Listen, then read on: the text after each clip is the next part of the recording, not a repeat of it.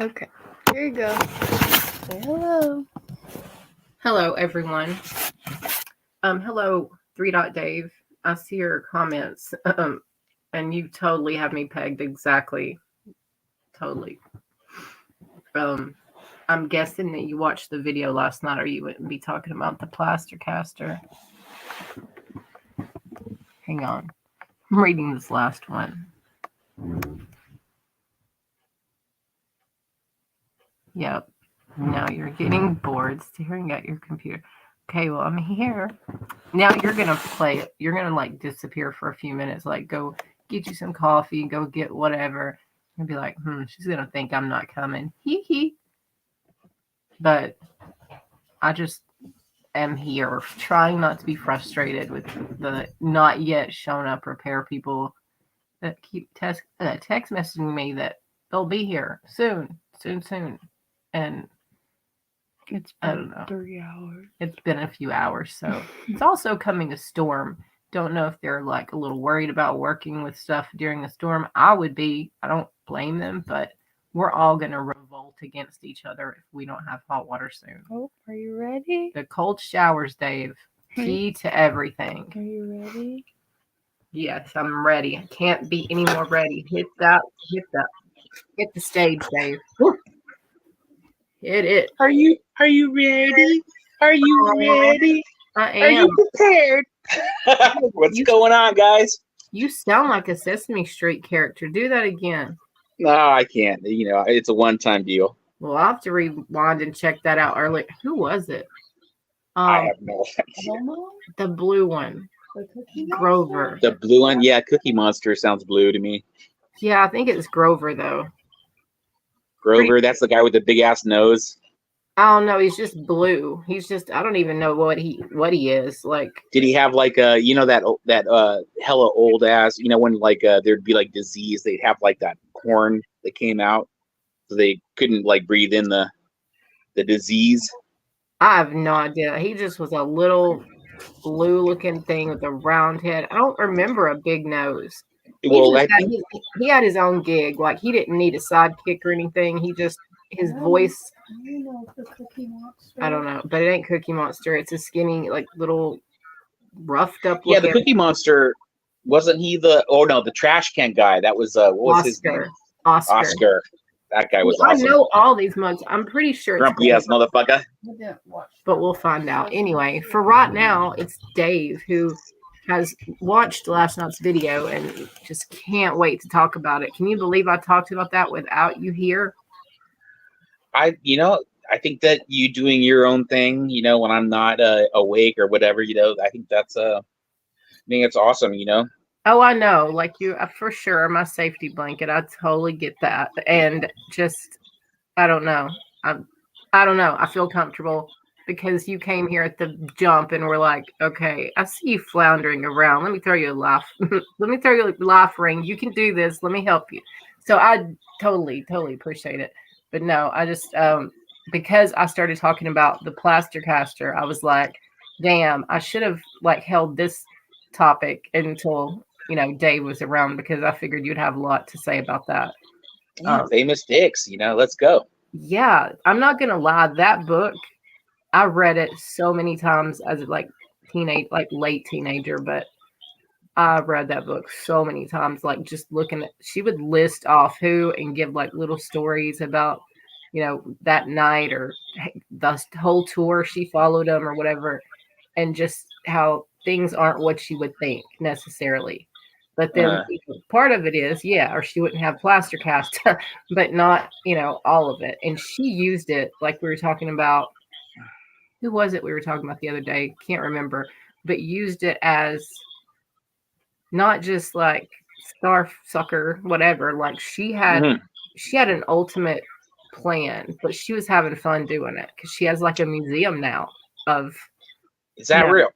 So I didn't know about her. You know, I knew about a fictional character, and I was wondering if you'd watched the show that the Good Girls Revolt. No, is it a secondary to Good Girls, the show? Like My Man? Yeah, no, it's totally separate. It's a series. Oh, you got me like a little bit. My heart was pumping a little bit harder for a second there. Sorry, I calm myself down. Okay. No, I thought Rio was making a reappearance into the world. I'm sorry? I thought Rio was making another reappearance into my life. My man Rio. Yeah, no, I kind of heard your stuff, and I just noticed the Plastercaster thing, which was funny. I mean, did she have an actual total number, like how many actual famous dicks she had? I don't think she specifically said, because she did say like I started doing this like a little later on. So, I don't have every one or whatever, but she was laughing and saying she does have the extraordinary ones. And I know like she has some of the more famous people. She did mention like Mick Jagger, Gene Simmons. Those were two big ones she kept mentioning. I don't know why, but I feel like Mick Jagger's dick is small. I mean, that's just me. I would think so too, because you can see like, and he's cramming them in some teeny tiny little pants. We would see something about to come out, but right. Who knows? He's a tiny little guy, like just like Prince. He's super tiny little guy. Right. I saw Gypsy has an upcoming thing on him, which should be cool. Because I feel like he's held on too high of a pedestal because I think he's pretty much. I think it's Mick Jagger. Oh, I think he's pretty much well known as like a kind of a P guy. Well, yeah, he. I mean, I totally believe he is that kind of guy. So I mean, yeah, to me, people overlook that shit, but I mean, I don't. Well, I may not be knowing exactly what you're talking about. Oh, like young. Yeah, that like he was taking advantage of some. He took advantage of his cousin or his niece. Yeah, I didn't know that. I did hear a rumor about him and several other people. I think he's very, not that that's not cool. I'm with you 100%. All of that. No, none of that. But I think he's always been a very, from what I can tell, promiscuous. Let's try this. I'm willing to do whatever. Let's see what happens. Yeah, he totally embraced the rock star. Yeah, there apparently is like a rumor. It was never confirmed, although there was something confirmed about some what definitely would now be considered abuse, but back then was just me and my kids we had a long talk last night about, I don't know, they just come back here and we have these big ass meetings that turn into this, our conversations. And I don't even know what got us on, any type of topic like this, probably this, but, yeah, we were talking about the Doors, or I was talking about the Doors and the book, The Main Light My Fire, or whatever the book, how it's kind of like a what's it called? Not a document, a autobiography, where he didn't write it, but someone else did, about his life. I think that's what it's called. I don't know. Well, an autobiography is the actual person talking about themselves, right? Yeah. Okay. So then it's a biography. Someone else wrote it, but it's okay. Okay. So it's like it's kind of like talking about Kurt or Jim. Yeah. And so there is a portion where he does admit that he has some older guy that is involved with like his very first like attempt at music, and then he kind of film and music, whatever. He was trying to break through, in film. That didn't work out. So somewhere in that time before like the Doors like boom hit it big, and he was still in the I'm going to turn my back to the stage, I don't know about this, that he was apparently approached by an older guy who had some pull in the industry or whatever, and he realized like I'm going to have to do some things that are kind of out of my norm if I'm going to get there. And so apparently he let the older guy sort of do some things or take advantage of him in a way, and it made him more like, I don't give a fuck, whatever, for real, sex, drugs, rock and roll, and I don't know that I need to commit one way to any sexuality, just like I'm not going to say, so, but I think what I'm feeling just for a second is you're saying that this older guy took advantage of him sexually? Yes. Oh, really? I mean, I don't know how far it went, but I do know like without, him really understanding or knowing what was happening, like being touched, being violated in a way, not all the way. Is this something that is confirmed by something that Jim ever like wrote or said? From what I understand, he confirmed it, but in a very just quick, like, yes, that happened to me situation. Like, not That's a so lot of weird you details, say that. not who, none of that. I would look back in the book and find it, but it's kind of closer to the beginning of that book. But then after that, just hold on before you actually like, hold your thought. But I mean, what's coming out now with this whole P. Diddy shit, Puff Daddy stuff? Yeah. Is that, what's his name? Is this whole grooming thing of like this kind of like the homosexual grooming thing that's going on right now? It's kind of in the zeitgeist, Did you see the horrible video? I mean, he's blurred out, but it's Justin Bieber. I've been kind of like, these things are kind of hard not to click on.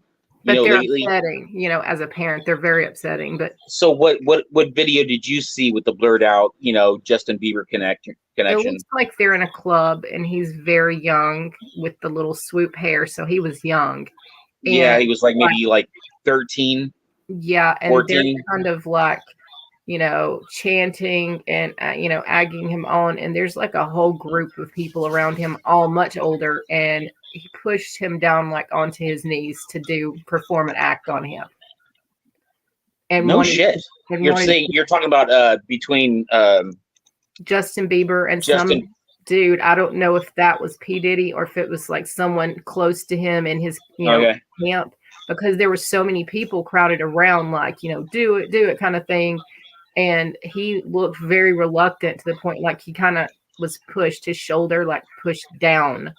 And I mean, you can still see someone is filming it and they've had to blur the side of his face out. But you can clearly see it's him. Like, either that's a damn doppelganger. I mean, his mannerisms, like everything.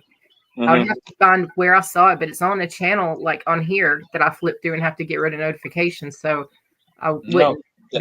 Just kind of touch on the same subject. I mean, these long-term bodyguards that P. Diddy has had, over the years are now like, doing their own YouTube-y type shit, where they're telling, these stories in depth on, P. Diddy going, Puff Daddy, freaking whatever, back then Puff Daddy, now P. Diddy.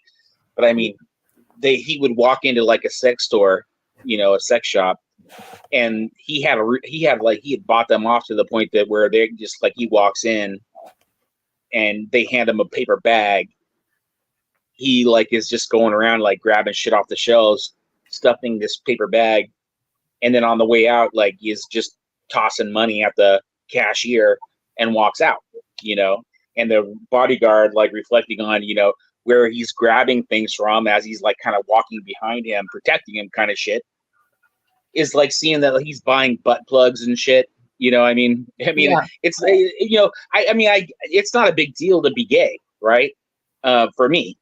And, but just, it's so hidden, you know what I mean?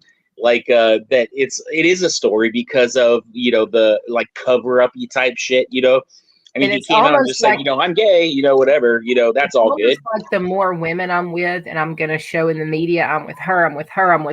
But behind the scenes, I'm not with any of them. I'm actually with this dude that I've, been with for years. You don't know how many people that's going on, and we don't know, especially like little boy bands or sex symbol type. Mm-hmm.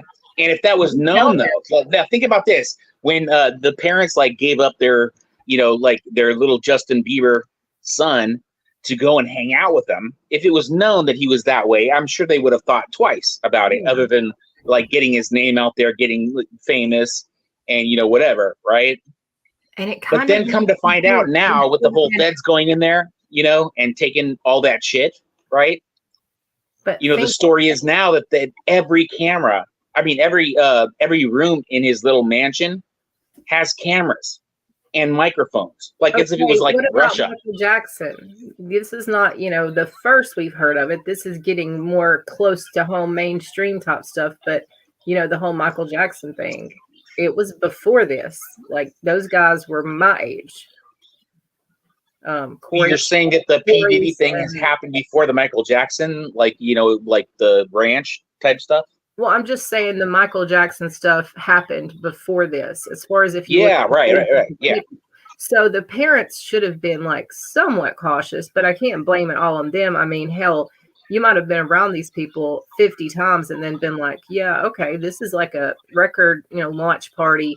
This could really help him. I'm going to let him go. And they don't want his mom and dad tagging along. So they're going to slide up in a limo, pick him up. And, they think it's the night of his life. And I mean, in a way, it ends up sadly becoming like that. But the video. What's the other one? Usher was like, I didn't know about Usher. The thing that I want to talk about later is that on the manifest, the Epstein manifest of who got on and off the plane, there is Courtney Love. There is Frances. There is Katie Cornell. I can keep going about. Where did you see that one? Hold up. There is a conspiracy, Dave, that at the end of all this, I wanted to get to tie together, and you're going to love it if you're still hanging around. That there's a reason why I did, Chris, Lane, Andy, then now Kurt, Courtney, because in all of these deaths, there's a commonality. In all of these deaths, there is a question mark. Should have never been like a sealed, this case is over. There's so much left still open. And I saw a guy literally last night started the channel last night. I don't know how it came across my whatever, but I saved it. And he has started talking about this exact thing I was going to talk about, that manifest, those names, and I guess all the trafficking stuff, like you said, all the P. Diddy stuff's bringing it out. It is. And another thing, Matthew Perry. And there's so much similarity that's kind of, see, like in every one of these cases, you're seeing that like certain people are connected to it. Did you know about Matthew Perry, how he is connected to it? No, I haven't heard the connection between him. Yeah, it's just. So you think that maybe that Matthew Perry was No, well, I don't know. I watched the Spirit Box thing about him because there's so many questions about how he died, what he left beside him, like everything. He was taking, that whole horse tranquilizer sedative. Well, and they're saying like he slipped into a spa, Yeah, like drowned because he slipped in a coma kind of thing. There's some kind of questions about that and about what he took and stuff. Because ketamine was the substance. Yes. Yeah. And he had been taking it, so it wasn't something brand new to him. But he was set to testify in court against the Clintons regarding this case, the Epstein. He just died like a year ago or 6 months ago. So I think the Clintons thing is so old news that he was supposed to testify. I don't know what against or who. It just said something about him and the Clintons. His parents are both involved. His dad or stepdad is I would know the name. He's like a major nightly news guy that's been around since I was a kid. Can't think of his name. But anyway, he has a pretty much famous mom and stepdad who were also brushing, whatever with the Clintons and with those people. So he knew things that he wished he didn't know. And apparently, so you're saying that that Matthew Perry from the TV show Friends, right? That his parents were rubbing elbows with the Clintons. Yep. And that you don't think this is like a conspiracy thing? I mean, yeah. Just like bullshit, people just talking bullshit. It's probably weaving him into it. Some of the others, I'm definitely on the 99.999% conspiracy is not. It could be real, and that's the whole that their names are on the takes research. But just to pull it back to what we've always been talking about, about Courtney Love, and she stated out loud, at one point, I'm not sure exactly where it was, that she does there's this whole thing about when they got Jeffrey Epstein. And they were looking through his phone, or look. Actually, they found his black book, right? Yeah, and then the one I'm talking about, also other than Black Book, is the manifest of the plane for the last several years. and it has everyone who rode, whether they were a minor or not, going to the island, or and back. Frances is on there. Frances Bean, whatever, she's on there. Really? So I mean, before that, there's been a statement by Courtney going, there was this whole thing where when they got his black book, his address, physical book, saying addresses and phone numbers and shit, that she's in there. And I guess from what I've heard, quote quote, is that out of all the phone numbers, there was one name circled, and it was Courtney. Yeah. And she said, I don't know why my name would be circled. Or maybe it was just like a freaking like a troll. You know what I'm saying? Like, so whatever. She was doing damage control before they even said you're on there.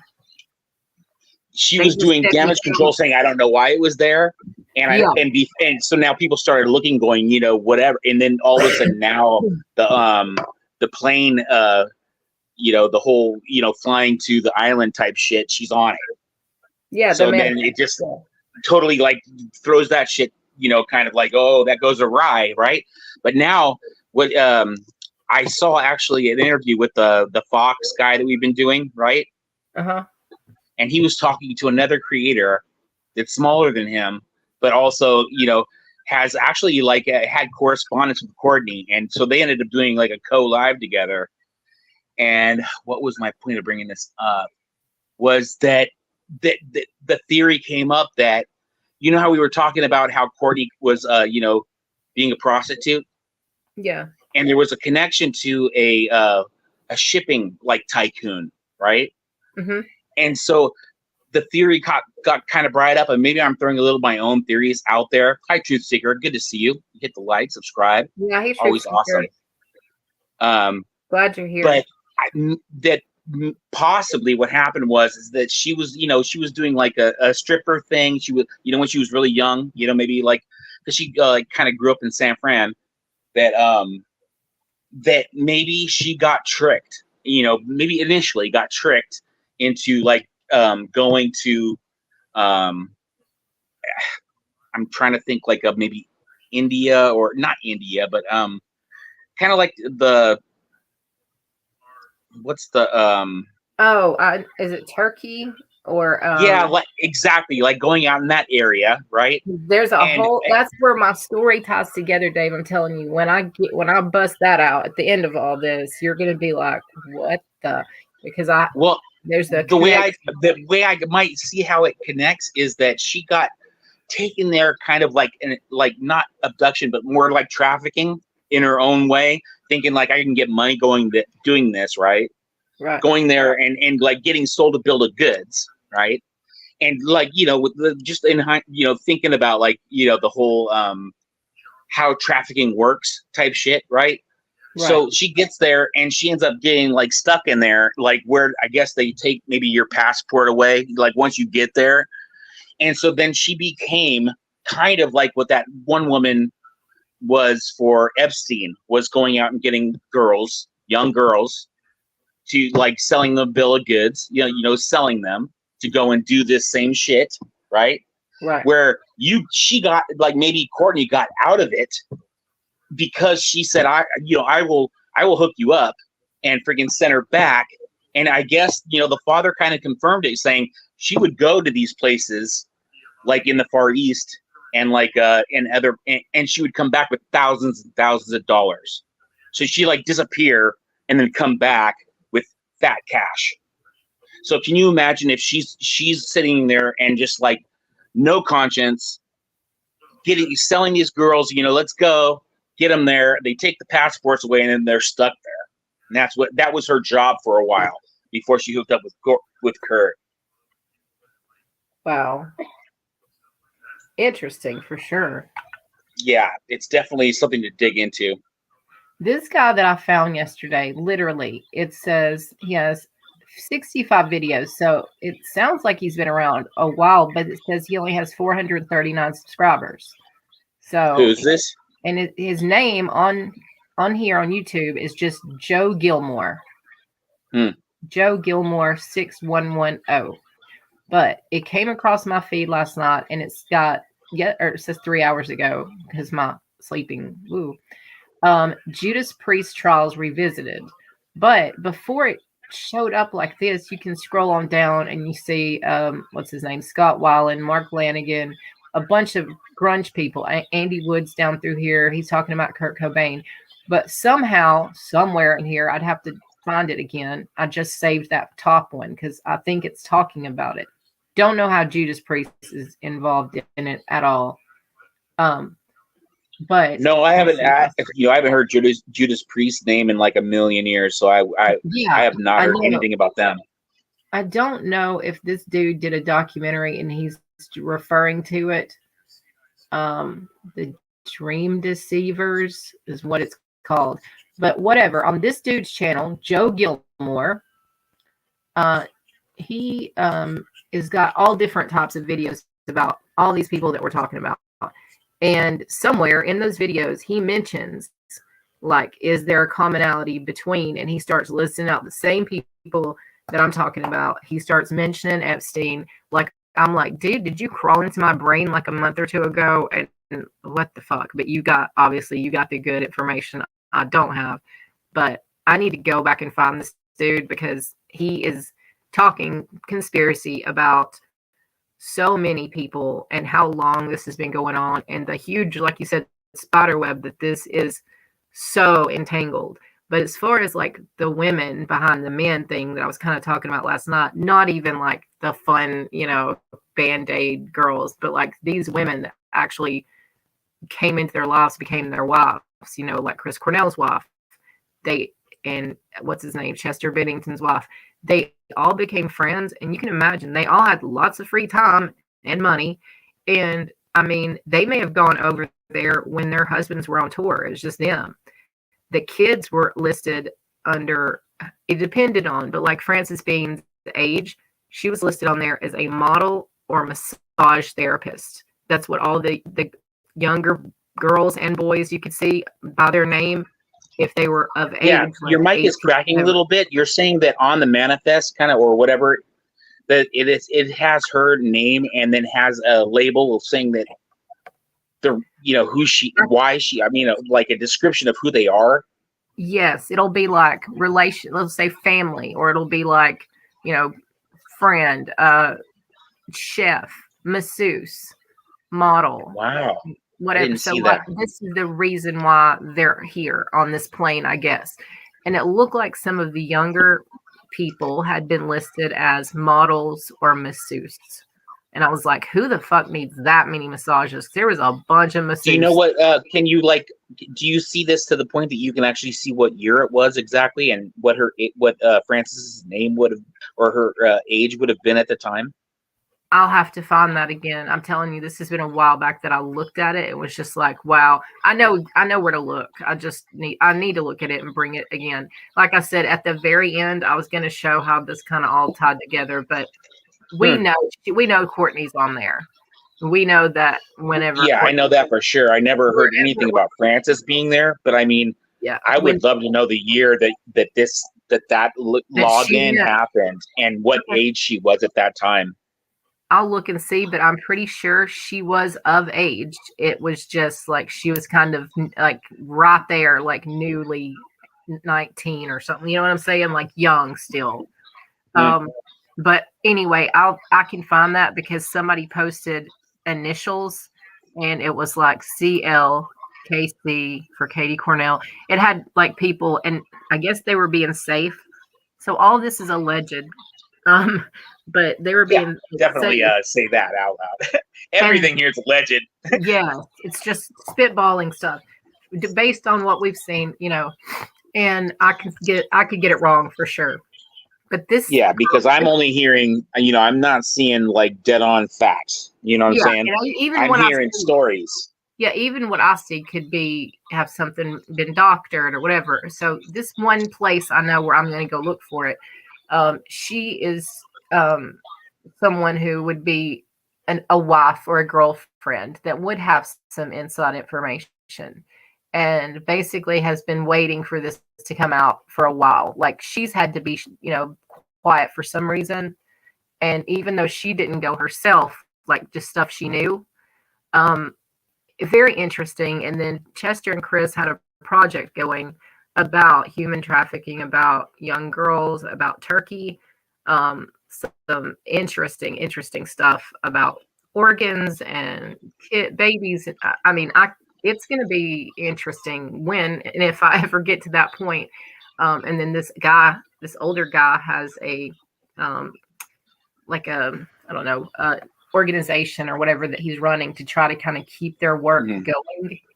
And he's named something catchy about guitar strings. And so they sell like someone's old guitar strings or a pick or whatever. And you sponsor like in order to help this child that's in Turkey or whatever. Because the Sound of Freedom, I think is if this is on Netflix or was The Sound of Freedom. Yeah, I've been like shutting that out like ever since I saw it. Okay. Actually, Ernie was the one who turned me on to it. Okay, well, Chris Cornell is in it or has a part in it, and he also was filming. He was filming another something to go along with that, where he was going to do a hanging scene, and he insisted on doing it himself, like no stuntman. And you can see the video of it. Telling you, went down a huge rabbit hole with him that I wasn't even trying to because he wasn't like the main focus of those three. But anyway, when I found out, okay, his wife and Courtney were big buddies. Okay, that's, scary in and of itself because she's been painted as someone who was really good for him. I don't see her hanging out with Courtney Love at all. But apparently she did. Apparently back in the day, some stuff happened and there's animosity with some, and they've been like, oh, I've just been waiting for this to happen. So, we can watch this bitch go down for what she, So I don't know, when you see stuff like that, has it been sort of altered so it's in the way you want it presented or whatever? But like I said, I know the lady, I know where to go to her page, and it on her page, it had it. You have to slow down. That manifest as it's scrolling, it goes so fast. And there's so many fucking people on there. And most of them, you're bored. You're like, okay, I don't know who that is. Don't know who that is. God, poor soul that was, but don't know who that is. Whatever. And a lot of these people are gone now. Some of these people were old as fuck and they're dead. They're gone, Yeah. So, I mean, honestly, they're probably glad this never saw the light of day while they were alive. Yeah, can you imagine, like, right now, all of the people, and just going back to the whole P. Diddy thing, and that how, like, it's, like, known. I mean, can you imagine how much footage right now the feds have? I mean, you're talking about years and years and years of everything being bugged. Like, any way that it could be bugged in a compound where, there's a camera in every bedroom. Yeah, there's microphones in every bedroom.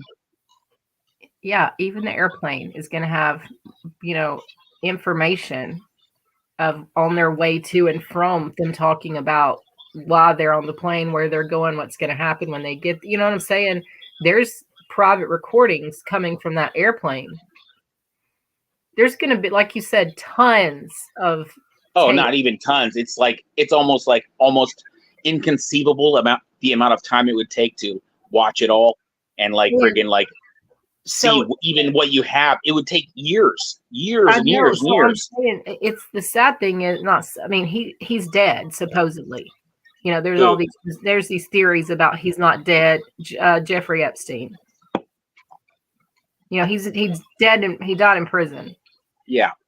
But there's theories that he didn't really die. I don't know how you feel about that. Yeah, I think he's dead as a doornail. It's irrelevant to me because I think that he got erased. There's so many they said he wanted it like that he purposely left his cell door or something open and that he couldn't do it himself. Yeah, I think he knew it was inevitable that he wanted it. It's kind of it's like being like a low budget wise, like being a madam, of like a whorehouse. And then you have politicians coming in and you have documented them and you know what I'm saying? Those stories. Who was the chick? Heidi Floss? Was that her name? Back in the day? Heidi Floss. Was she like the madam? Yeah. Yeah, like famous. Yeah. And her black book. Yeah. Okay, and then there was another one too later, but wasn't as famous, like Ashley Graham or something. Ashley something. But yeah, there's been a couple of females where it's been like, oh, busted, we got your black book or whatever.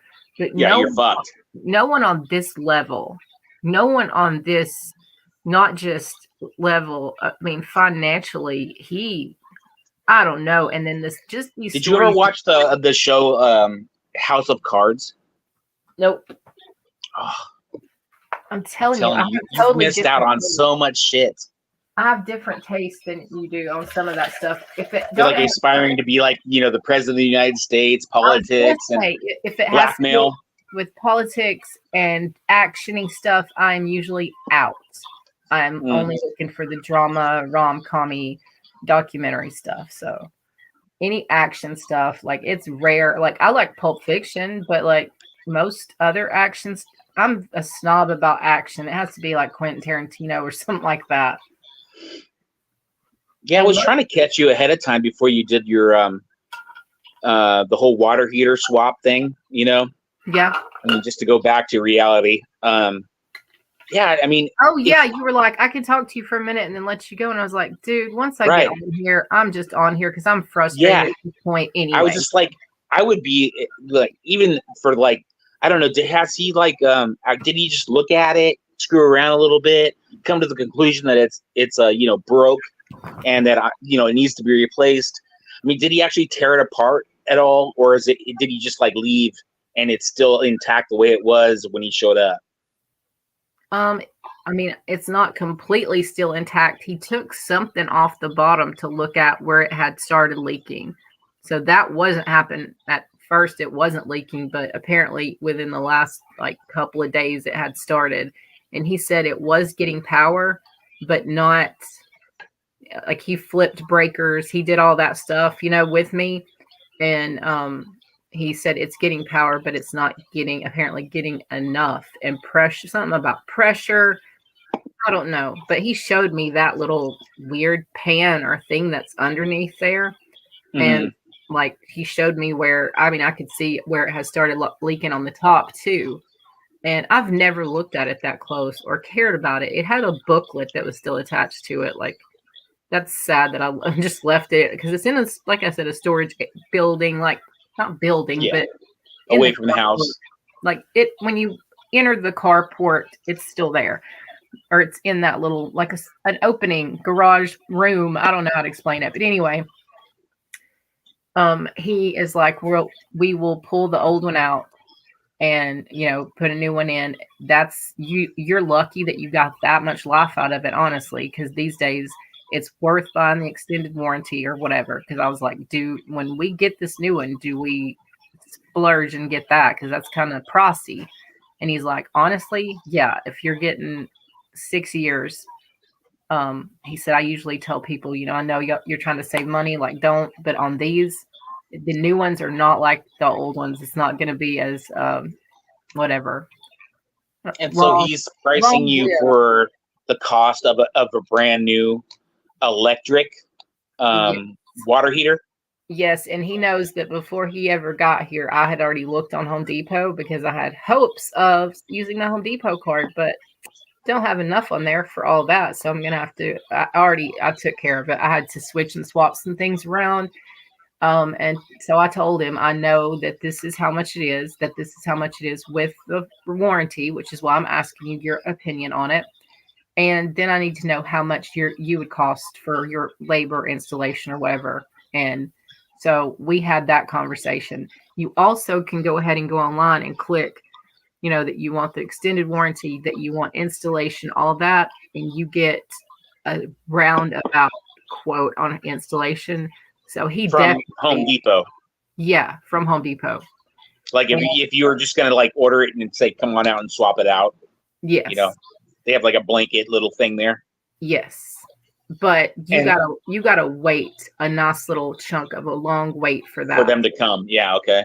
They come and then they schedule. It's not like a one-time thing. They do a consultation, I guess, to see if they can add a bunch more shit. They did my flooring in my house, and I was out of this house for almost a month.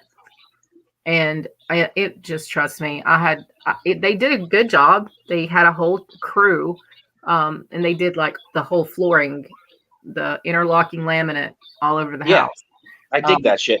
So like I had I literally, when I say I've put on a roof and a floor on this house and it's a money pit, I put an entire roof and an entire subfloor and top of whatever above it on this house. So I put gutters, a metal roof, the new flooring and floor, whatever that you can see and that you can't see. Tons of painting and refinishing cabinets and shit like that. I've put a lot back into it, and then started adding the deck and the hot tub, and then a deck around the pool, which now at this point it's like starting all over again because there's boards that need to be replaced. And that's not my priority right now. It's definitely hot water. But this guy was friends with my dad. My dad's been gone for, I don't even know at this point how many years. 11 years. And so, hi, Kylie. Oh, hey, Kylie, I just messaged you. Yeah, we're just thank you for messing around, for coming by, and thank you. You don't ever have to apologize if you can't be here, sweetie. That I know you watch back and you like it, and that means a lot. Thank you, and I love your message. We see each other. Mm-hmm. And I see you. Your little video, he's adorable. I love seeing stuff like that. Definitely puts a smile on your face. And I've been frustrated, so I need that. What was I saying? I don't even remember what I was saying. It doesn't matter. But I'm curious, like just going back to, I guess when he showed up, you kind of were walking around with him as he was looking at it, or did you just leave him alone? I was walking around out there with him. He, when I called him, like I was literally about to start crying because I hadn't talked to this man in a long time. And I don't know why suddenly it just was like, boom, a light bulb came to me. Like, you don't have to have Home Depot, wait 3 weeks, whatever the hell, like call him. And so I got him on the phone. He came like within a couple of hours, he was here and told me, what he's working on, how he was going to try to, fit me in. And he just was like, after I kind of caught him up on some stuff family wise, since he didn't know some things, like I unfortunately was crying at the end of it. And I hate that because I didn't want to do that. But like, he's watched my kids grow up, literally doing different projects at my mom and dad's and here even. He did the roof while I was in the hospital having Lainey. So literally, I'm reading. I just saw that comment too. So sweet. Yeah. It's good to have people that give a shit, Yeah, like I said, I was shocked he came out like kind of later in the afternoon, but he was like, I'm sorry, I'm working on this fancy Chinese lanterns, have to, be wired up in something at a restaurant in Birmingham. So he's a good hour away back and forth with his crew trying to get this restaurant, I guess, ready to go. And I guess this seems like a little baby, not a big deal project to him. But he said, I'm going to give you worst case scenario for my installation. And that's including any kind of extra little plumbing part or something I might need that doesn't come with your hot water heater. And so he gave me that. And so I was like, okay, I have a card I'm going to give you to go get the hot water heater with. And then afterward, I'll write a check for however much your installation is. So that way I have a receipt on my card for the hot water heater. You know what I'm saying? Mm-hmm. I purchased in my, what I'm saying? If anything happens, the warranty will be in my name. Like everything's in my name. Like instead of letting him, because we talked about the contractor rate versus me rate, and how much of a break would he actually get? And, I know they only get a break on certain items, not necessarily appliances, like more about lumber and, if you're a contractor, dude, you know what I'm talking about. When you're dealing with stores like that, some items are not under your little contract discount. Does that make sense? Yeah. Yeah, I get you. Anyway, and he was telling me like, this is about what the difference would be or whatever. So he was very honest because he knew I had done my research before he even came. You know, I already knew how much it was going to cost, how much with whatever extended warranty. So you were actually shopping Home Depot for electric replacements, water heaters. I was already looking at it like, you know what? I don't need anybody. I can do this myself. I'm going to order it and I'm going to get them to come, whatever. And then I don't know why, but all of a sudden his name came to my mind. He was not even in my phone anymore. So that's how long it's been a while. So I was like, fuck. And Lenny's like, let's look on Facebook. I said, he's not going to have a Facebook.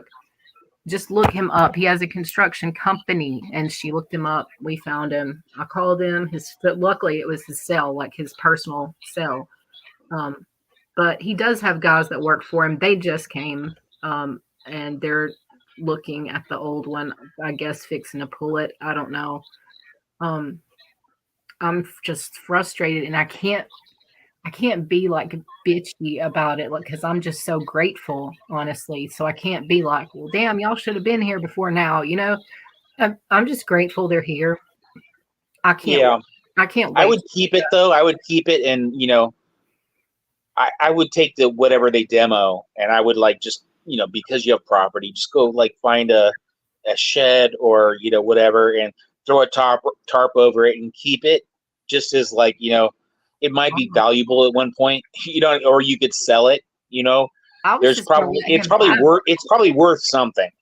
Yeah, but Dave, to get it taken off here where I live is hell. You're lucky if you pay shit tons to get your garbage taken every month or every week.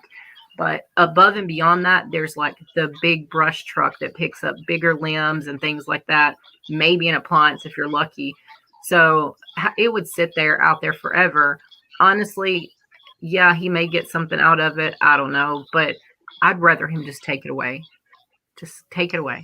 But you never know. Like, I mean, I told Lenny we'll have before and after pictures, because we did get, you know, pictures the other night before, because I was like, I need to know how many watts, how many this, that. Go out there and take a picture of it again. And so that's how you were using that information for your shopping. Yeah. Cool. You know, that's brilliant. But he said I could actually get away with a 40 instead of a 50, whatever the hell, gallons or whatever. Gallons, right? So he's saying like right now the one you had was 40, and he's going to give you a 50. Is that what he? No, saying? I have a 50, and I told him, you know, I'd rather it just be replaced even 50-50. And he just was saying you can get away with having a 40 in this house. If you wanted, and it might save you a few bucks. But whenever I think, hold on real quick, just like whenever I think about electric water heaters, right? The selling point on them is that you're getting like insta heat, where there is no chamber of water that is being heated constantly. That's where you're saving energy. So like if you like left for a month, there's no energy loss at all. Right? It is basically when you draw water is when it heats the water. So it basically heats it instantaneously to give you the heat that you want. Right? Right. That's the selling point of electric heaters. Being that there's a tank, I mean, I would be a little, you know, I don't know. I mean, I'm not a big, I'm not super knowledgeable on it, but I mean, that is kind of like the selling point. Like, I mean, if I was like going to have like, you know, they have these smaller ones for like $50, $60 or something. You install them directly underneath your sink, right? Have it be your kitchen sink, your bathroom sink, whatever sinks you got. You have these little ones that are just plugged into a 110 outlet, you know, like you're plugging in your vacuum in, you know what I'm saying? Plug it in. And so like when you just turn on hot water on your sink, it heats the water immediately. No tank, and it just heats it immediately just for what you needed at that point. And then when you're done drawing water, it turns itself off, right? That's the whole selling point of electric water heaters, right? Right. So maybe you know, possibly, I mean, I don't know what's going on right now, the status of where you're at right now, but I mean, if he could replace that with an insta heat type thing, you know what I mean? Saying where it's like only when you draw the water is when I'm regurgitating myself, but I mean, you get what I'm saying, right? Yeah. It could be that because that, you know, he's basically like maybe looking at like this 20-year-old, you know, technology where maybe there's something like brand freaking new where it can like use the you know, I don't know if I like it. I figure he's probably already bought it, or you are like it's on your credit card already. He's probably already got the item where he's going to pick it up. You know, it's hard to swap, and that change it now. That may be something that, like, since I'm not used to it, he's like, let's keep it simple, and I'm with him on that. Like, I get what you're saying, and that would save. It's definitely a money saver for sure. Yeah. But I think probably in his mind, just, I mean, after I freaking had a little cry fest with him last night about my dad, because I immediately started thinking about him, or whenever that was. Hell, I don't even know if it was not before last. He knows, like, he even knows this house. He put the roof on it. So I told him, like, you know what's going on. You've replaced a shower actually for me. You've done a lot of work around here, and it's just been a long time. I've been lucky. I've not had to have more. And when I told him how old this one was, he's like, the new ones don't even make it that long. So I'm just being honest with you. That was kind of miraculous that yours is 20 years old and never had been touched, you know? That is crazy, you know, So, because when we talked about it, I was going, that seems, you know, that technology, you know, electric water heaters back then is like, that would have been brand new for them back then. You know, I mean, just for in my mind, you know what I mean? Like that's, and I think that what's happened is that over the years that, because the one that my mom had, you know, she's been like advertising to me, like whenever you like do new places, you should just like get rid of the whole holding tank water heater shit, like the stand up big circle, you know, shit, you know, get rid of those and freaking you save space. You can like mount it outside your house on the wall. And it's basically just like, you know, as if you were like taking your water hose and you hook it up to the bottom of it. And it only heats when you actually ask for the water, you know, so there is no holding tank. There's no energy loss, you know? Yeah. I mean, like a gas water heater, you know, it holds like 50 gallons, 60 gallons of water constantly. Like you could like leave for like 3 months. And during that whole time, it's going to be like constantly heating that water and keeping it kind of like, you know, all nice and boiled up, ready to go. And you're like totally wasting energy, you know? Yeah.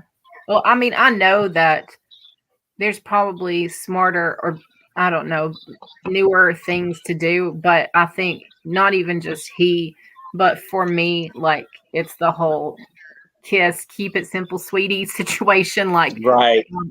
It just so we haven't actually discussed it. So what's the end all be all price? Oh God. The hot water heater for a 50 and whatever warranty is what was it, Lane? 8 something? Right at $800. Just for cost? Yeah, to buy it? Just for the hot water heater, 50 and the 50 gallon and the extended warranty. Was around $800. Like how much was the warranty? 4 or something. Wasn't the warranty like 60? Yeah, around 60. And how many years do you get? 6 years. Does it? What's the? I mean, there is a warranty that comes with it. Like, and I'm hoping he doesn't have to get a more expensive one than that. That's just the one that I was showing him and saying I need this to be not expensive. Like I don't need nothing fancy or big or obviously I would just want something like simple, like what I had, And that's when he was saying you could theoretically go to 40 and maybe save a little bit of money, but that's you can decide. Well, I don't know why, but I'm afraid to do that. I know that sounds stupid. Like, why the fuck are you afraid? But I feel like whatever it has now, it should be replaced with exactly the same thing. I'm weird like that. Like, if you remove this and it has left like a little circle, then I need something that is exactly the same size to go on top of that. You know what I'm saying? Like, I don't like change, I guess. So right now, there's been nothing charged on your card from Home Depot? Not yet. Okay, so he has not actually purchased anything yet. No, he has guys here taking mine out. At the moment? Yep. There's guys right now ripping your shit out? They just came, yeah. Okay. Well, I mean, he must know about the maybe newer, like brand. Well, I don't know. I guess price wise, maybe the holding tank type electrical water heaters are cheaper. Maybe, I don't know. But I mean, the unit that I remember my mom doing, it was maybe like 6 years ago, was like the size of like a large suitcase. You know, like kind of like the older, like kind of suitcases, like mounts on the wall, right? Yeah. And they're electric, and they're InstaHeat. There is no holding tank. I mean, that if you know, if you really want to have something that's gonna, like, if you're gonna sell your house type shit, I would totally. You know, I don't know the price of those. I've never priced them. You know, she just always was advertising, going, "Dude, it works. You always have heat, and it's like you know, you don't have to deal with the whole bullshit of wasted energy type shit." But I mean, if I was gonna go somewhere and I wanted to like just make my property valuable, I would totally look into that suitcase type size. It's like maybe like I don't know, like 2.5, maybe, I wouldn't even say 3 feet. It was like 2.5 feet wide and maybe like, I don't know, 3.5 feet tall. And that's all it is, right? Right. And it just like, basically the water runs right by these hot water coils, you know, like like a burner on a stove, electric burner, you know. So it like runs through this, and you just get like super boiling ass water whenever you need it, you know. Yeah, I mean, those could be hell of expensive. I've never priced them, you know. Well, see, when I moved in, this house had gas and electric, but I don't even know how to explain it. Where they had the gas set up on like the wall is where most people would have like a fireplace or whatever, and I just didn't like it. And I'm a girl. I'm so much a girl when it comes to this stuff. I didn't like it. Thought it was ugly. Wanted it pulled off the wall. Even before I was like, okay, I'm gonna have a little kid. I don't need them to be touching this. You know, it's gonna be hot. So I just yanked that. I think we kept it just in case, but had the gas cut off. And we are used to electric, so we just did everything electric. But when we first moved in, the water heater, clearly it wasn't, but like there was gas things. There was gas around. I'm trying to see if I missed a comment. No. Okay. Like maybe like an oven or a range or something, or a dryer. Like they had like gas stubs.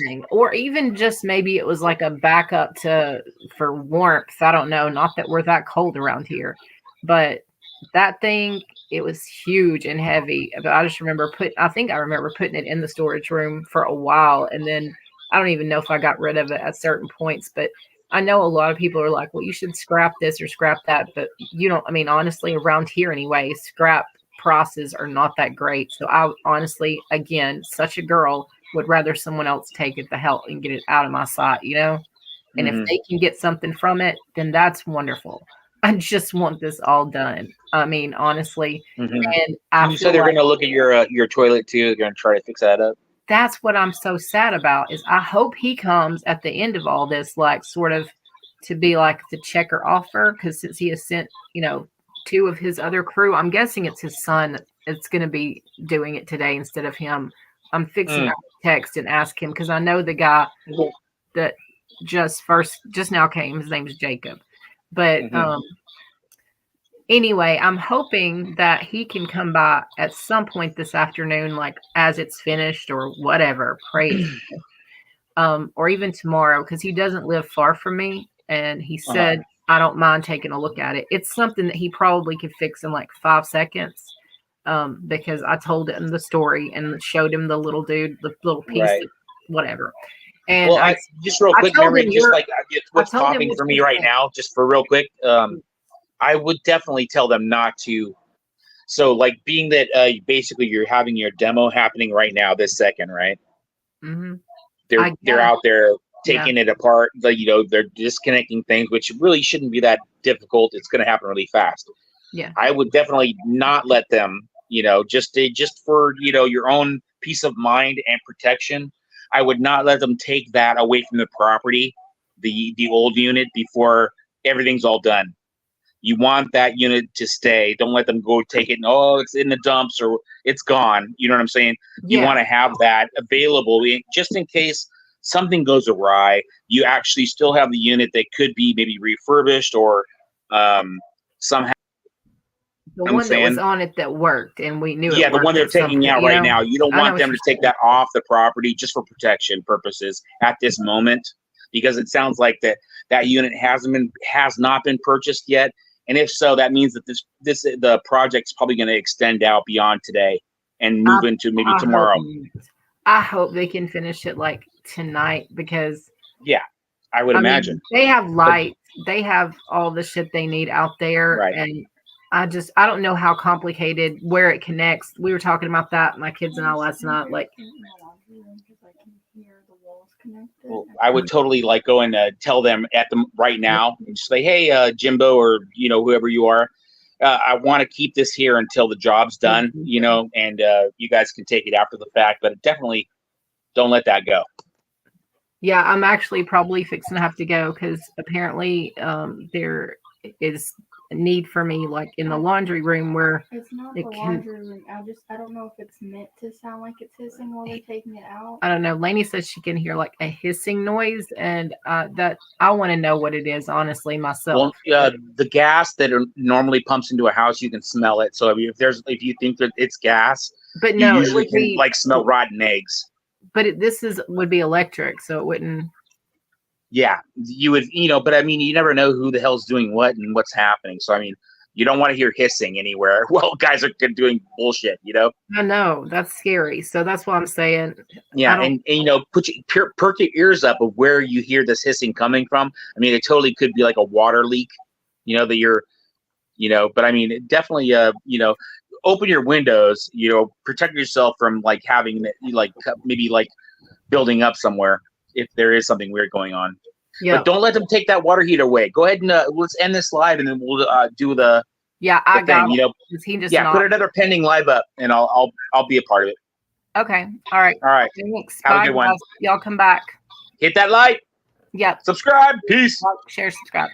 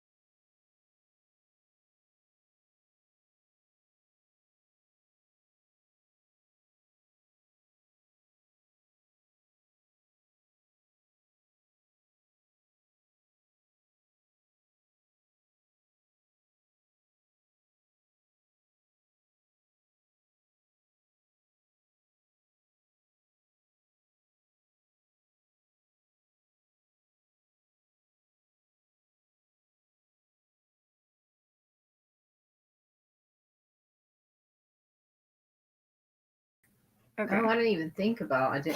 Okay, there you go. Is it pinned? No.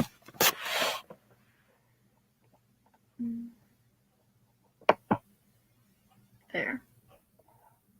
Should be pinned now. Yeah, they're leaving. Okay.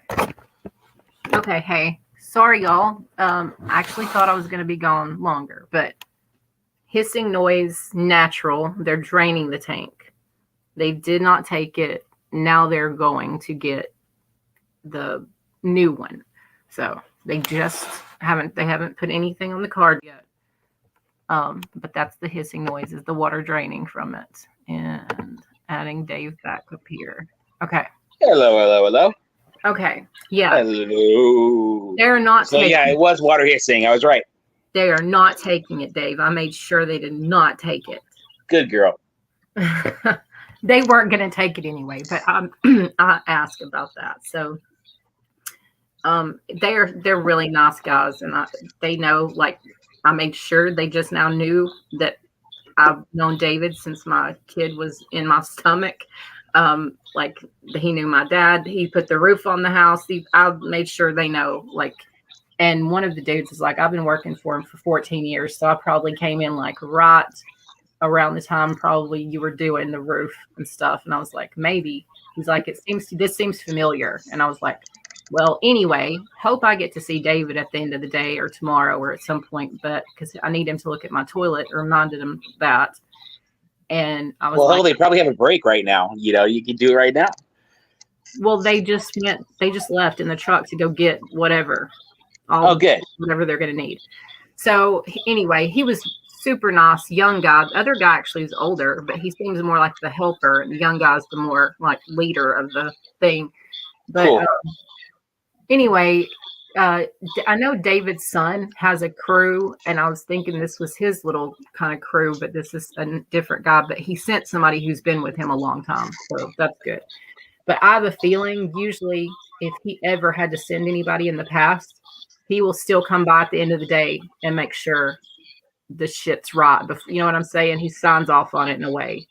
Yeah.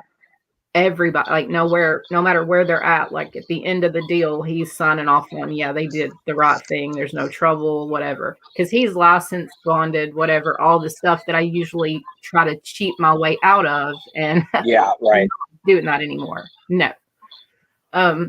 So anyway, well, I mean, I guess, that just, if you have a buddy, that has the skills and are going to do it for basically free and, out of the goodness of their heart, definitely take advantage of those. Well, and your buddy knows what the fuck they're doing. That's my problem around here. You got a lot of people who act like, oh, I know how to do that. I can Shysters, do that. And, yeah. Like the dude that did the toilet, and the minute he walks out the door, I have to turn the whole damn thing off because not just making a noise, but now also dripping. Yeah. They panicked me for a minute now about how to. I'm trying to calm down because when I went out there and asked about the hissing, the dude's like, "Oh yeah, no problem." The other dude said, "We're going to turn your water off. Do you mind?" Blah blah. And I was like, "No, don't care." So he went to turn it off, and he's like, "This water meter is registering. Does she have water going on in the house anywhere?" And I was like, "No." Are y'all running clothes that y'all haven't told me about? Is there washer? Like, I was freaking out. And he's like, oh, turn that off. He turned the hose or whatever off. And he's like, never mind. Oh my God, I had a brief panic attack. What was the hose doing at that moment? It was draining the fucking whatever. And because of the pressure, it was causing my water meter to slightly move. So when he went to turn it off, it was moving. And he's like, tell him to turn whatever inside the house off. And he's like, there is nothing. And he's like, well, then there's a leak or something. I was like, oh, fuck me. No. And when he turned it off and he was like, everything's good. I was like, oh, thank you. I said, listen, you seem like such a nice guy. I went into the whole thing and I was like, my daughter may be doing some running back and forth because I over panic about some things. So if you just need some little something, but if you need to talk to me about something or I need whatever, like, that's fine. But like the little things like this, I promise you, y'all will be like, oh, damn it. I'll have little bitty freak outs about something that's small. I mean, Yeah, I get literally, you. he had me worried there was a leak on top of all of this. And I've already Well, been I'm there. wondering, like, what I mean, it was maybe it's the hose. Like, maybe did you have a sprinkler going or something? Did I think there was or what? No, I'm wondering, like, what why would you have like maybe like an outside hose running? Were they like using the hose and Unless they forgot about it? they might have, there was a hose, but I was assuming that was the water draining out, like some type of hose they attached, and that's the water coming out of it. It was Yeah. a red looking hose, but I don't know. All I So know, they had connected their own hose. yeah. Okay, yeah, that's what it was. And that dude was like, hang on a minute, and he turned whatever off, or I don't know, crimped it up, whatever. And the dude's like, Yeah. oh, it stopped moving. And I was like, holy shit, what? And he's like, he looked at me and smiled. And he's like, it's okay, ma'am. And I was like, just go ahead and call David while y'all are on the way to the store, and he can he can tell you about me, who I am. He can tell you. No, about I mean, me. you've noticed. I mean, probably you heard the same noise. Like if you ever ran like a sprinkler off your house, you hear the house like feeding the water. Yeah, that's what you guys were hearing for sure. Well, one time, I hate to even speak of it, but it's been a few years ago. I had a tiny, tiny pinhole leak in my ice maker on my refrigerator, and didn't know it for who knows how long. And it was just leaking under the house, and it was so small. It literally was a pinhole in a little plastic tube, that comes down to your fucking ice maker. And that water bill was $900 and something. So you're saying that your refrigerator, right? Yep. Has a micro leak, and it's basically like so slow that it's able to like seep through your floor and you didn't notice it. No, it went under the house. It goes under and attaches to the water to make the ice. There's like so this leak was happening like before it got to your fridge. Yeah, but it was so small, like some of it was getting up there, so it was still making ice, but some of it was dripping. Yeah, no doubt. That's gallons and gallons of water a month. Yeah, it was so slow. It was like the hiss, because it was like pressure, but it was just like barely. Right. And so, the lady called me. It was like on a Friday afternoon too, out of the blue. And she's like, I just wanted to let you know before you get your email power bill or you get your paper power bill, it's going to be shocking. You need to check for this. So that day I got someone to just disconnect it. I was like, just screw it right now. I'll revisit this later and use ashtrays. Like, I've heard a lot of people have trouble with them on a daily. I've had trouble with them before this one, my other one. And I was like, I don't know what the fuck's happening under the house that's causing a little pinhole. I'm sure it's just something that happens. I don't know. Well, I mean, now that we brought that up, I mean, for anyone out there, maybe a lot of women out there that, run their own household like you do. Yeah.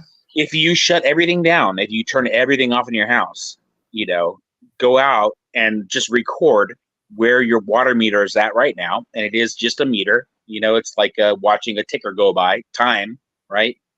And reflect on that. Is it okay? Is it standing still or is it moving? You might not notice right then, like just immediately looking at it, that you see that little micro black part of the meter moving. But I mean, go back, go back there, turn everything off in the house. That means that no water should be used at all.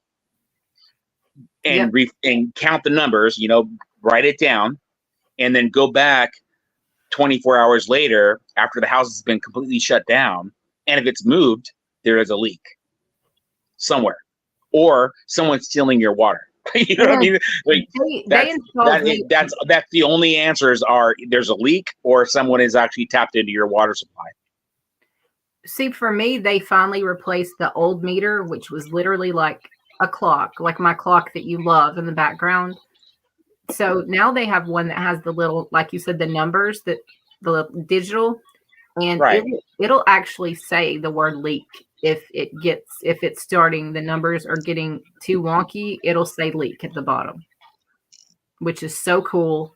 Never, I guess, I don't know, maybe they only do it for people like me. Maybe everybody is just an upgrade. Don't know.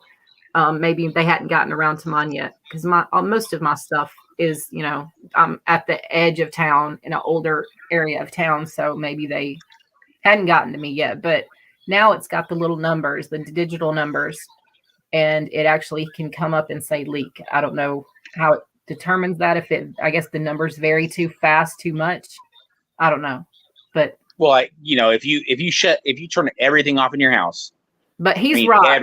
Listen to Dave as far as that goes. Don't have a leak for me, me, for days and what months and who knows how long it had been going on. Right. If you would have done exactly what I just said, you would have known like within 24 hours that there's something going on other than that you're using water. You know what I'm saying? And similarly with, I was kind of talking with Team Rose about there are people, that are shiesty and shit that will tap into they'll find some way to get you say that, like run an extension cord, right? While you're away, maybe you're away for a month or something. A California thing. Is it not just like a California? No, dude, I think it's probably more prevalent in like more rural, like where, like bumfuck Egypt type shit where people will like go onto your property, find your, maybe like an external, power plug, right? And they'll like find some way to like bring like a long ass extension cord and just splice in and like, dig a little trench, run their little wire over to their house. And they've got like they can run their shit on your house and you'll never know it. But the way that you would know that if it's being used or not is you go to your main breaker box and you just shut everything off, turn off everything that on your power panel, you turn it all off, and then you go look at your meter. Is it moving? If it's moving, you got an issue, and call PG&E and have them inspect and figure out why. Call who? Here it's Pacific Gas and Electric, so it's PG&E here. I don't know what it is there. So whatever your electric company is, you know what I'm saying? If you if you shut your electricity down, go to your panel on the main of your house and you shut everything down, main breakers, all breakers down, right? And then you go out to your meter and is it moving?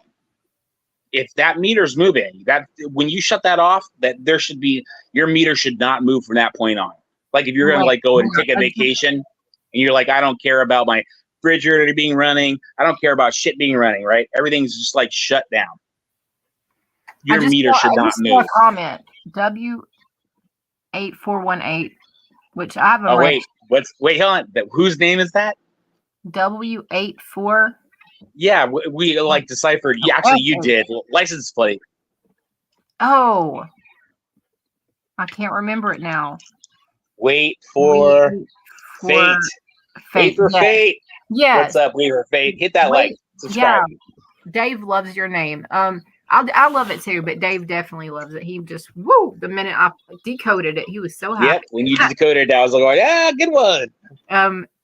Yeah, you're a friend of Kylie's. So thank you, Kylie, if you're listening, for sending a friend over, and thank you for coming back.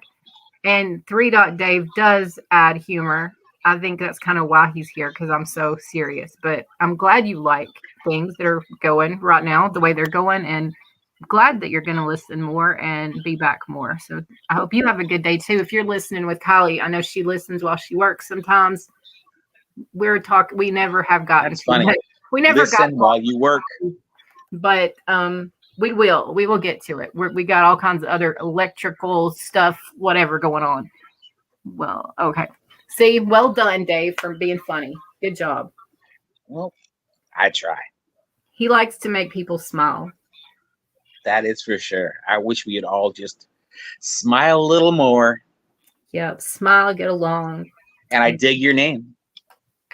Yeah, I'm gonna have to remember. I'm sitting here like, and I'm the one who decoded it, and I got to remember. Yeah, I remember like when I saw that name, I was going, "Oh, for sure, a troll." I love for sure. Like that's exactly the kind of name you'd like put up there, going, it's just another crappy ass name, but yeah, you put thought into it. I love license plate numbers. I was thinking with the 4 and the 8, that's a big deal with Rose, and I thought it was just Rose, but when I put it in one day as a hashtag, There's a whole bunch of stuff that comes up about 4 and 8 being like infinity type numbers, like magical numbers. And so when I saw the 4 and the 8 in there, I was like, maybe it's somebody that, has that same belief or whatever. So, because Rose kept telling me, just wait, down the road when you turn 48, that's going to be the best year of your life. And I'm like, is it? Is it real? Does it Right. sound like I'm getting 61 is awesome. I don't know. I'm like, but you're getting closer to 50, so I don't know, but when I get there, I'll let you know, girly. Let's see. Thanks, guys. Okay. I don't want to miss comments. I'm trying to be better about it when I get carried away. But yeah, Jacob is that his name? Jacob. Yeah, he's a nice dude. So hopefully Jacob? The guy that's doing the work outside. The main guy. Like the main dude. I didn't ask the other little guy his name, but he, like I said, the other guy is more of the helper. He's older, and then this guy's young baby face, but very sweet. And he's been working with David for a while, so he seems like he knows what he's doing, But he seems also very empathetic to me because I don't know if David gave him a heads up or what, but like David's done things for me before, like little things. I've called him and he's like, "Oh yeah, since I did your roof and you're this and you're that, I think I can. I'll install your microwave free." Like I had a check ready to write and everything when I got one of those under. Like it's your range top, but it's also your microwave. You know what I'm talking about? Yeah, I don't do microwaves. I threw mine out like years ago. Okay. Well, mine's like a range top and like there's a place where it goes. So if your other one is not working, you can just be there as a decoration or you can get a new one. So I got a new one, a black one. So it would all match and be pretty and everything's black or silver. And anyway, I had to have it put in because I'd been using just a little cheap one on the counter. And it was ugly and white and didn't go with all my stuff. So I get this one. He comes over. Like I said, I'm ready to write a check. And he's like, "You don't owe me anything. Like, don't worry about it." And he had done 2 or 3 things that day. And I mean, came all the way out here. And literally, it wasn't just that. Like I said, 2 or 3 little jobs, but he didn't make me pay anything. And he patted me on the back and he said, I know this is hard, but you got this. Because he knows my ex. He worked at like a building supply place for a minute and a half. And so when he was working there, he got to know him. He already knew me at that time and my dad, but he got to kind of know him and see a little bit about, okay, he's not going to be very helpful, but hey. So he knows what I've been through with that. Not all the details, but he gets the gist of that. I haven't had a guy really to stand by me through these things. Even my dad was getting sick at the end, and all he could do was direct me to someone like David and say, take care of my girl. We talked about it. Daves are awesome. Yeah, his name's David. Holy fuck. Dave. Well, you gotta, oh my God. until that trend is broken, rely on it, I guess. Yeah. So, are you thinking like that they're going out and actually buying it right now? The new unit? Yeah. But how are they doing that without your credit card? They have it now. I just gave it to them. Okay, so they're going out to buy the replacement. Yep. Okay. I'm trying to find out why I'm echoing. I don't hear it. Okay, maybe I just hear it. That's good. I don't mind it. I just don't. So Kylie came in after Wait for 8 or Fate. Oh, yeah. Good one. He came back. Good. So talking about me coming back, like I ditched, but you guys came back and reestablished the live. So yeah, you know what? I thought I had shut it all down, and I was like, Lainey, I guess we can start it all back up if I don't know. And she said, yeah, you never even left, and I was like, right, okay, yeah, that's cool.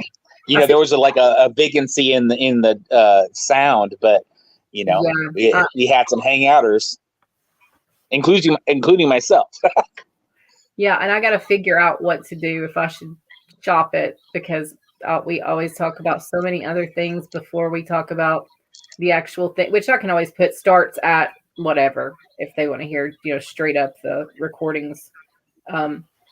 But yeah, there's a lot going on around the whole Kurt and Courtney, and not even just them, but all of these people. This guy on this new channel, this Joe Gilmore channel, listed out like all of these people that have passed away. He literally starts saying their name one after another, and it's like, is there something we should be thinking about? You know, a commonality, a common thread, or whatever.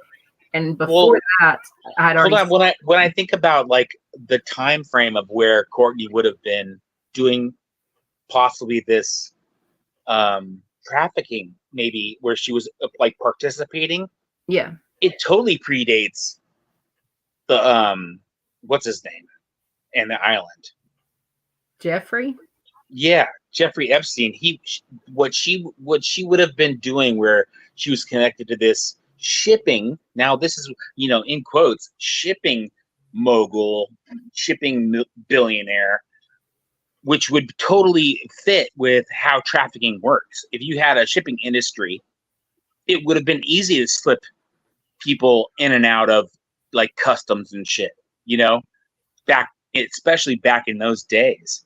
So, I mean, dude, I'm like going, wow, dude, this is kind of spooky, where she could have been involved with that way back when she was, you know, kind of hooking, and her dad was saying that she was going to these places, coming back with thousands of dollars every like week or so.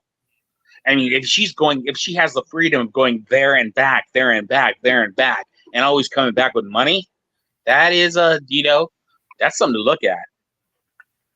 So you don't think it's in the same time frame? Like, oh no, this is back in the 80s, like early 80s, or not early 80s, late 80s, when she was doing the hooking thing and freaking like going to like, you know, Arab kind of areas, and like another place she was going to was like China-ish. So she's doing this stuff like in her teens. Oh, probably like Bangkok or somewhere in Thailand, somewhere in that area is what I'm thinking. But she was in her teens, so she was in her 20s when she got with Kurt in the 90s. Right. And so I think that the Spy Fox guy kind of tossed it out like in one of the lives that's probably going to come up, where he's thinking like, well, was she with the CIA? I mean, he kind of threw it out there going, was this kind of some kind of like same, yeah, like why is she like around and doing all this stuff, like, you know, in these areas? But now in hindsight, was she like one of those burgeoning traffic, was she using, maybe she got trafficked herself and then convinced them that I could go and get you girls. Yeah, and was like, and pulling money that way, you know. I mean, I think it could happen. I wouldn't put it past her, you know. Well, you know, there was one girl, and she's part of what blew all this up, and I don't know her Mhm. name. I don't know if she's with Epstein, she was like a princess or some kind of like she was like royalty kinda. But do you remember the one that said she went to school and would pick out girls at her school that she knew didn't have much money or whatever, but they were pretty, and she would bring them back to his house after school? You're talking about the girl that was connected to Epstein. Yeah. Yes. Yeah, she was you know, at one point she was. That's like creepy to go to school and somebody be like, hey, you want to go to this old man's house after school? He'll give you money. And well, it wasn't, she was selling them that they could be like a masseuse kind of thing. So she was like going around and finding these like strays. Yep. You know, and basically saying, you know, come in and you can be, you know, you can make like hundreds and hundreds of dollars to come over here and like just massage dudes. And it ends up being like, you know, way sinister, you know. Now I know why she was doing this for years. Now I know why he needed so many masseuses flown over on that manifest. What's up, Brian Plott? Hit that like, subscribe. Yep. Hey, Brian. You probably are. Yeah. But good to see you. Thank you. You got a wrench. You were in Roses. I know you from there. You're a good guy. Or I think so anyway. But there's a whole lot there as far as it's almost like the wives club. Because it's the wives and the girlfriends, it's sad to say, that are mostly mixed up in this, as far as like you don't see Chris Cornell's initials or name anywhere on it, but you see his wife's. Mm. You don't see Kurt's name, but you see Courtney's. You know, it's like what when I saw something on Kurt Cornell. It was actually the Spy Fox talking that same interview with that guy, and they were like, I think that the guy, I don't know, the subscriber count of this guy. I'm not sure exactly his name, but it was one of his later videos. Did you see it? I put that dude's link that I found. He just started or whatever last night. I found him. He has a lot of videos that may have some intertwining of what we're talking about. Okay. And so why I was bringing him this other guy was now I lost my train of thought. Sorry.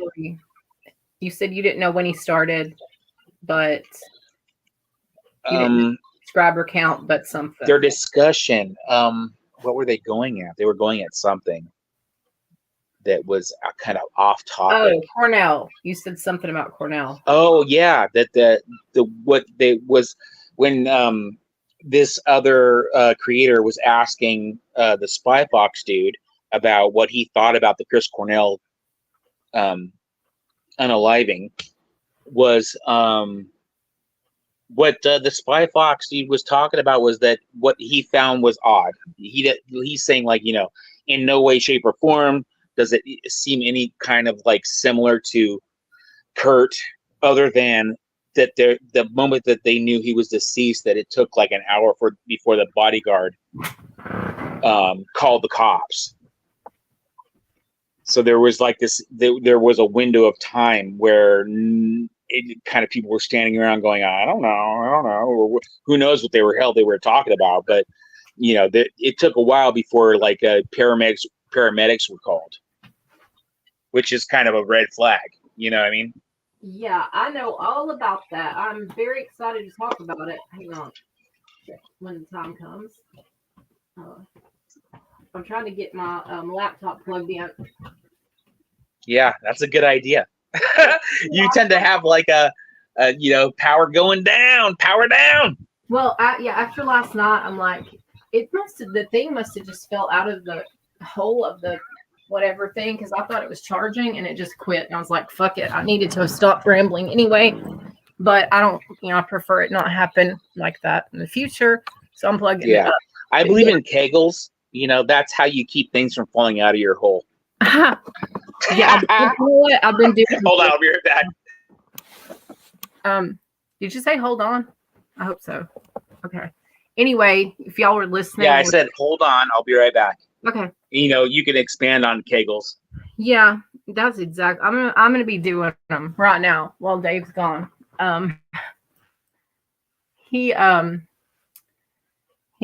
always takes it to a very funny place. Y'all probably all know. I know that Kylie, you and your friend know what the hell Kegels are, and Brian, you might be smart enough guy to figure that out too. Yeah, Courtney is crazy. I'm with you on that, Brian.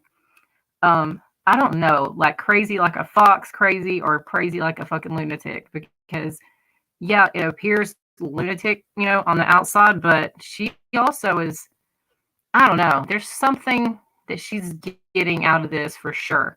Like thought she was climbing some type of ladder to somewhere.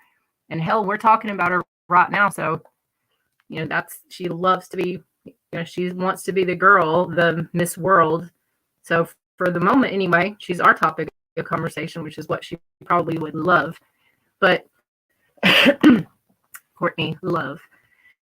I don't want to start like sounding totally crazy, but I do have a theory connecting after what I've read. And the thing is Dave's like, where did you read it? And I need a notebook or something, a handy dandy notebook over here. I can like write down Mermaid. Like where exactly it's from. Yeah. For some reason, your mic's crackling. Okay. I don't know why. Let me. Which we like, unfortunately, through our periodically, your mic would do that. Well, it's just my laptop, so I have no idea. You're all good now. Okay, I just moved it closer. Before I brought it up, you were like, well, I was still plugging in shit. Who knows what the fuck sounds I was making. I mean, it works for our lives, you know, because it actually helps us for like, you know, staying out of being like flagged or something, you know? Yeah. But what I was saying is I was actually that's what made me want to like start looking into behind things is I started looking at the whole Chris Cornell thing and I started looking at his crime scene photos. And yes, they're called crime scene photos because there is a huge gap when they got called out. There is a weird thing about he wasn't out of it. He was completely with it. The last phone call he made, requesting the hotel for a television. You know, a man that's about to do that is, you know, he's not going to, I don't know. There's a lot there. And even when you look at the crime scene photo. Kind of similar, you know, similar is like you're talking about the future just before you can kill yourself. Yeah. That's weird, you right? And you and your best like all friend, of a sudden it's like, well, you know, fuck the future. Peace. Yeah, and you and your best friend have a project you're working on that, you know, y'all have done a lot musically, but y'all want to give back. And you're like, you're got this like movie project going. You also are trying to save these children in this other country. Like, you know, your kids are getting older so that you're able to give back and, you know, do something. And that's your charity and your project. And, you know, it's weird that his wife also wanted to kind of carry on and she wanted to kind of be a part of it. And it's weird because he's trying to save these kids and he's doing a movie to expose people, but then her name is on that manifest. And I don't know, the gist I get from the other girlfriend is like, I told y'all there's something that was never right with her and Courtney. But basically those two were the main two that, you know, I saw on the manifest that make you go, and that's the initials. This CL, could be like such a web. Such a web. Was Katie Cornell. And that's alleged. You know, I will find that where I saw it and link it. Well, so Dave, in all these cases, hold on, Mermaid, in all these cases, it really does come down to who benefits. Yeah. When you look at like, you know, the beneficiaries, if someone like just like escapes the earth tomorrow, who gets the money? Is there what kind of insurance policies are out there? Number one, and then who ends up like inheriting all their stuff? And was there a divorce in effect? Yeah, I don't want to ever discount, you know, someone's mental health issues at all, not at all. But then you look at Chester, who killed himself on Chris's birthday by hanging. Same. He has a video of him and his children playing that Bean Boozled game where you try out the gross jelly beans and stuff. The night before, he flew home, but the night before he was with his kids, living it up, like laughing. You can see him. He's having the time of his life. He looked so happy. Not to say that can't flip, but he went home from vacation for a minute to get his stuff together, and then he had someone coming to pick him up to go do some interview or something. I don't even know, film something. And when they came to pick him up, the housekeeper and the driver and whoever found him. There's questions about that crime scene too, but they're kept more hush-hush for whatever reason. But when you start thinking about it, Chester made it very publicly known, I'm going to continue Chris's work. Then he's gone. Who doesn't want them to finish that work, you know? There are questions. You know, yes, both of them were struggling. I don't know why, but your mic just keeps crackling. I don't know either, Dave, and I don't have another option or way. Does it sound right now? You're speaking into your laptop's microphone. Yep. Okay. And is it not picking up, or is it bad? It's bad, crackly. It seems like every time I bring it up, your voice gets better.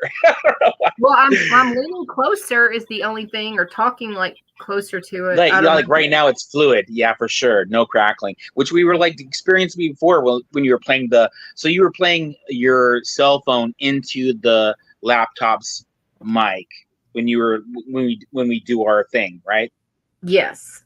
I hold it up as close as I can to the mic and turn it up. Right. So is it sounding okay? I listened Anthony back. Bourdain, that's the chef guy, right? Or the food guy? Anthony Bourdain. Yes, Brian. I'm glad you made me just now look down and see that. Yeah, he was on there. There are names I didn't recognize, but I'm sure someone would be like, "Oh shit, they're famous." But there were a few, and I do remember that. Yeah, a lot of chefs, masseuses. I don't even know if that's the way you say masseuses, and models, lots, and lots of them. It would just say "young boy, 17." It wouldn't say who, why, what, when, where. You're talking about the manifest thing? Yeah. Yes. Yeah, and also like there's all these like clips of stories. Oh, I've heard some gross stories about that island. Just it doesn't sound like Oh yeah, no, insane. I mean, and you're talking about we were talking about the that movie, and that guy, right? Mm-hmm. About like catching all those pedo runners, and like what a great scam that they flipped on those guys to catch them and save those children. I want to. And hold on, let's shout out that movie. What was the Sound of Freedom? Sound of Freedom. It's a anyone that hasn't seen that, you've got to go watch that. But major trigger warning too. Major trigger warning, but this is something where you get past your triggers and like go, this is something to be reflect on. It matters. It matters. It'd be like I don't care how squeamish you are. This is something that everyone, especially in our genre, need to look at, reflect on, and think about it. Well, and Cornell and Bennington were working to continue this, that's good. Sound of Freedom. Whoa, they put some money into it themselves. The second one was going to be them like going further into this. So they were on board with the Sound of Freedom. Who? Chris Cornell and Chester Bennington. Oh, really? So Chris Cornell was actually like, he didn't actually say that out loud, right? About this specific situation. I don't know. I need to look back at that video that he did, that I said he did his own stunt, because I want to say it does refer back to that movie, but I don't know. I need to look back. There's so many things. I have kept a little. Brian Plot's saying he was helping make the movie. Yeah. And they say he was he unalived himself. So he was actually involved with creating that. That would be a big story. Okay, to me, the part I saw, Brian, is that Chris did a video, and it does show him unaliving himself, like not in a hugely graphic way, but in a hanging, which is, that's what ends up happening to him in real life. What, in like a music video? Well, it's in a music video, but it was a video that also was going to be a clip from the movie, and I think that's what Brian is saying. I don't know if it was in that movie. I don't think so, but it was in a movie that was up and coming, like a part 2 almost of something. But yeah, in whatever this video or whatever it is, it shows him stepping off of a plank of wood, like a little thing, stepping off into like a noose or whatever. You're talking about Bourdain. Oh, okay. He was helping, made the movie, and said, okay. Oh, okay. And it's not, but see, that's not just him, because I know that Cornell and Bennington, they may not have been in that movie, but they did have they kicked in monetarily. They supported the cause for sure. And they were going to take it a step further. And Chris does have a video. That's weird that you said that, because he does have a video of himself. I've seen it. I just can't think of the name of the video. I can probably find it right here in a minute on my cell phone. But he did this video, and it's him stepping off into, something to hang himself. And it was supposed to be either the video is going to be part of the next movie. I don't know, but it was connected. They wanted to be a part of this. That was their charity, of choice. They wanted to help these kids and help expose all of this, which is so weird. Then you see that his wife's name or initials right there by Courtney's. I don't know. Anthony Bourdain's still alive, yeah? Is he still alive? He's not. He died too? He unalived himself. It's what Brian is saying. And if that's case, now that makes sense now. I mean, I do. Every person, as they're getting closer to exposing them, those people are just poof gone. And that's what this guy that I found on this Joe Gilmore channel, I posted a link. he goes over the names, like he's saying a list of names when it starts. Andrew Wood, Chris Cornell, and then he gets at the end and he's like, all of these have something in common, and it's more than just they're gone. And he goes into like some little something, and he doesn't really go too deep. And I'm like, where did this guy come from? He only has, this many followers. He must be kind of new. I don't know why I'm even seeing him tonight, but okay. And then they also just released a short movie on Chris Cornell's death, Room 1132 or something like that. Very well done. I have it. Definitely was going to refer to it. So anyway, I'm going to talk about how a lot of the people link together, why it's similar. I also have crime scene photos of not of him. There's no bodies. Hold on, I gotta just like stop you for a second. Keep your mind. But I was like going, every time it seems like I open my mic, your mic gets better. When I close my mic, you get like broken up. Isn't that weird? Yeah. I mean, I was like going, okay, let me check it out. Because I was muted, and all of a sudden you went crackly, and I like opened my mic back up, and you went good. So I don't know what's going on with your system. They don't want you to leave. Yeah. I gotta be ready to talk anytime. So I mean, do you remember where you were at on your tangent? Go for it. Yeah, I'm gonna leave my mic open. I really want to. I really can't wait till we get to that point and I can show like that. Like I said, the crime scene photo, even in that new little documentary they did, they do have it, and it's no bodies are going to be shown or anything clearly, but just the items that you see in the background are making you think this dude was not preparing to kill himself. Like there is something so messed up about this. And then when you start hearing about the report of, he has been hit in the head, in the back of his head, so many weird things. The hotel door was kicked in. Okay, well, if your bodyguard is, your next man in charge, how come he don't have a key? So many just weird shit when you go with that. When you go with Chester's, you see the video of him the night before having the time of his life with his kids who he loved dearly, and they were still young children. I just don't. I mean, mental illness, I 110% know that it can flip. Anything can happen. And that was his best friend's birthday. And there was a lot of sad memories and things coming back. I mean, I get all of that. But it's just so weird that there are other connections. And I don't know. I do want to tie this together at the end. And like I said in one of my videos, there is sort of a criminal aspect, even though this is not a true crime channel. It can't help but this come back to a sort of, a crime. Conspiracy, maybe. That it's continuing. I mean, all I when I pull back and just think about what we're talking about and like the kind of like mystery of it all and unalivings and all that stuff. I mean, who's being protected? Maybe who could possibly like not could be a part of this? Doesn't want their name out there. Don't want to be involved with it. And like, dude, the threat level of just people disappearing is a threat in itself, where it's like if you're like you're supporting it, you're like going, let's dig deeper, let's find the truth. Who's protecting themselves? Who could possibly be the ringmaster in that? Their name being possibly brought out there would be like an upheaval in the zeitgeist. Yeah. It's to me, imagine how big it goes. Why the grunge guys? Like why the grunge guys? If you think about that could have been low hanging fruit. I mean, you imagine like just anyone out there that's like gonna point the finger and go, "Yeah, I saw him there. That guy, he was there like 10 times. He was with all those little girls." Oh man, who's gonna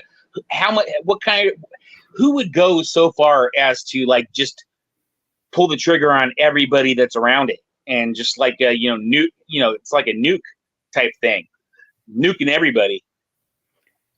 I'm fixing to put a link in for this tragedy in room 1136. This is some stuff that I'm going to talk about later, but that can at least give you a little bit of a head start of why the hell y'all who are watching Brian and Wait for Fate. while we're talking about this is, you'll hear it mentioned. Plus, if you love Chris Cornell, this is a must-see documentary anyway. It's 30 minutes. Like I said, the guy who did it, he has a channel. Very well done. He doesn't do a lot anymore. Hey, Katie. Huh? Oh. Katie from New Hampshire. Oh, hey, Katie. Hey, what's up? Shout out. I think I'm going to post it. And if you don't look at the other link, cool, whatever. But this one definitely is, you want to watch this. And it'll help you understand why we're talking about what we are, as far as at least Chris Cornell and Chester. I don't know if they don't refer to Courtney in this one. It's the girlfriend one I told you about. I find another girlfriend of one of the guys we've talked about, and she's saying, I've been just waiting for this day. I've been waiting for this to come out so I can talk now and not be afraid. So now that this is kind of blowing up, it's like there are people willing to come forward because they don't feel scared anymore. Then there are some people that say he can be dead or in jail or whatever, but there's always somebody that's going to come behind him and clean up. So you might still be in danger, Like, don't. Well, I'm thinking like these bodyguards, like a P. Diddy's coming out and like doing their own YouTuber type shit, talking some like major facts on like, what they saw over all these years, going way back to. I loved Chris too, Katie. His vocal range, if you look it up, he's in the Guinness Book, or like the top 5 vocal range period. Like he was an incredible guy and big heart, and really wanted to try to help with this, I think, sincerely, whether or not his wife was doing something weird he wasn't aware of, or I don't know. None of us are going to truly know, but if you love Chris, Katie, then you're going to want to go to that link above. That's the latest documentary. It's sad, but it's interesting information, and I'm going to talk about it again and show the crime scene shit again. All that's in there. The guy who made it is like Dave. He got the important shit. He put it together in like a short, not me dragging things out forever and ever, and you have to watch all of it to find out the little piece. Like he did it short, concise, to the point, like leaves you like with a lot of, like he's right. I never thought, that kind of thing. But anyway, Katie, that's a hard question. What's your favorite song? Yeah. Ever? Okay. Let's ask. Wait, before you say anything. Katie, what's your favorite song? By the way, no one before we answer, you go. Mine is Stone. Is a Stone. Oh, mine is Like a Stone. Like a Stone. Audio Slave. Yep. See, I'm a more Audio Slave fan too than Soundgarden. I like Audio Slave better. That's just me. But I'll have to think about that for a second. As far as Chris, I got a playlist, so I need to look and see. I have 2 that I'm trying to decide but whatever, between my mind. But yeah, Katie. Was Chris Cornell known as a heavy drug user, or like he drank and he took, I think it was Klonopin was what he took at the end of the night that night. He was prescribed. Do you know what that is? What is that? It's a benzodiazepine for sleep or anxiousness. And that was in the autopsy. That was what was in his system. That was all that was in his system. A small amount of alcohol and his regular dose of that. And then his security guard had his medicine with his name on it, and they could count it out to see if he had really overtaken them or not.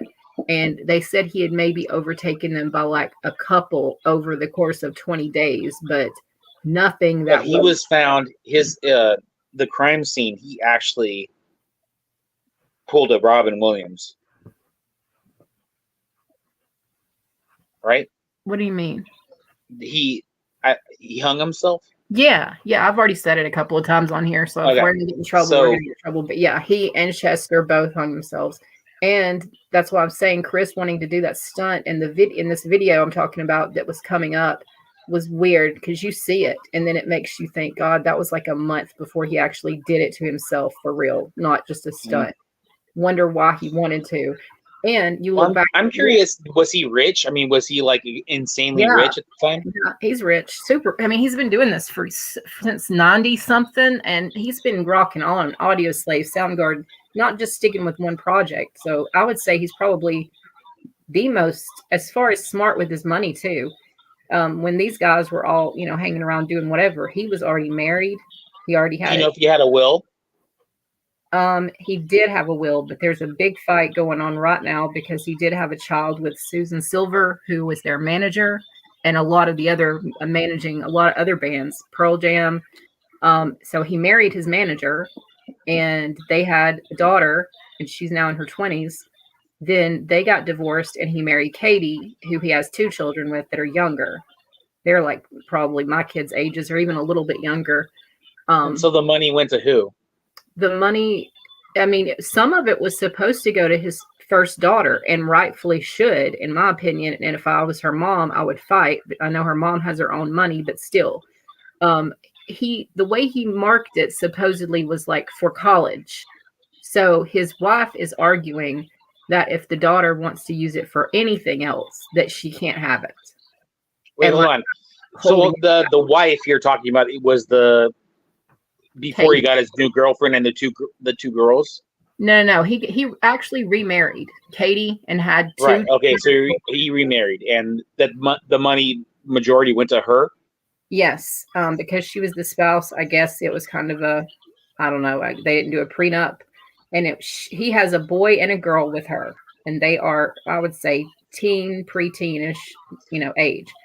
Before that, he was married in his early 20s to Susan Silver, and they were married for a little while. And before that, even they, dated and stuff because they were around each other all the time. And they have a 20-something-year-old daughter. And now, wait, hold on. You're saying that his present wife, up to the point that he was deceased, that was the one that was on the flight record? Yes, Katie Cornell. Yep. The new one, the new wife with the. Yes. I don't know. That is interesting. I don't know anything about the old wife. I didn't look it up, but I don't think so because she's a busy lady. She's produced and managed a lot of bands. Have you looked into the history of the new wife? Does that not piss you off though about his daughter? Like, what if she doesn't want to go to college? What if she just needs help getting her own first apartment, or she has a certain lifestyle that she's used to, and this bitch is over here saying no? It says explicitly it's her college, and you can't have it unless it's for that. Like, yeah. Fuck you. I don't know. Sounds like some Courtney Love stuff. Oh, I know. And they're buddies. So, hang on. The girl sang with him. Hang on, I'm trying to figure out. He sang a lot with Eddie Vedder. Yeah, he and Eddie Vedder. I'm gonna say he and Pearl Jam, from what I understand, up until the end, were close. They still performed together because of Temple of the Dog. Their connection. He brought Eddie in after Andrew Wood died from Mother Love Bone, who y'all know, love him. And it all evolved and became Pearl Jam eventually. So, he was imported from California to Seattle. But anyway, yeah, he stayed close. I watched an interview, I want to say Howard Stern interview with Chris Cornell, pretty close to before he died. And he was saying, on and on, that he was glad that friendship had lasted and they were still able to go perform those songs together and whatnot. I have an idea popping up. Like, when was? Let me say this. I haven't seen anything. No, I'm telling you right now. I have this super I got question marks popping right now. Okay. I want to know when the date of that plane trip to the island was. And how long after the fact did he die, or was it after the fact? Let me think. Was it 1 month before he died? That would have been some conspiracy shit right there. I want to say it was before he died, but I'm not sure. I'm telling you, I'm going to go to. And was he ever on the manifest? I mean, that would be where he's not on. If he never went there, he is not on it. He did. Yep. Dude, that would be like Courtney going, hey man, I can see how we could pull some shit right here. none of the guys are on it, from what I can tell. It's the wives. That's, like I said, it's the wives club or something, because Kurt's not on it that I can see, or that I've seen, or I didn't register if he was. Chris is not, 100% not. Chester's not. Andy was dead, so he's not. Lane Staley, no. So Courtney was, and her name was circled, the only circle in that black book Yeah, and you Dude, that's crazy shit. Look back at Girlfriends and Wives, and then you're going to see a different story. Think about like, why would her name be circled for one? Hold on. Think about why would her name be circled for one? Was that something that he was going, she is our bag? You know what I'm saying? Like, freaking, like this is our mark. We have her. She's our mark. And or if anything happens to me, she's next in charge. She's my next, my next. No, I don't think that way, but I think that maybe she's maybe talking whispering in people's ears, like Chris Cornell's wife, and bringing her in to this circle of scammers. I mean, I did it. How about you? You know what I mean? Like freaking. I mean, I'm 100% the Courtney's, bullshit on. They may not even tell them while they're going over. Just, hey, you want to go hang out in this island? While the guys are on tour, and not tell them what they're getting themselves into. I don't know, man. Knowing about like what the rumors about P. Diddy, Puff Daddy. That was disgusting. And freaking like. Whoever it's crazy shit. Like freaking like they had like it was like kind of like that open room concept where it's like freaking like I don't know, man. It just seems like a big ass grooming shit thing. Did you see the video I was talking about? About what him, about Justin Bieber in the club where they're all I've seen all kinds of shit where it was like I don't know. No one wants to admit they got butt rammed by somebody.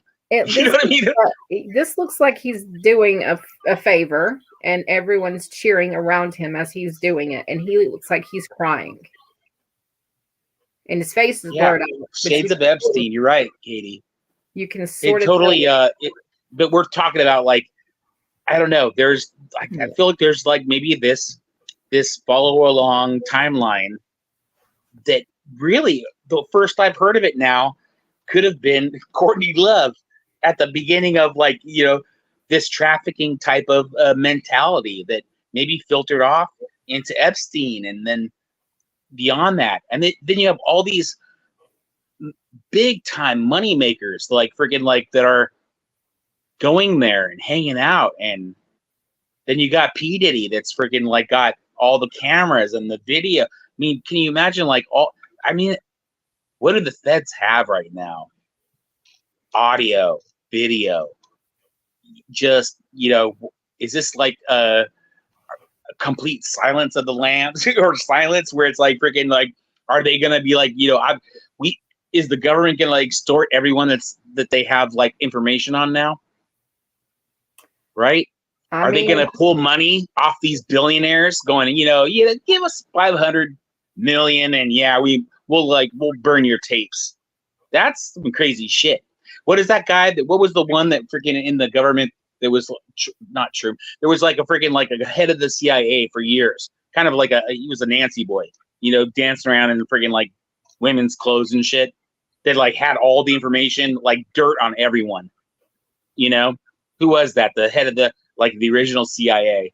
Someone in chat knows him. I don't. There's stories on him. I'm trying to see on this lady's page if I could grab it really quick, but it's going to take me a little bit more scrolling and whatever to find where she had like this relief. Like I can finally talk about this now. She's got a lot of good stuff on here, but I got to find that one. J. Edgar Hoover. Hoover was a well-known. That's the guy that didn't build, but he commemorated the rock bridge that I got married on. He came into our town and did a lot of stuff like historical shit. Well, he was like basically tapping everyone and friggin' like recording everyone, getting dirt on everyone, and was basically getting, kind of like that American history kind of like, really what you would not want your government to do. He was doing that. He had files and when he died, like those files are like, where are they now? Kind of shit. Yeah, cross-dresser. But that reminds me of exactly when maybe our government, being that they're hearing all these rumors and they know that that Sean Puff Daddy Combs P Diddy that has all this information. If you have, say, your house is bugged 24/7, you got like maybe like 30 rooms. They all are videotaped 24/7, hidden cameras and shit, microphones 24/7, 7 days a week, and all that information is being like stored on hard drives and shit. Like everything is being recorded, and it's like just a huge dirt bag of freaking like information. And now the government has it. Wow, that just totally reminds me of exactly how you can extort the fuck out of anyone that's ever gone there. Have you like? I mean, I saw like just the other day, like somebody popped up there and said they had like a what's his name, LeBron James saying there ain't nothing like a P Diddy party. like that motherfucker was there, and everywhere. Who knows? Was he? Was he on top or the bottom? Like fucking dude, who's gonna pay what? I totally wish I could find this because y'all would be like, oh, damn. And I'm wondering, I hope she didn't delete it. I really hope she didn't. Because I can't remember if she did it in a short or like an actual long video because it wasn't that much. It was like that manifest scrolling past was one of them. And then it had like those initials. And it was kind of her talking in code like, I'm finally going to, y'all are going to see and I'm going to get to talk about something I've been holding in. And I'm scrolling back through all, because she's a model, so there's a lot of pictures and stuff too.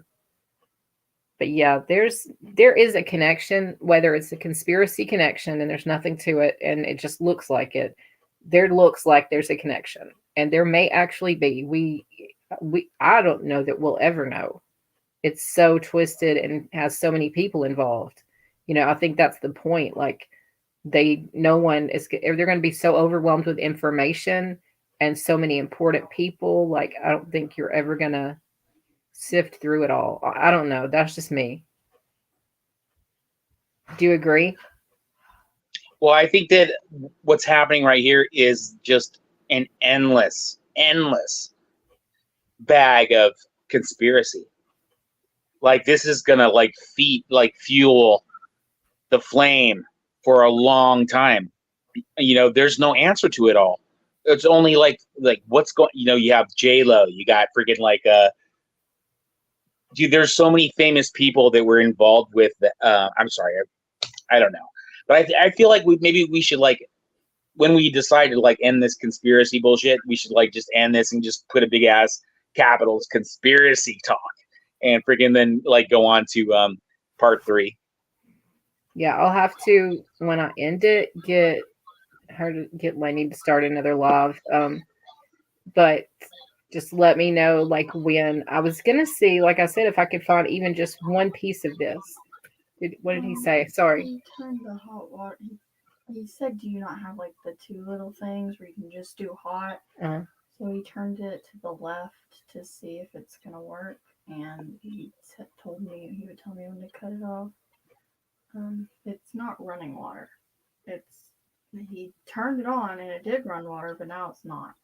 Okay, well, he probably turned it off for some reason, I guess. Now it's running. Okay. Well, you could go to feel and see if it feels warm. Okay, sorry. We're learning about he's testing out asking us if we have hot water now. He's apparently got it hooked up. Wow, fast. Yeah, well, he's telling her. So they ran out, got the unit, and now it's installed? He's telling her to test the water. So I'm guessing it's installed.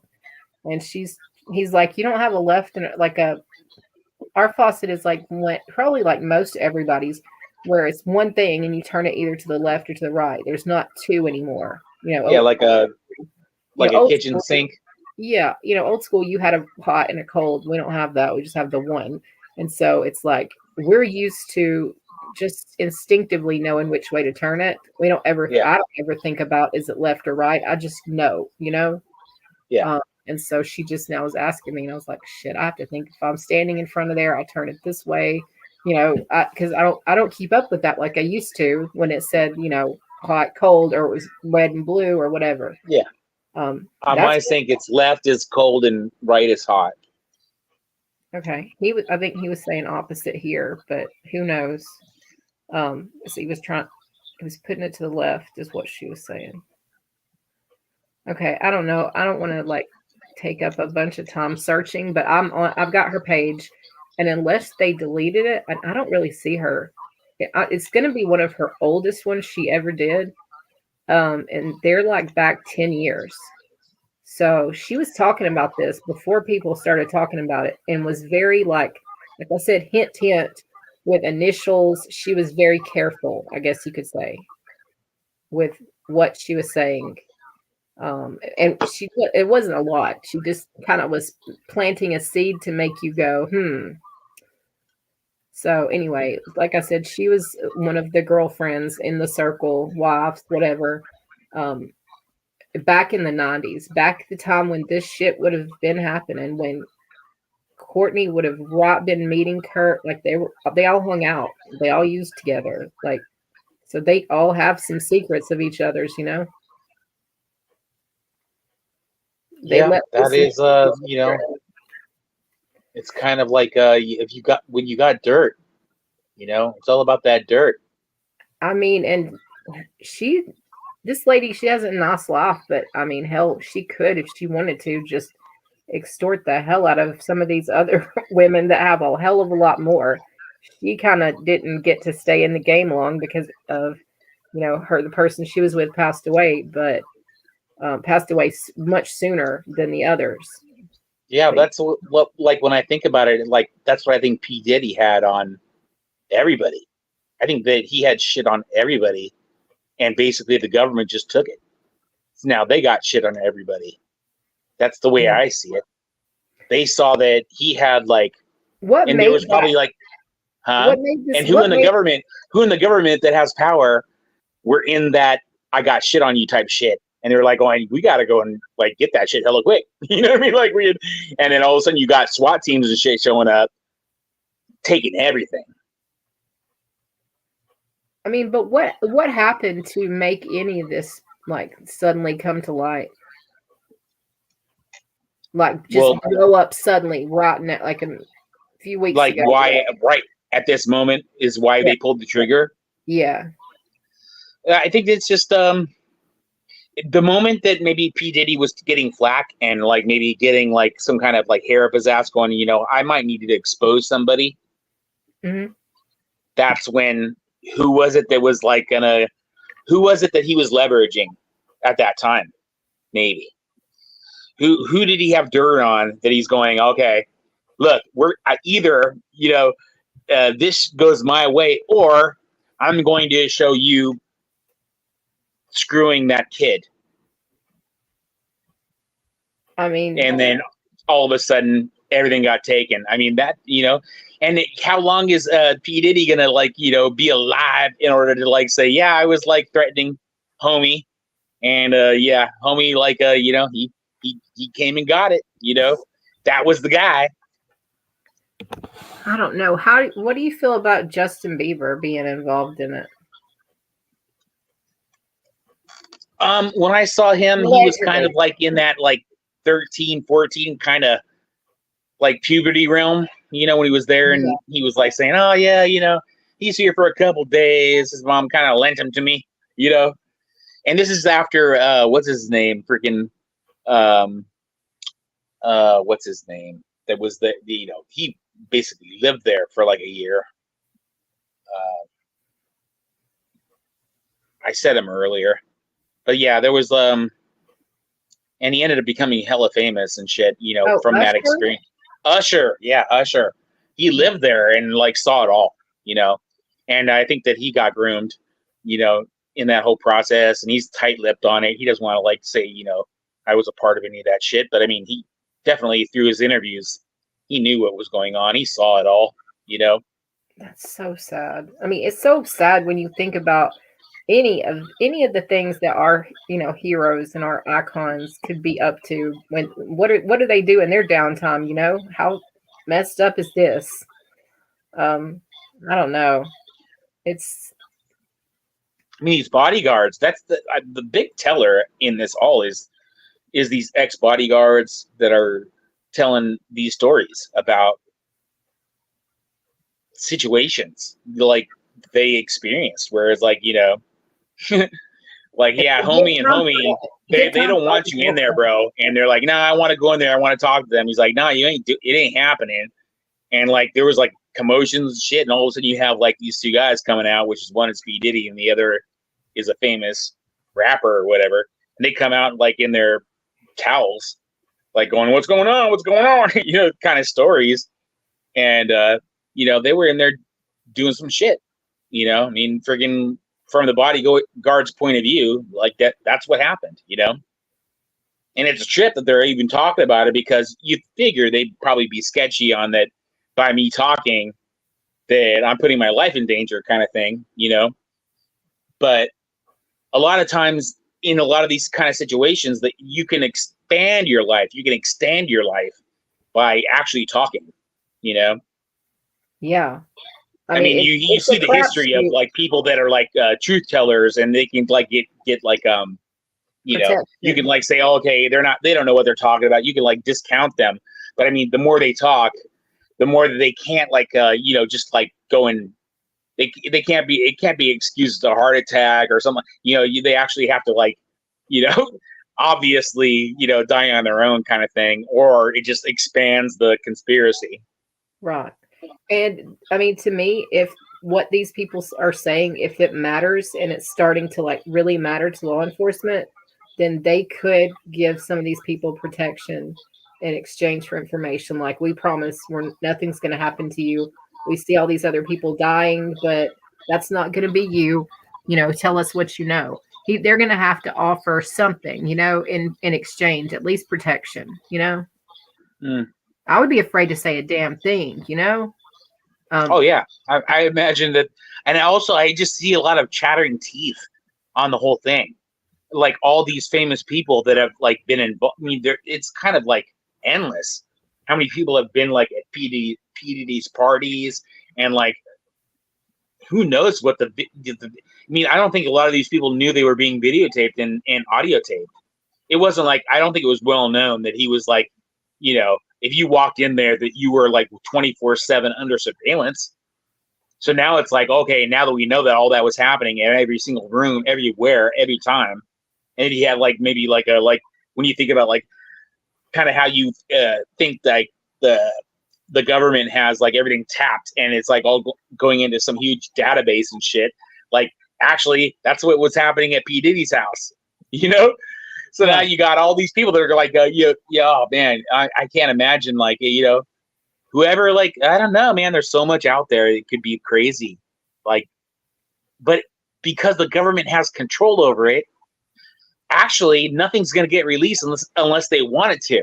They don't have to actually like put it out as if it's coming from the government. They could leak it. Right? Just, hey, LeBron James, here's where you're getting done by Diddy, or you're doing Diddy. Like, you know what I'm saying? How much you got to offer, bro? It's kind of trippy. I'm seeing if I can get anything from this to come up, but I don't think so. I think I'm going to have to go dig back into it. The fact is, I was not even looking for it at the time when I found it, and was just like, and then I started looking deeper, and I was like, now I wish I would have kept, I don't know, I wish I would have kept up with stuff more, like where exactly I saw this or that or the other, because I didn't know I was going to do anything with this. I don't know, but there's a thing, if I can find it, and it's got like I said, it's got the girlfriend of or fiance of Andy Wood, and she's talking about her time that she spent hanging out with them, and just some of the girlfriend stuff, the wife stuff that she saw, that she's happy is finally coming out, and that she might can say. Hang on, here is a video I'm fixing to put. It's so weird that your mic has not crackled ever since I opened my mic. I'm gonna close it just to hear if you crackle. Okay, do that. I'm gonna share a link in the thing, and it is this is one of the ones I was wanting you to see. It says this is Chester Bennington and Chris. It's Cornell crackling. So yeah, my mic being open is affecting you. Go ahead. This is Chris Cornell and Chester were helping to expose this when they were killed, and I'm fixing to put a clip or a video link. This is the guy talking about it. It's very short, 6 minutes, where he's talking about what they were doing, what he hopes to try to continue doing, in their memory or whatever, because it was good work. They were getting somewhere, and he doesn't go into the conspiracy because I think he still needs like funds, or he needs something. You don't want to piss too many people off, but he is saying like it's sad that this work goes unfinished for whatever reason. So let's keep it going. Like he kind of alludes to it, but he's not saying shit. Not like the girlfriend. She was kind of more coming out with initials and being a little bit more direct. But this is important, even if you don't care about any of the rest of it. But like, what kind of work were they doing? This guy tells you, and where, and all that. Seems like a cool guy to get more information from. I don't know if he's had anything new lately. This is old. That's on his channel. Oh, Kylie's asking Katie how she's doing, making sure. So anyway, if you watch that, it's like at 6 minutes. It's showing you a place in Turkey. I think it's Turkey, where he was trying to help this big building that had been turned into a holding place of sorts for girls. And, there were guys, big influential guys that were paying for organs. And so there's a lot of shit. It's probably would get my whole life taken down. Are you going to play this, or are you just like talking about like this is the place to go? I can play it, but it's 6 minutes long. It's up to you. Well, that was what was kind of being said about Courtney. Was she kind of hijacking these girls to go to these long distance off planet kind of areas and leaving them there, where their passports get taken away and they become hostages? I mean, that makes sense. How she's able to go away for a week or two and come back with thousands of dollars. Was she hooking that hard that she's pulling that kind of money, or is she actually selling girls? Still not warm. Okay. Let me know when something changes. That's not great, but he knows what he's doing. So she said water's running, but it's still not warm. So okay.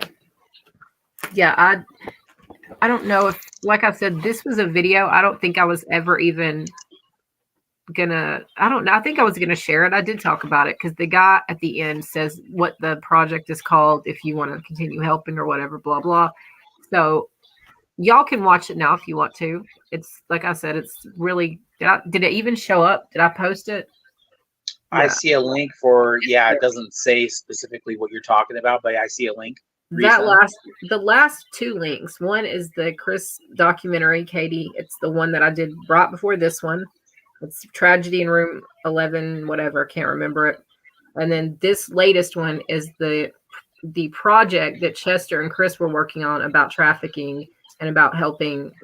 This was before they both passed away. Wow. And like this guy's saying, I want to continue this work and blah, blah, why. What area they were working in, who's behind it, guys with money, big money, and how it went beyond just, a sexual thing, but it went on into, children being born and why, the whole purpose for them being born. I mean, some really sick shit that your mind, when you start letting it go there, you're like, wow, like these people were making money, but they are fucked in the head. So, I mean, I'm sorry. It's just wrong on every level. So, it makes sense, not that it makes sense for people to get unalived, but it does make sense when someone to panic is focusing on it, where you have maybe a lot of people that are like going, man, I'm on that list. Yep. Or they're being subtly threatened in some way, Oh, yeah. I mean, if you're on that list, if you're like if you're that one person that would be like the flagship of that you were part of this, oh my God. I mean, how much money, if you have like $1 billion in your pocket, how hard would it be to just like, let's eliminate the threat, you know? If you have no conscience, you don't give a fuck. It's all about self-protection, you know? Eliminate. Well, I mean, and this is the other thing, that this girl that I'm talking about, her man would have been gone. He would have been, dead, but she was still hanging around with them. So she doesn't have to worry about herself or her man's name ever coming out. And even Chris, she said she was super protective of him, which is why she was saying anything at all. And, she lived with him and Andy. So she does have, she does know him on a deeper level. And she knew his first wife and, whatever. She knew the second wife as well, who's the one that, the initials that hung out with Courtney. And it's weird that she hung out with Courtney because that lady looks very straight-laced. She was not, a drug user. Like, they don't look like they would hang out at all. But apparently they did. And maybe I've only seen the wife on good occasions or something, because I've seen her after he passed talking about, memorial type stuff. So maybe she just was very, she looked dressed different, whatever. I don't know. I think the girlfriend is going to spill more just because, as far as this stuff, I don't know about the P. Diddy stuff. I don't know who the spiller is there.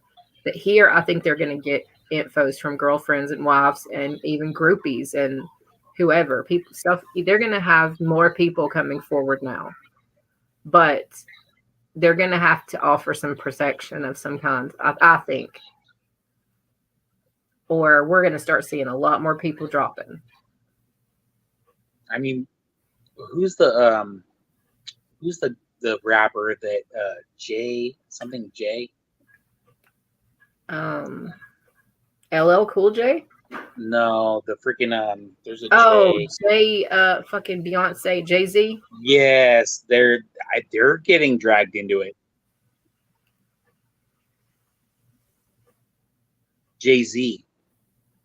Yep. Jay-Z and Beyonce are getting pulled into this, like, because they have pictures of or video of him, like, kind of, not even kind of. He was like dating young, underage chicks way back in the day.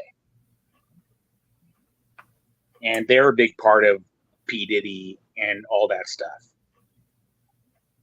J-Lo's in there because she dated P. Diddy. I've heard the grossest stuff about her.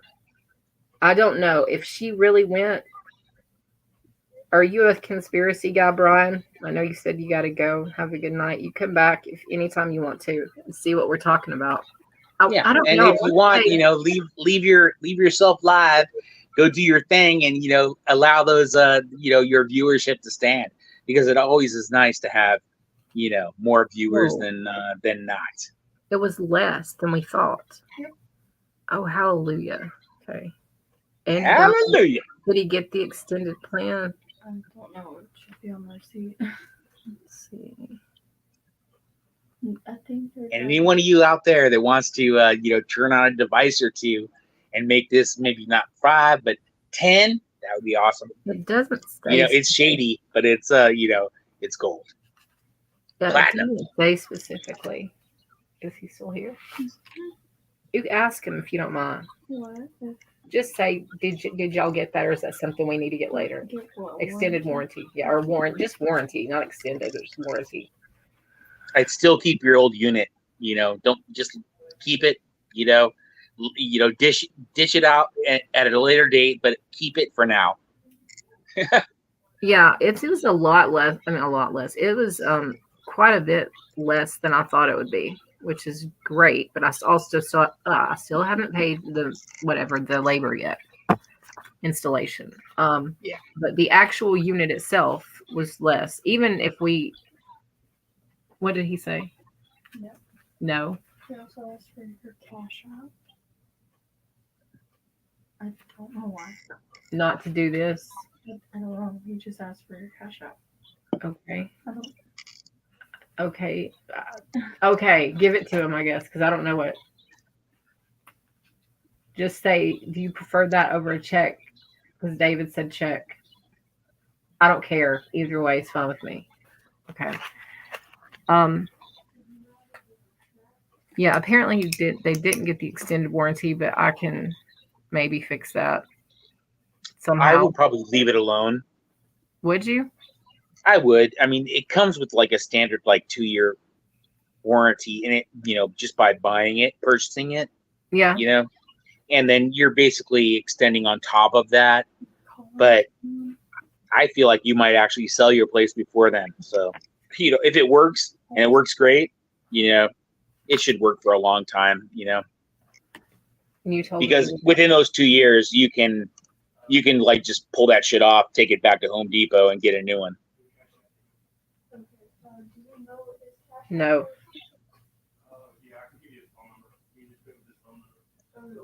We can just text him and ask him to cash out.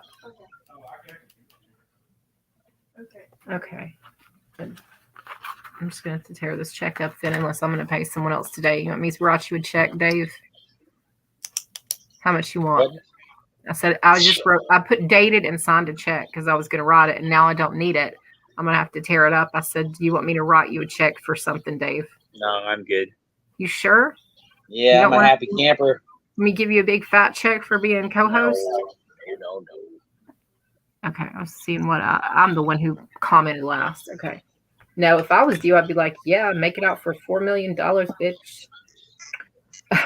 Not that I don't have that. Me.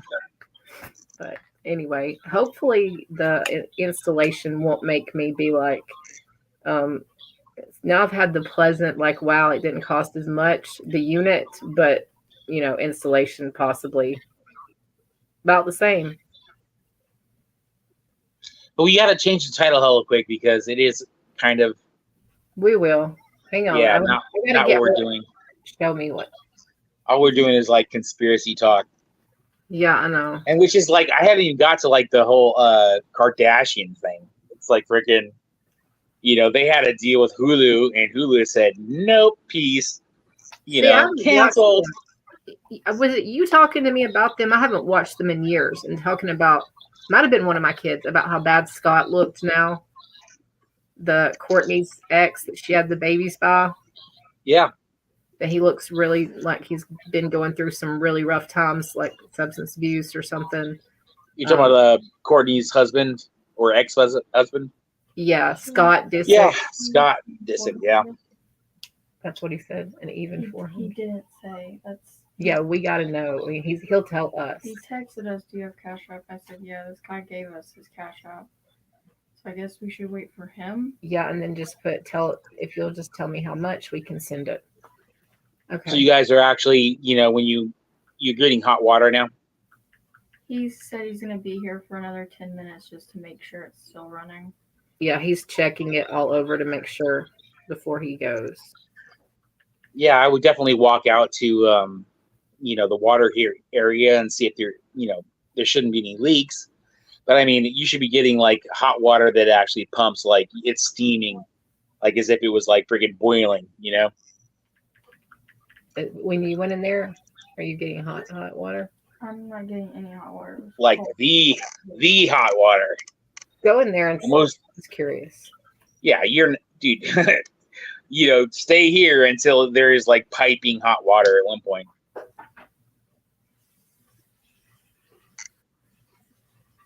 She's going to check right here beside us and see what happens. Let's hope.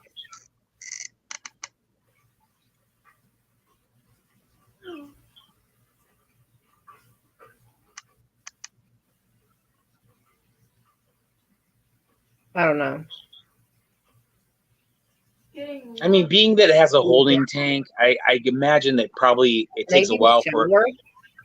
Try it. I don't know, because it's faster. I don't know. She's trying various things that we turn on with water to see. Right. You would imagine, you would notice a difference between the cold and, the one side to the other. It should at least be warmer. Oh yeah, she said it's just taking time for some reason for it in the sink. So I told her to check out the shower. Mm-hmm. But being that maybe it's an older version that you're replacing that has a holding tank, it is taking time for it to warm up. like the Insta Hot ones, you know, they work immediately, you know.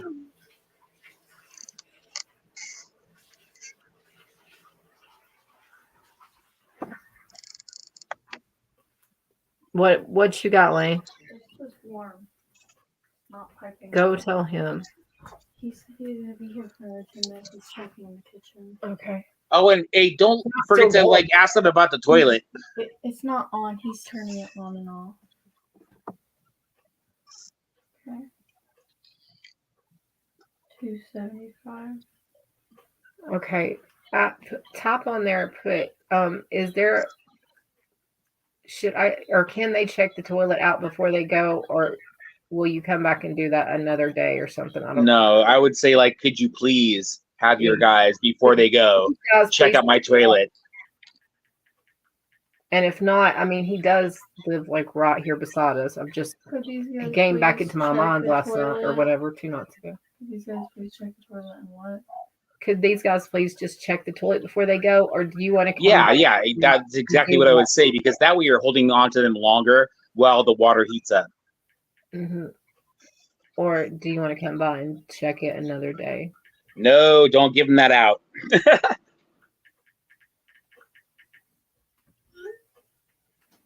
Okay. Okay, so hopefully we'll. He says he's staying until he knows for sure it's got hot coming out. Oh, and then we're gonna probably like all be waking up, lining up for showers. Can't wait. Hell yeah. I mean, because you can get a shower, but a cold shower versus a hot shower, very different. Very, very, very different. So was this one, you said your old one was like 50 gallons and they reduced it down to the 40? Is that what's happened with your? And then they did 50. Oh, no, never mind. It was the opposite. We had 40 and they did a 50. So now we have Good one. a Good one. bigger. That's awesome. And it maybe they don't even have 40s anymore. When I was looking, they only had a few models that were 40s, and I just went with that for price. You know, I was looking for the cheapest, and so. Okay. All right, is it getting? It's getting hot finally. Okay. Ask them right now. Can you look at my tell toilet? Did David tell you about checking this toilet or anything? I sent him a message about did he want to come by or were y'all going to check it? Yeah, he said.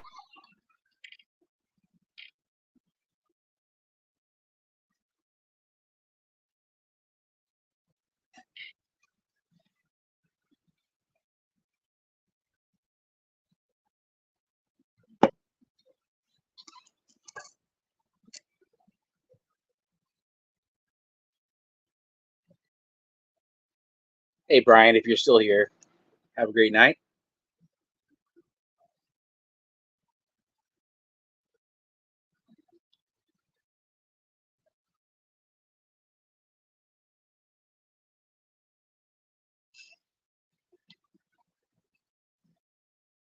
So I'm just like, anyone here?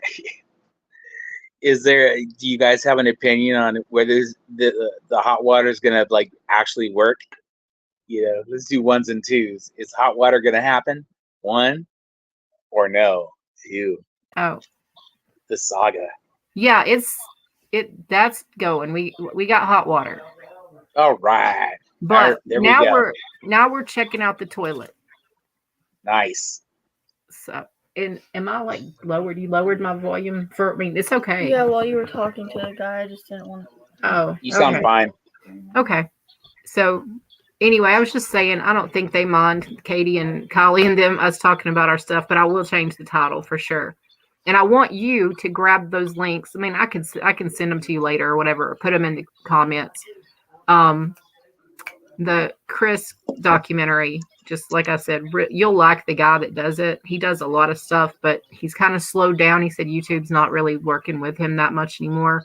I don't know what that meant exactly, but this documentary, he's like you. He knows how to like put it all together in a concise, quick way. Whereas I talk all around and down and above, and this guy's more like to the point, I guess you could say. I love that to the point shit.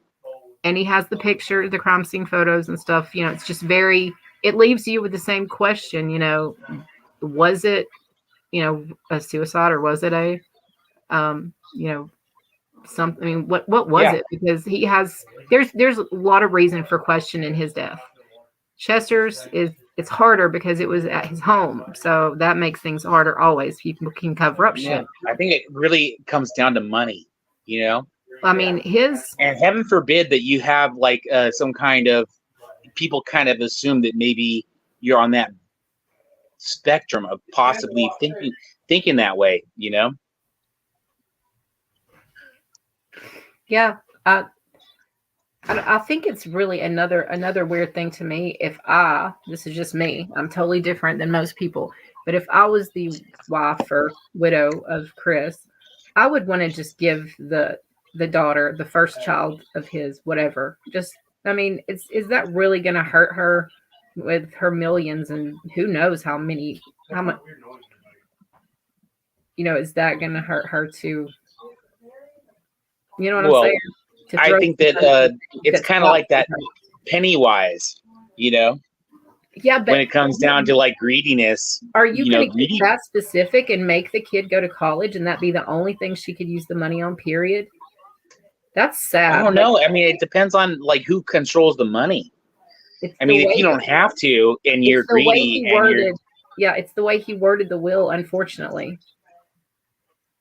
It was earmarked like specifically for college.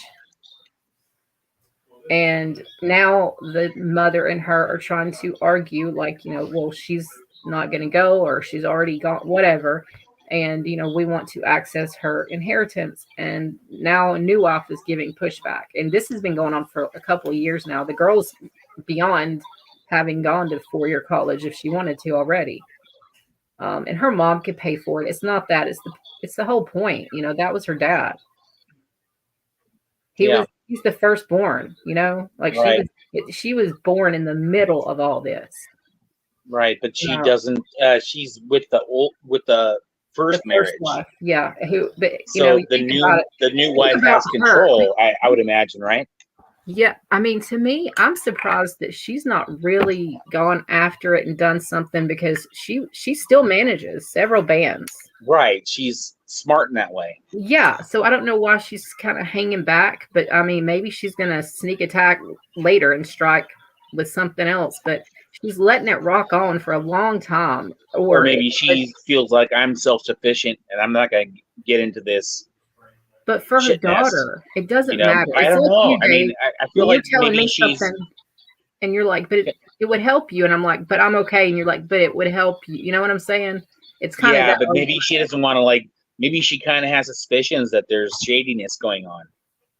Maybe I don't want to get involved with this because I've got this under control and I'm not going to get into this because of... I don't want to... Maybe I don't want those kind of eyes on me. These people that would murder people, you know? Well, I mean, I guess, but she's powerful herself. If it was little old me, then yeah. But if I was a powerful, badass, boss-ass bitch... No, when you got children, it changes things. I mean, but that's her only child is with him. And now she's an adult. She's 20-something years old. And I don't know. I don't want anything from my ex, and he's never really given anything to my kids. But if he was a famous rock star and he died, I would definitely feel like I still don't want anything from you. Our relationship is over. But that's your father and he left you this. He worked and made this money and he's gone now. You're his, offspring and here you go. It should be pretty cut and dry like that. I don't get it. I mean, well, imagine the eyes that are on this whole thing. And if she were aggressive, weird. Hold on, just think about it. If she was, you can type her name. I'm just saying. I mean, think about like if she was aggressive in the fact that I want mines. I want my daughter to have hers, right? Get me? Yeah. That would then make these followers that are paying attention look at her in a certain way and them in a certain way. And also, what if she has suspicions that there was something shady going on? Who would want to dip their toe into that mess? I got you, but I don't know how much money you're looking at either with, the daughter. And the daughter she may not care about any of this or be, thinking about any of it. Not that she's an adult, so she could, but if she's not and she's just being a kid and having fun and used to this certain lifestyle, and suddenly, I don't know, your dad's gone, your dad made sure you always had this, and this, like, and then suddenly you're iced out totally. Like, she doesn't even hang out with her step brother and sister or whatever, half brother and sister. Like, they have no communication. It's two separate. Isn't that odd? I mean, you have to imagine, where's that spawn from? Must be the mother. But I mean, I think what we should probably do is not go at the continuation of what we were doing. We should start just out of the blue. We should start the daughters videos, and then just leave it and say y'all can go back and finish. No, I think we should bounce now. We should bounce and just just start, because that is actually some really good drama that we're kind of missing out on. We're trying to continue this video and get it to its fruition, which we're really basically maybe a 4-hour video away from finishing it. But I think we should start that, just to start really focusing on Courtney. We looked at it a little bit, didn't we? Because I just want to make sure, does she mention any of this stuff? Have you watched any of the daughters? Yes, I watched the 5 videos, in depth. Okay, and we didn't watch them on here. I wanted to say we watched one. I think our first video, we might have played around a little bit, but we kind of led into starting, because we did that Beto guy or whatever his name was. Yeah, we started with that. Him breaking down Nirvana, not Teen Spirit, but was it Teen Spirit? I'm not sure.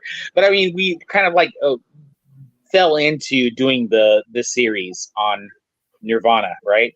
Yeah. And Kurt. But I think that we've anyone that's been following us, they kind of know where we're going with that. We're going to follow that out for sure. It could be tomorrow or the next day. But I think we should start this one because it really does focus on who Courtney is, which I think a lot of people, that's kind of the subject at the moment, Because we're at the point of his death. Are we not? Yeah, we've got to the point that and they're Courtney, who's in this, I mean, I kind of have to retract a little bit of what I was saying earlier, that a couple of those audios for sure, where I was saying, yeah, this is homie recording the conversation, was definitely taken from, I started watching the Soaked in Bleach video, right? Yeah. Which has been, I guess some YouTuber bought the rights to it, and that's why it's on YouTube at the moment. Mm-hmm. I started watching that, and I definitely know that a couple of those sound bites that I thought were actual recordings were from the Soaked in Bleach. So I got to pull back a little bit, where I was assertive on, yeah, this is for sure audio. Yeah, no. There was the one where they're they were talking to Kurt Cobain's best childhood friend, that he had been hanging on to for a long time, and that was one that Bill or whatever, Bob. Yeah. Yeah, that was definitely from the movie. So, yeah. Well, I don't think I've probably seen clips of Soaked in Bleach, but I don't think I've sat down and just watched it all. Was it good?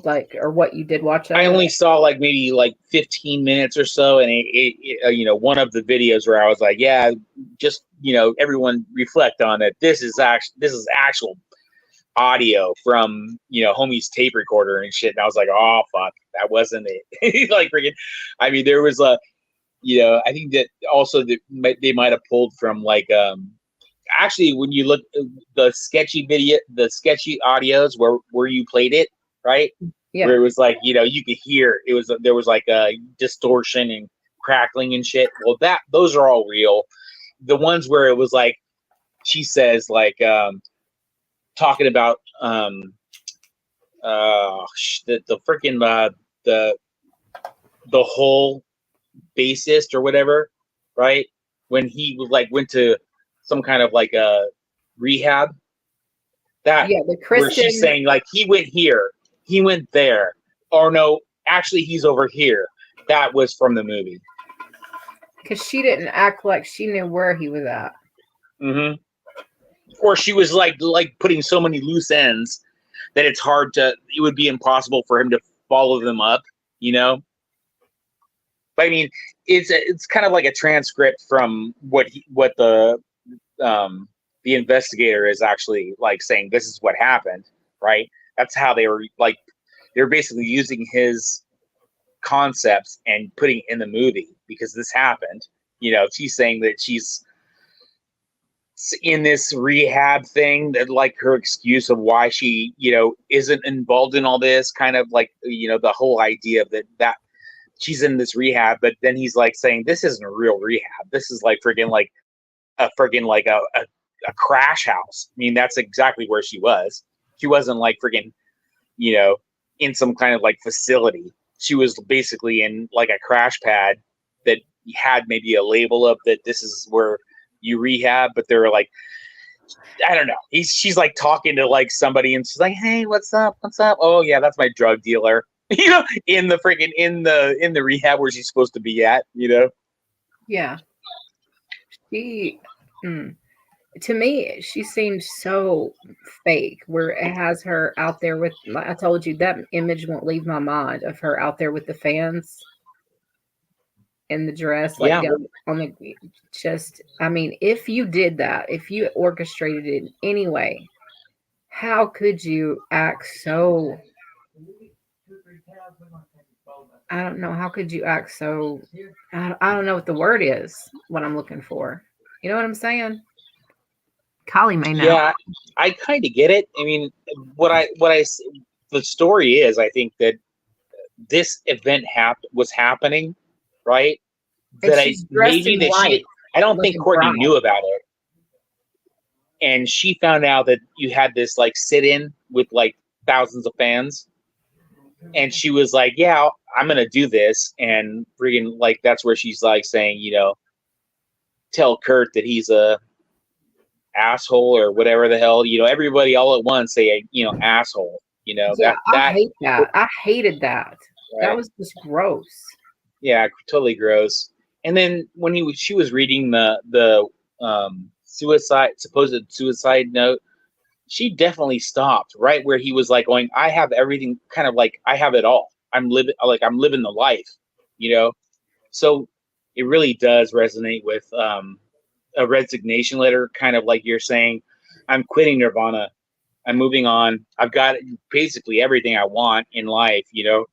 And I kind of got that photographer's point of view. Like I'm like picking up stakes. I'm freaking like putting my I'm folding up my tent. I'm gonna go and like live my life for a while, guys. You know, and yeah, he never got to do that. Yep. And I think he and his daughter had a really good relationship going, even though, I mean, she was young, but I think he would have been a good, you know, dad. I don't know why I get that feeling. Oh, I think he was a good dad. I mean, look at his family life. Yeah, that was a close-knit family life, you know? She would have turned. A lot of people like want to talk about like, you know, something in the way, going to the lyrics, like he had a really troubled, you know, childhood.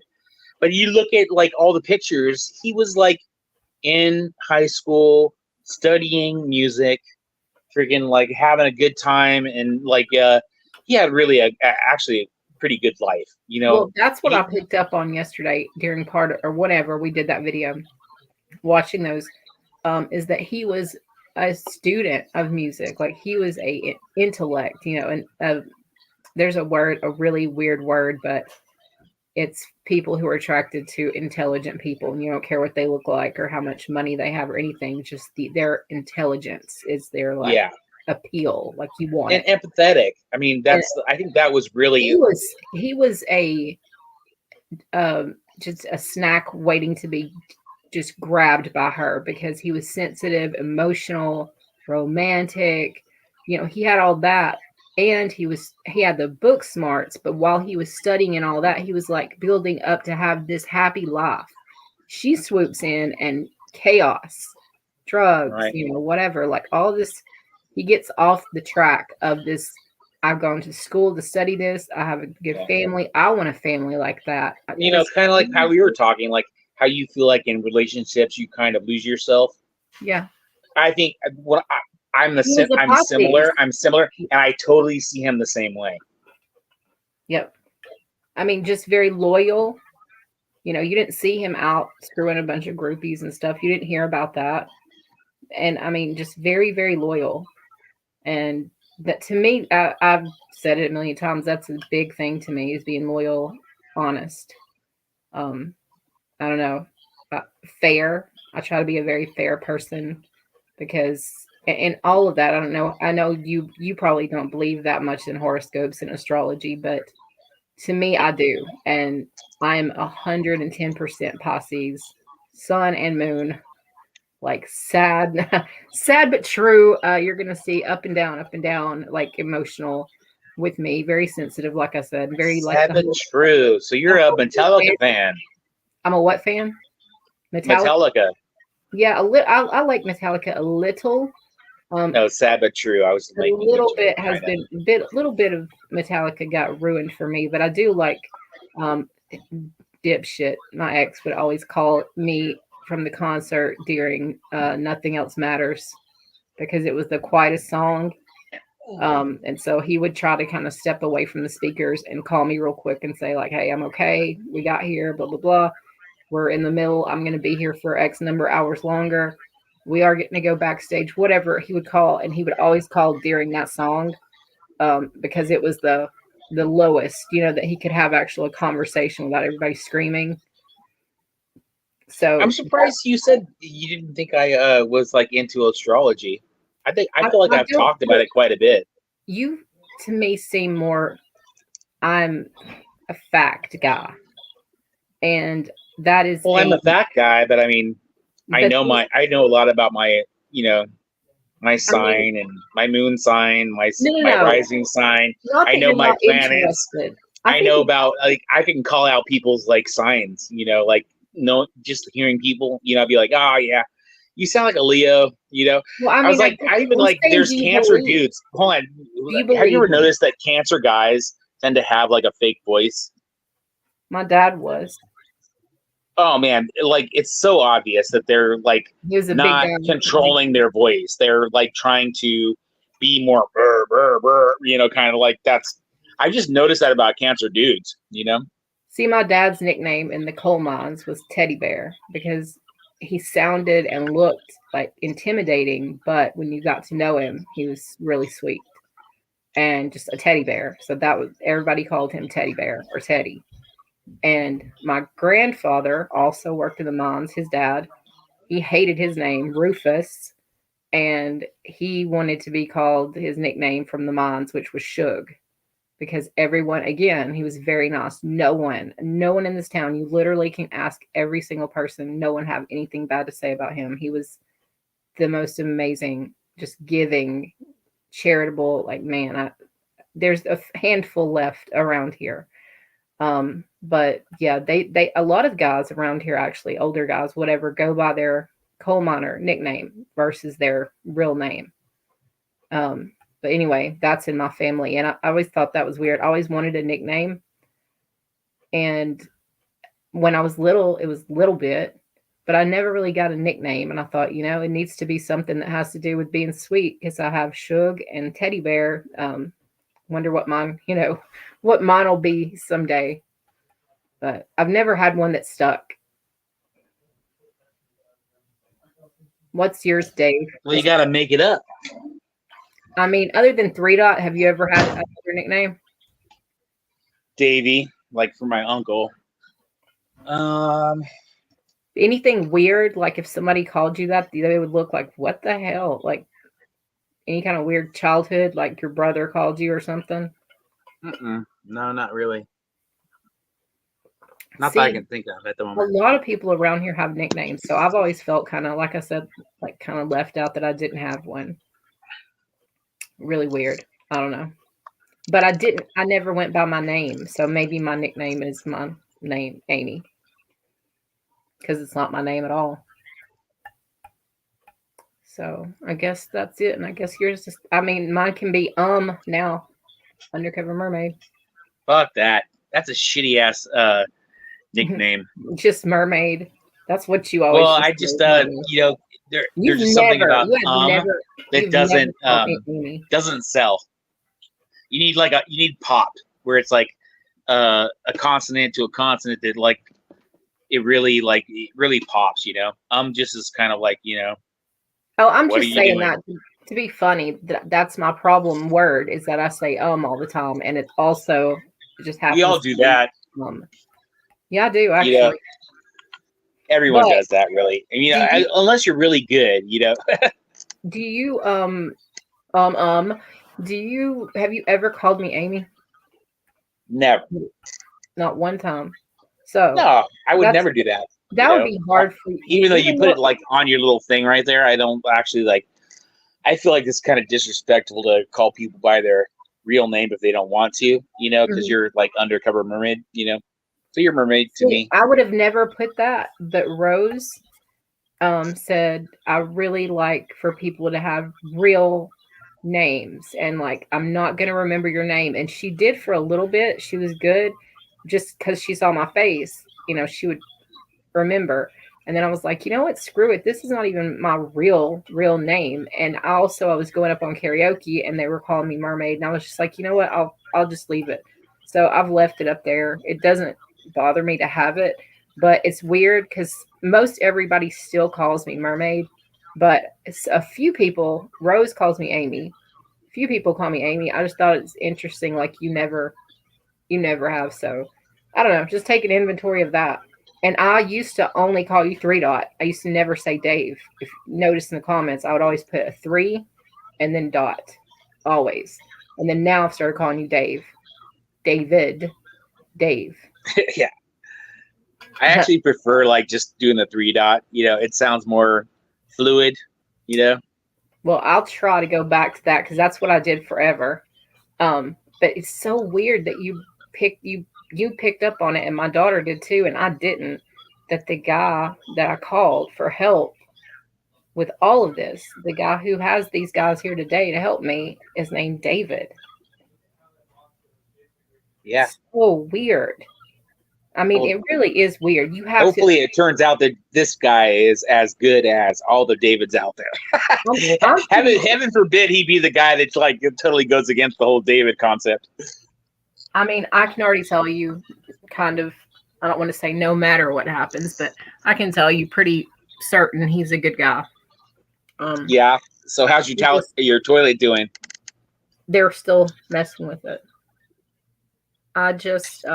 Well, you know what? I figure at least what's going to come out of them messing with it is the leak's going to stop. Oh, yeah. They already asked for some towels. They already asked for some towels. I think they got that covered.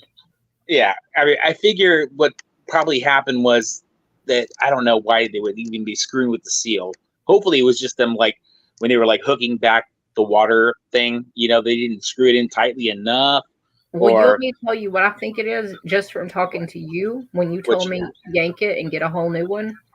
The thing that you would yank, you know how it has like the little nut and bolt on the inside of the tank and then one on the outside of the tank to keep that little whatever hose attached.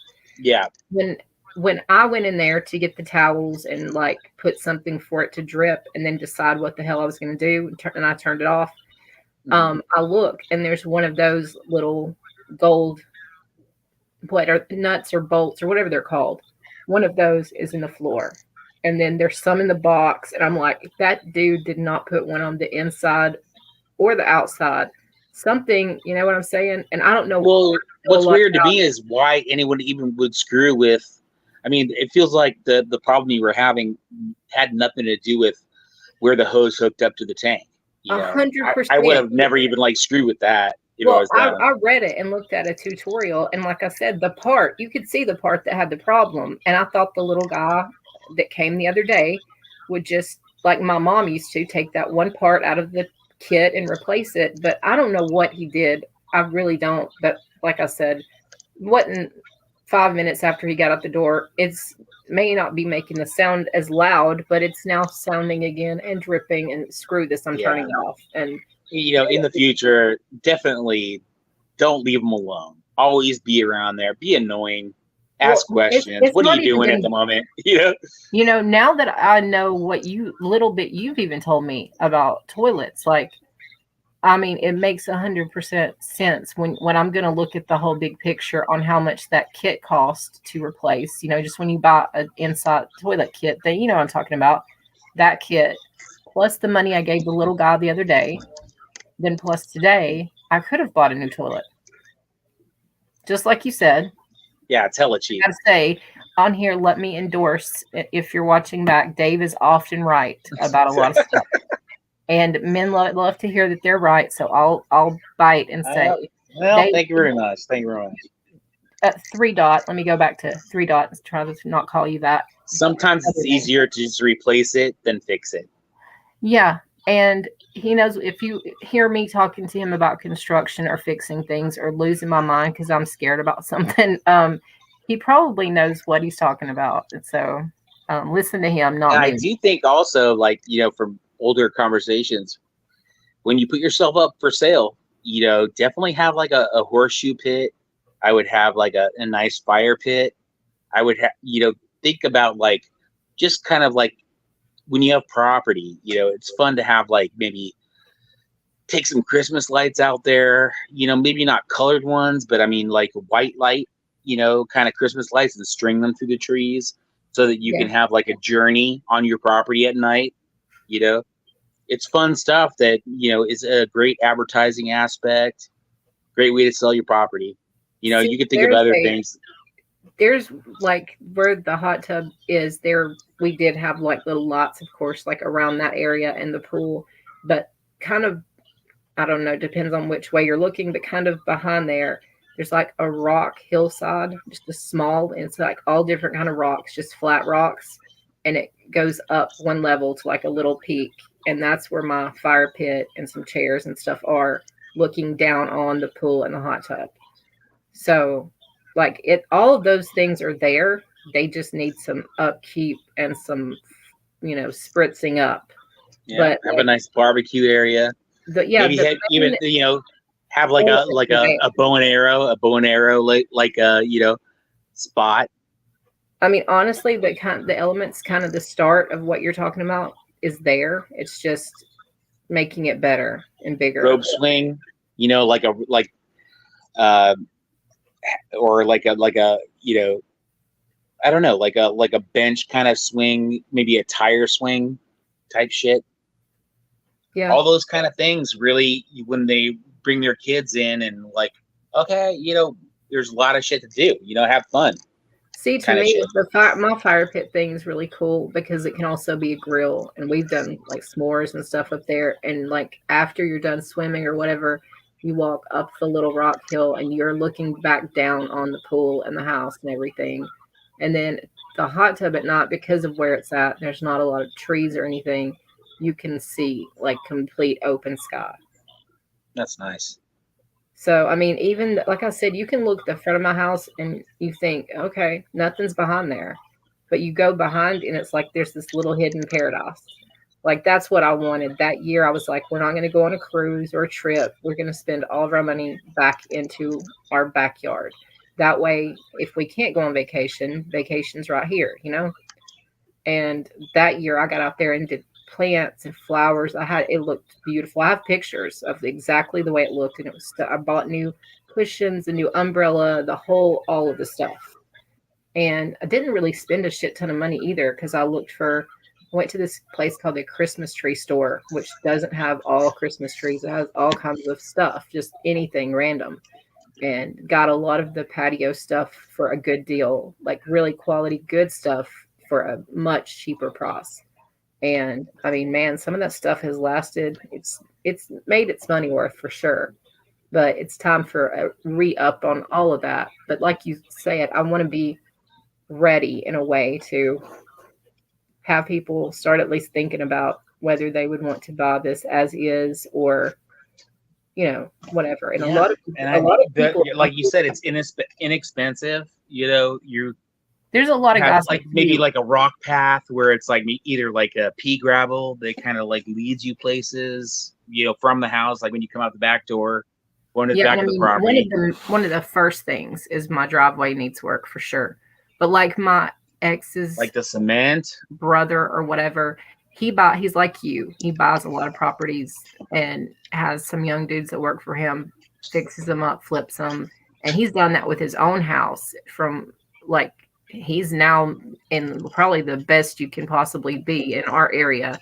But he worked his way up from a small little house he fixed up on the lake to a bigger house on the lake, sold the lake property when it was a good time to sell. Now lives in super nice, like 3-story house, suburban neighborhood, and still has money profit he made off that lake land. So another one is creating like an RV spot that someone could actually pull their RV in and be like a secondary household kind of aspect, almost like you're like doing like a mobile home park where they like have the power hookups, the freaking access to. You have to have all types of weird permits since I'm in the city, though. I don't think so. I don't think so. I don't think that having like a 220 right? You know, what we're talking about. That's you know, that's how when you sell your house is like as is. You know, no permits. It's just like, you know, what you see is what you get. When you have like say a gravel spot for an RV to pull in and have like power hookups and like a sewage hookup that hooks up to your drainage, you know, for your septic or whatever you're running, like your sewer line, those kind of things you can have piecemealed in and sell your house as is and still have that, like, you know, aspect to your property. Yeah. I think, you know, like we've talked about the potentials here. It's me, you know, breaking away from just everything that's happening, actually doing something and seeing what interest is there. Like I said, there's people that do buy as is, and they look at it as something easy fix, you know, and they turn around and flip it for pretty quick. And I'm leaving here thinking, this is a money pit. I'm leaving because I don't know how to fix things. But somebody who does, hell, they could move in here for a month and have it ready to go, flip it, and make, I don't know how much. I have no idea. If you can do the work yourself, then I'm sure a lot. Because I've put a lot back into it myself. From where I bought it, I've put a roof, gutters, floor. You know, I've put a lot into it. But I'm at the point now, and you're going to be like, shut up, don't say that. But I just want to go. Like, I'll take the original amount. I don't care about all the things I've done to it. I really don't. Like, that's how much I just want to fucking go. No, I've heard that ever, like, back from when we talked down Roses like a year ago. I sensed that back in the day. You're like, yeah, my house is paid for, property's paid for, like freaking, like, you know, it's like, you know, if you want it, you know, give me an offer, but you're not going to get the offer until you put it up for, you know, you can't, you know, until you put it up and the realty, you know, can actually like advertise it. Well, then you'll never know. You don't have to say yes. I mean, we've talked about this on end, right. But I mean, you can have it up for sale for a lifetime. You could like go to your dying breath and have your house for sale and never pull the trigger on it. But at least you're getting offers, you know? Right. And you know what sucks is it doesn't suck for me. It's a good thing right now that I live on a dead end road. I love it. But like my mom, when she was selling her house and stuff at the end, she lives on like the main road, like the main ass road that everything is on. I grew up there. And she had a sign in her yard. And I mean, she had constant people interested because, you know, a lot of people pass through that.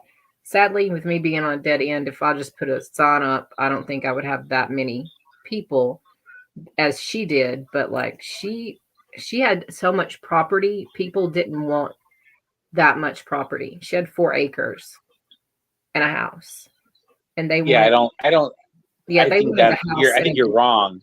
You know, I think that most people want as much property as possible. Most of the people that talked to her said if it was the house and 2 acres, cool. But 4 acres, that's more land than what want to upkeep or whatever. The whole reason they have those 4 acres back there is that my parents thought, I don't know, back in the day, they have what in our area is called farmstead. And most people all lived kind of close together. So they bought all that extra land out there for us to build our houses and live with our husbands or whoever. And that never happened. So it's just sat there empty. My dad had, his chickens and had some animals and stuff over on like the hillside, but even that wasn't still going back into the other 3rd and 4th acre. So they never used those other back acres, and no one's really ever offered to buy it. And no one wants that much to keep up with, or everyone that was coming by and looking at it was like, I'm interested, but that's a lot of land to keep up. That's land. I don't understand that at all. I mean, just from my point of view, I don't care if it gets overgrown as fuck. I want as much property around me as possible. I could care less. I don't know. For someone to criticize that, that's too much land, sounds silly to me. It's so silly to me. It's like it's so laughable. I can't even grasp it. But you wouldn't care if it was all grown up and stuff around you. They're saying they don't want to. No, they don't want to. Would you rather? Wait, hold on. Would you rather have that property not be owned by you, or be owned by you? You know what I'm saying? It's like, freaking dude, if you're gonna own it, own it. Freaking love it, live it. My dad did. I mean, he used as much of it as he could, and yeah. I think that anyone that's criticizing that as a buyer's aspect is just trying to wean you down on money. They want that property, but if they could make it a criticism, well then, good for them. If you're going to listen to them saying, yeah, too much property, I can't buy the whole United States. I just want California. It's like, come on. That her whole thing, house selling thing, was a mess too, because she spent so much repairing and redoing and whatever, just in the last few years of her life, that she could have honestly leveled her house and started over. Like I was telling you, after my dad passed away, and she started relying on people that she was a teacher, a student she had comes by looking for extra work or whatever. She started relying on people that didn't know what they were doing. And I mean, to do big projects, tear walls down and shit. And even David asked me, what's up with your mom? Because my dad always used David. He knew, if this is going to be done, I want it done right, And I told David, I don't know, my mom's not really the same, as far as making decisions and thinking, and her mind has declined. So I would love to have you a good answer for that. But I can just tell you that obviously there's people there all the time working, and they're just these little young guys convincing her she needs this replaced or that replaced. And her mind was going down at that point. So she was like, okay, you're probably right. If I'm going to sell this house later, I need to do this. So by the time she put the for sale sign up, she could have leveled that house and bought, put a brand new house up on that 4 acres. She just wasn't making good decisions at all. And I don't know. I don't know. Sometimes I don't know whether to be angry or about that she had some choice and she had to have some recollection. It's just regret. No one wants to go there. Yeah, I don't know, because with me working in a nursing home, I kind of know how dementia and Alzheimer's works, and how I've seen how it works. And I do know that I think there's a lot of that going on YouTube at the moment. Yep. I think so too. And I think a lot of people don't really want to admit you can get dementia early in your life, really early. And there's nothing to I think that has to do with pigeonholing your ideas and how you see things. And I think that is exactly how people get duped into getting super into it. It's my grandma. I'm thinking of like, that whole, what is that jewelry TV show? The friggin' QVC. Yeah. Oh my God. That is exactly how when you look at the history before they die, they're shelling out hundreds and hundreds, thousands of dollars on bullshit, junk. Well, and I think that what's happening on YouTube at the moment is that a lot of these, it's sad. I mean, I don't want to like, have anyone hearing us right now going, yeah, like you're calling me out, but I mean, check your pocketbooks. Keep, think of it like you're protecting yourself. And, if you're going to like shell money out, make it a buck. If you want to like put a respect on someone and give them money, keep it in the $10 realm. Don't like give them $500, $1,000 for an issue that, could be contrived. Yeah. I mean, I've never honestly been in a position to give a whole lot, but definitely people are, are taken advantage of. And then some people, they're like, no, I know what I'm doing. And there's no history books on it. Then, so, okay. I mean, you can say you did it and freaking like, what happened there. But I mean, I've heard like it was I can't remember the name, but I mean, I heard someone talking about like, I gave them thousands and thousands and thousands of dollars. There was a video done the other day about it. Yep. Yeah, it was like freaking like, I got duped. And once you hit that button, it's gone. That's not going to be yours or, it's theirs. The moment you hit that button, I mean, it freaking definitely something to reflect about, Yeah. And I don't know if you saw, but Easy, he covered that video. That video's gone. Like many videos disappear. But I think it was last night or night before. I don't know. One night I was on there watching and he was covering a whole lot of Lightning Tiger type stuff and donations and whatnot. It was interesting. It is interesting. Then I went over. I've been saying this like wherever I can, is that it really needs to be brought up because it's well known that when people start getting a certain age, they can get like in that mindset of empathy. Like they can get like tricked into believing something, and all of a sudden they're giving away their life savings. Or they feel bad and they're like, well, that could be my son and he's hungry. I'm going to give him enough to get some food. Even if I can't afford my own, right now, you're that, good of a person that you give. Or if you're someone that has money, some people are like, oh, I bet they're getting, this and this and this by now. And some people, do have, other things other than just like Social Security they're living on. They get, some good retirement pensions, CDs, things they have saved back. But you're right. People can, and my mom was case in point. She, met up with a student that she had completely like, hey, can I do some yard work? That turned into, hey, can I do this? Can I do that? Till, he really had her, under a spell. Like, right. You can't do anything without me, like disabled, honestly. And what you just said reminds me so much of YouTube.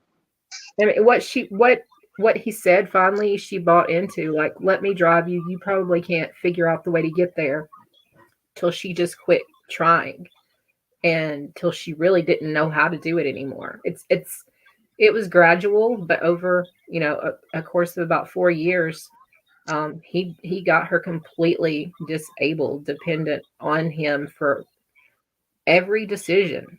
He was the decision maker, and just really, it was really messed up. She bought into, and that's not even like, I mean, a lot of these people that are doing it, when you hear them talk, so they're telling stories about that I've given this creator that much money, thousands, right? Yeah, they're rational. When you hear them talk, when they're telling their stories, it sounds like you or me talking. It's not like somebody that like drifts off in their conversations, loses their train of thought. Like they literally rationally got duped. I sent someone out to my mom's house from DHR. I know this sounds bad, but we were at that point, and I wanted them to just talk to her and just see if she was okay in their mind, because this guy was, moving in and, making decisions and doing all this, and I can't stop him, even though I'm the only living relative. I can't fight him if she's logical and of sound mind and whatever, right? So they go to the house to make sure, that she's okay. It's like a welfare check. Yep. And they actually have like a long ass conversation with her. She gives them her doctor's information and says, you can call my doctor and talk to him, ask if I'm physically, mentally, whatever. And they came back and were like, she's completely sound as far as what we can tell and do, and with her doctor. So we can't like remove her from the home or say that she's in danger. She's making these choices. So, I mean, my hands were tied. Very, I know you're like, damn, bitch, you had a lot of upset times you've been through. Yeah. Well, no, what that sounds to me is that maybe this guy was, was having a little trade-off, something there. I mean, that reminds me of the, what's his name? I was worried, and I still am. What is no, hold on. Because I know you're joking, but I'm not joking. I'm serious. This is like what reminds me of like the teacher, the Manson shit. Oh, and the ranch. And the guy that ran the ranch, owned the ranch, was getting hooked. Like, if I'm getting laid, then, I'm happy. He wasn't looking at what's happening around him. He's just looking like, what do I get right now, this second?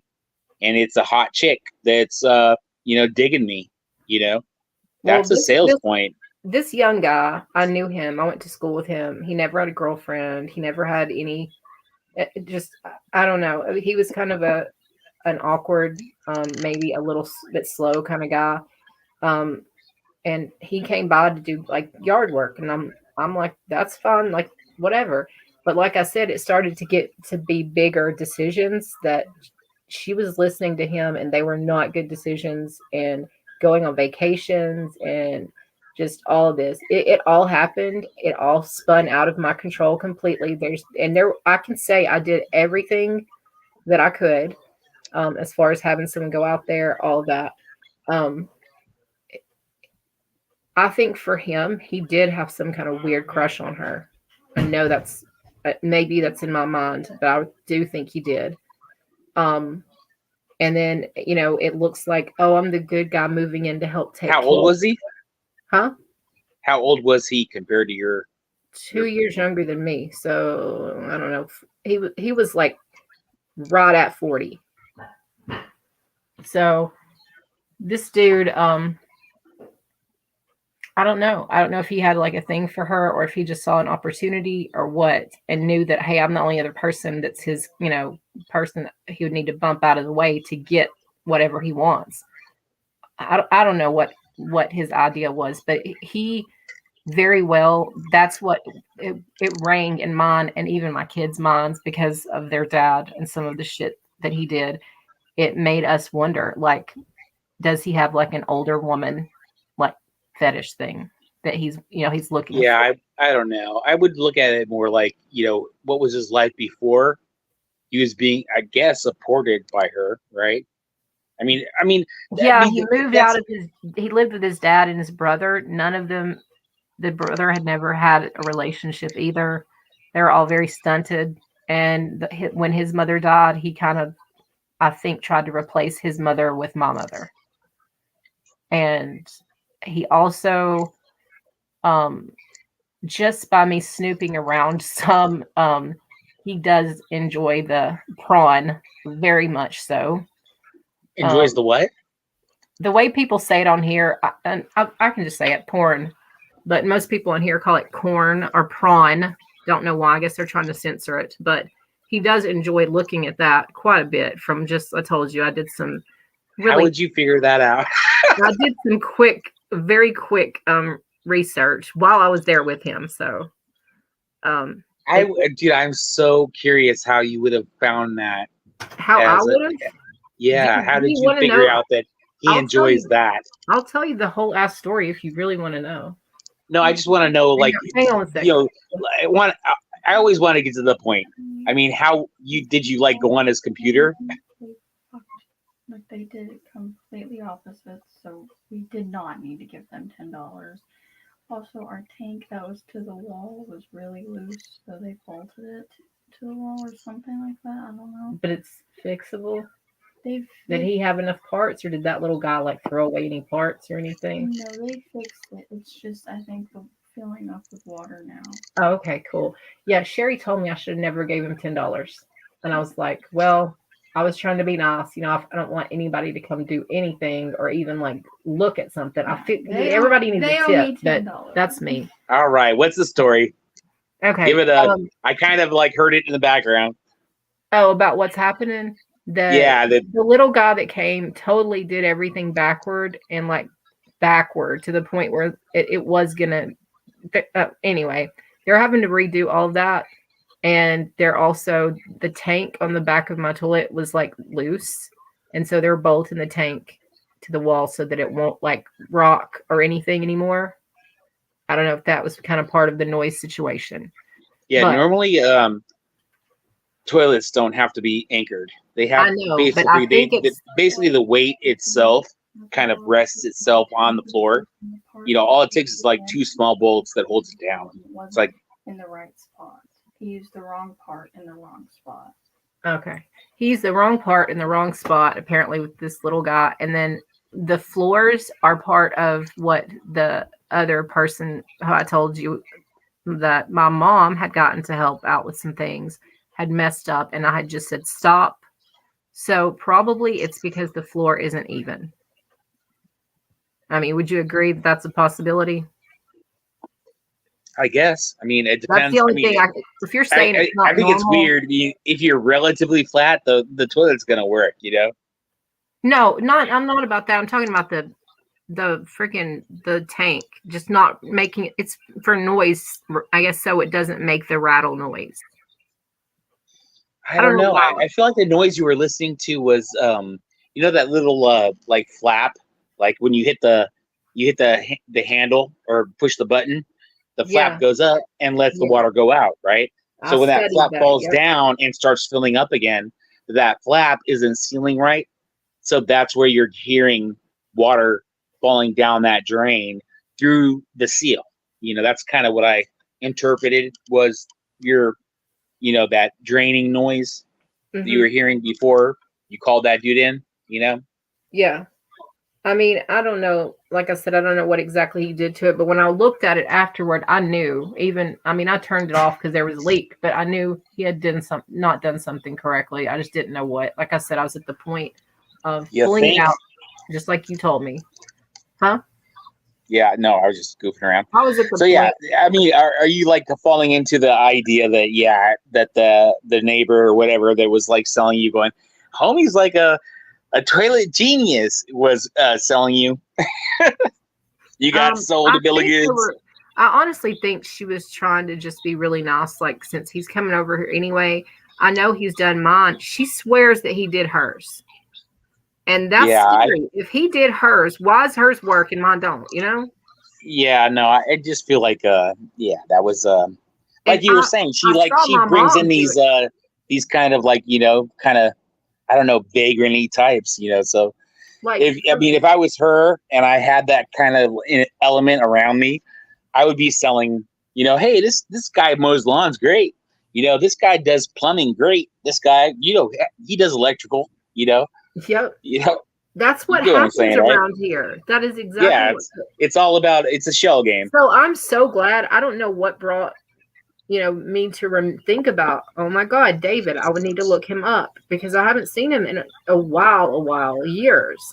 And so I don't know. I'm glad that happened. I think I was trying to sell you on that. Like, who do you know? Where can you go? Like, because what can you were like procrastination. You kept telling me, I was like, you don't understand. This is a good thing for me to be calm and thinking about what to do and whatever.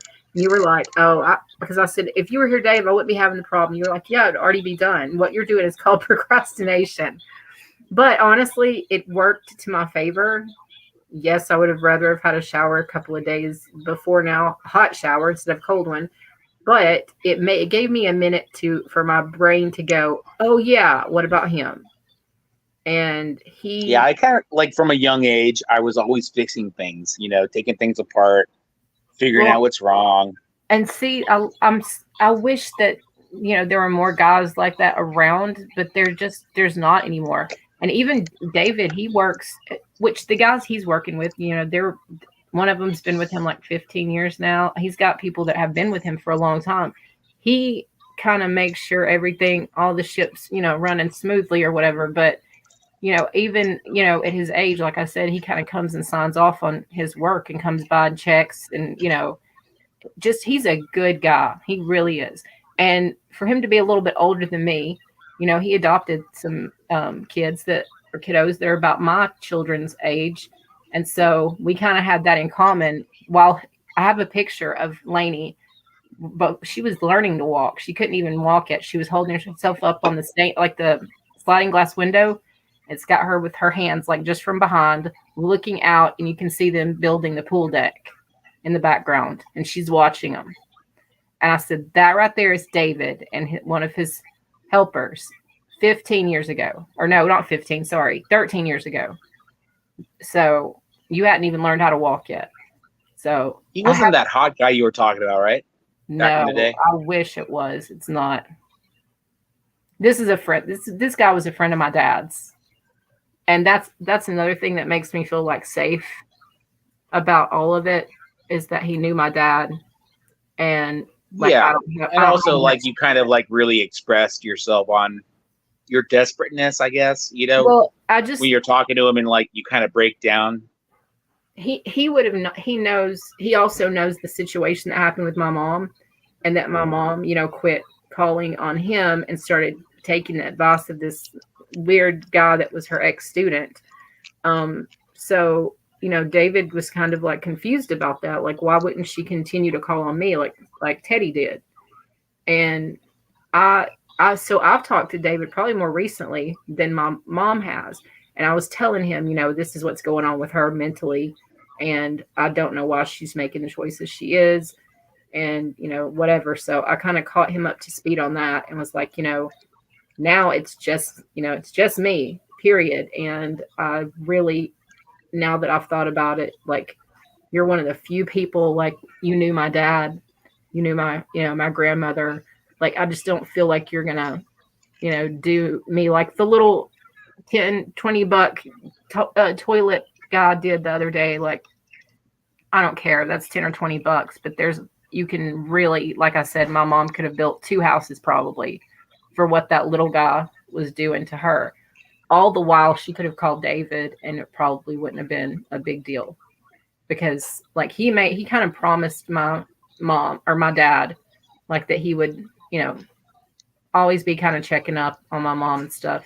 Plus my mom's neighbor and him, I think, have a lot of stuff. They kind of work together and do mechanical top stuff. I don't know. So everybody knows everybody in town pretty much, but it's just been years because I've lost so many family members that I didn't even think about him until now.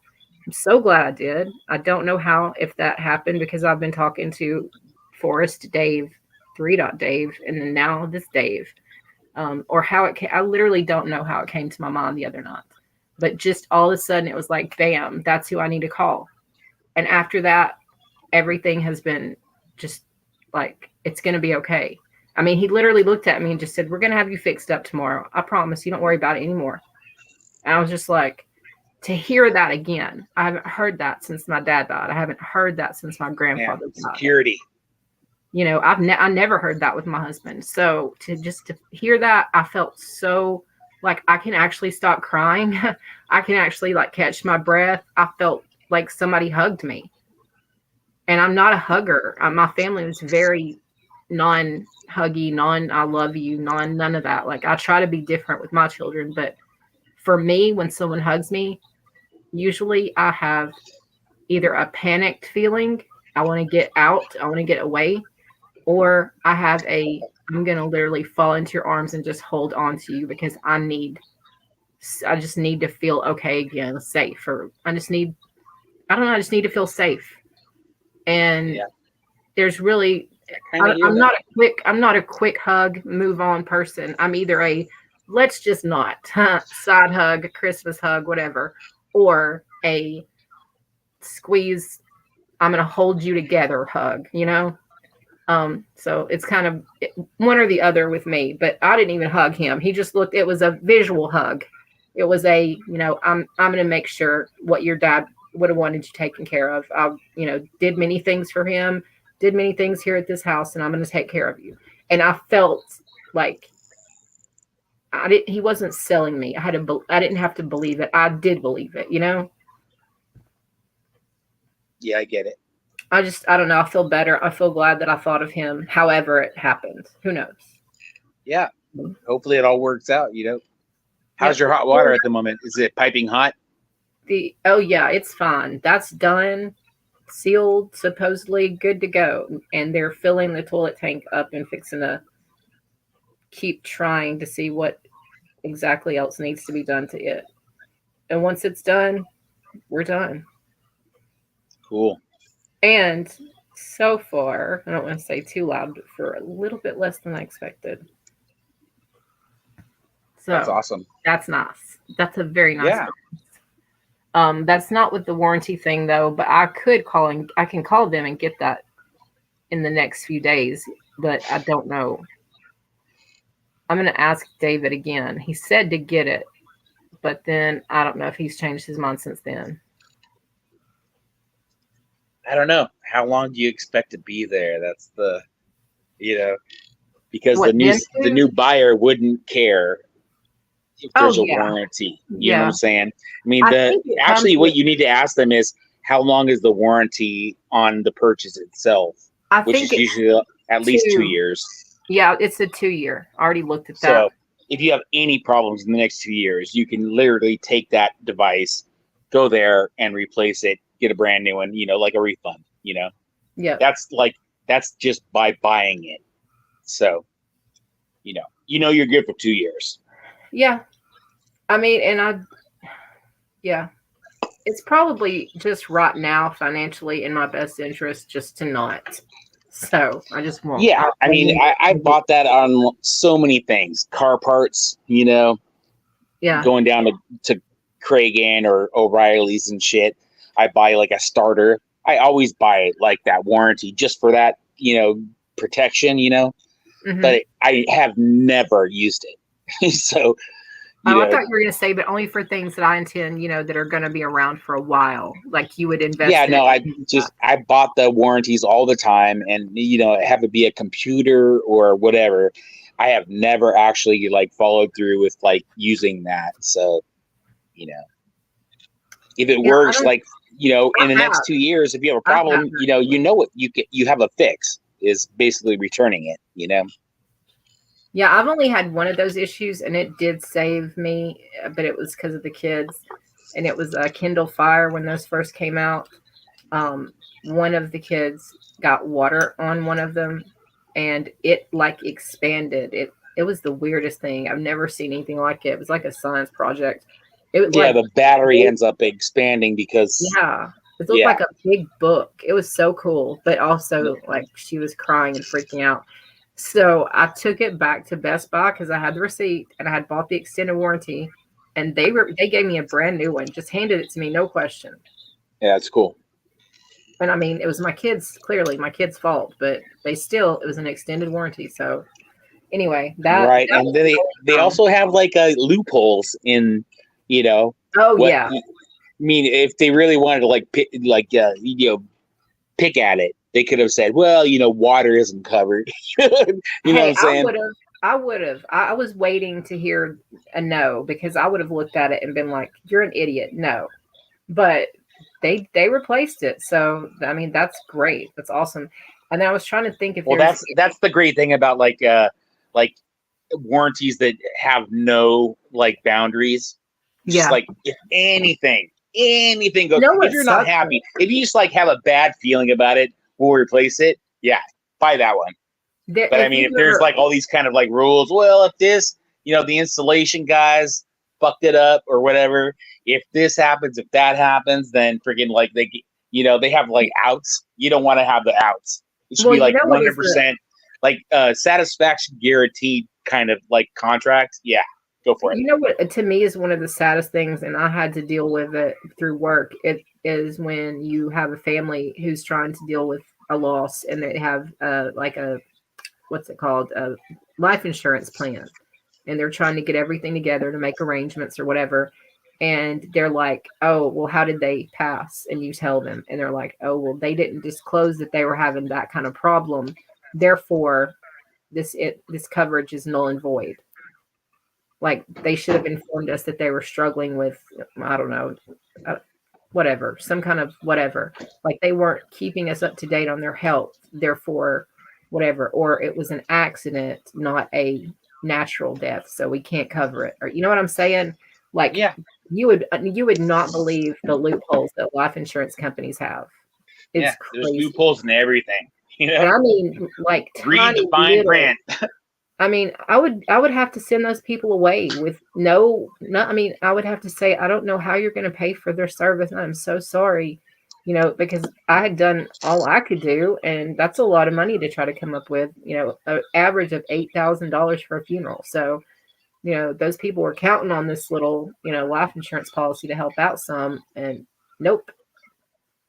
And had they been paying it, all these years, 80 years. I mean, this person was 80 something years old. Yeah. So car payments, you're they're constantly paying in, and then you get nothing. Yep. It's sad, but I also have watched the other side when we've lost people too young, and it was a miracle that we had insurance, because I don't know how it would have.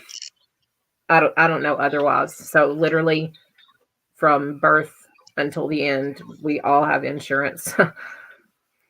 And I always have. That's just literally the little Gerber grow up plan or whatever. The minute I had both of mine, like literally they've had that since they were a year old. So, and you can cash that in just if you want to. I told them, I said, that's like, you want a car, or you want to move into your first apartment, or if you want to have something extra in college or whatever, like, I want y'all to use that plan. That's the only way I'm able to give you something, like all these years. It's the only sketchy thing about that is is the policy so high that it might be worth it to off you? I know that's super sad to say, but I mean, it really is true. Oh, no, they actually only let you get a certain amount. I don't know why, but. Well, I think you should definitely look into making their lives super comfortable. If you like just happen to fall into some bad situation and lose your life because of their situation and not having family, that security would go a long way. You're talking about like freaking protection, like freaking like literal protection. I would definitely shell out that extra $100 or couple hundred, whatever you have to do a month to, have that $1 million policy that, helps them to navigate the rest of their lives. And like your grandpa was always preaching, have a lot of, children, it's nice to have family. You kind of are, really resonating with what you heard from your family, about, you're actually feeling it right now. I wish I don't know. I wish I would have. No, I can't say that. I was gonna say I wish I would have had more children, but no, not for me. Like, I think this was. No, you kind of did what was asked of you. That you should do that, because I mean, maybe I hope my girls have lots of children, or family that has children, or you know what I'm saying. I hope we enter into a relationship with a family that already has a big family, and we become a part. Yes, you're saying that they pair up with a bigger family. Yeah. Yeah. I hear you. And I think they actually are going to gravitate toward that, because they want that safe feeling I was telling you about. I have not felt in a long time. literally just the person was standing feet away from me, like looking at me, like they were not anywhere near touching me. And I don't know if it was a little thought of my dad, or I don't know what it was, but just suddenly I felt like that. It was like my grandfather's voice or my dad, who they hated to see women cry. They hated to see women not being, taken care of, a mom or whatever. And like, he would always just be like, you let me handle that. I don't want to see you cry another tear. Okay. And I would just be like, okay. And like, just, it could be something little, it could be something huge. They knew I overreact about stuff and I freak out and I go to the worst case scenario. And they just had a way of it wasn't just me too. It was every woman in our family. It was just like, things are going to be handled. You don't worry about it. We don't want to see you upset like that. This is our job. We'll handle it. Like, I've been missing that. I've been running around putting out fires. I've never knew that like that this was an option. This just came to me. I'm so glad. I don't know. I needed that. Even if it was just for this one project, I just needed that. This one project being the water. Yeah. And just, I mean, I just needed that reassurance. Like, yeah, you are still running around doing it all, but like, here is somebody that he knows you. He has been family pretty much. And like, he's not gonna do you wrong like some random ass stranger would. Like, I don't know. Like I said, he put the roof on the house. I started thinking while I was giving birth, he was putting the roof on this house. So he knows his house well, which is a good thing. And he knows me, good and bad. And he knew my POSX, which I know you're like, what? Now you know what POS means. But anyway, he knew him, and he knew that I didn't have a lot of help as far as that kind of stuff went, because I was calling on him an awful lot, Mm-hmm. You don't usually have to call him help or contractors or anything if you got, a handy husband. Mine was not handy at all. It looks like Rose is painting. I just looked, she's live, and I was like, I bet we're not going to have that many people because she's live. But she's painting live. She just started. 27 people watching. Yeah. I don't know. I know what's his name, Rebel. He does some kind of painting. Well, I saw actually Leanie. Her last title was. Oh, she's painting. Did you know? She said the infamous rapper goes on panel. Yeah, as her like little special guest. Clickbait. So I'm just like curious now. When we go look, like if you go back in Rose's channel, I can't remember how long ago it was, but he came on panel with us. Showed his face. Yeah, he did. I'm wondering are they the same guy? That's like I haven't seen her live, but I mean, is it the same dude? I'd be really curious. I saw the, the advertisement special or surprise guest, but I didn't know who it was because she's been having several people on there like that have other channels and stuff. Mm-hmm. And she had a topic the other night that was actually, I don't know if she's had it yet. It might be tonight or something, but it was like the difference between the Gen X, Y, Z, all of those, the baby boomers. You know what I'm saying? Did you see what I'm talking about? Had like a little diagram. No, I haven't seen it yet. Oh, but I was curious about the rapper thing. I was like going, if I go and watch this video, is it the same dude? I mean, I would probably know as soon as I see his face, Yeah. I don't know, but I mean, did he actually show his face, or was he just talking? On Roses. So I'm actually kind of curious. He showed his face on Roses to my memory, right? For a little bit. Yeah, I was on there. Yeah, I actually like grilled him because he was on PCT, like freaking like at the end of her live, going blocking people and like doing as much chaos as he could. So then he goes on Rose's live with us, and like I'm going, damn it, why don't you chill the fuck out? And he's like, oh yeah, I'll do that for you, bro. So you know about when to look for. Because Tina probably deleted a bunch of hers. You're talking about like the era of Team Rose where he was there. Yeah, it was God, it feels like a year ago now, but it could have been like 8 months. I know that what's his name was there? Oh shit, I forgot about his name now. Richard? No, it was the guy with the I don't know. I could find it. I can probably look back and find it. I know exactly what you're talking about. I can't remember if that's been more recent. Well, he was really a mystery to me, but I mean, you have these like capital R rappers, you got the lowercase rappers. Who knows who's who? I'm like it. Well, I noticed that Days prays for his family and for him. He's always on their prayer list, which I was thinking tonight. I feel bad. Mabster was on there. Yes. Oh shit! I forgot. Days was live, and we had this huge discussion with him. I was like, going, hey man, I saw you doing this. Why that wasn't cool. Like, I don't understand. But Dazed said we need to give him some grace and pray for him and his family. So like his family, she knows his family somehow. I don't know. But I've seen him doing like shady stuff. Does he have a page? Does he ever go live? Like, I don't know, but I've seen him in other chats, right? So I've seen him live in other chats and like having fun with, I'm going into PCTs and freaking like simultaneously creating shit and then coming back and going, ha ha ha, I did this, ha ha. It's like freaking, I don't know, man. That's where it's like, that other dude do it too. The Mark guy. Yeah. He's like in Roses going, fuck PCT. She's a piece of shit. Blah blah blah. And then he goes into freaking PCTs going, hi, how's it going? It's all good. I was like, dude, oh my god, dude, check the receipts on this bitch.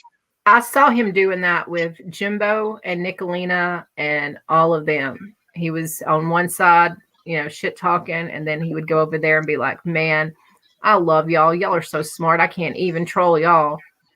And then he would go back to the other one and be like, I've been trolling the hell out of them. You know what I'm saying? Like, yeah, exactly I've seen him like doing that live where it's like they're live. And I'm like, watch me go over there and like fuck with them.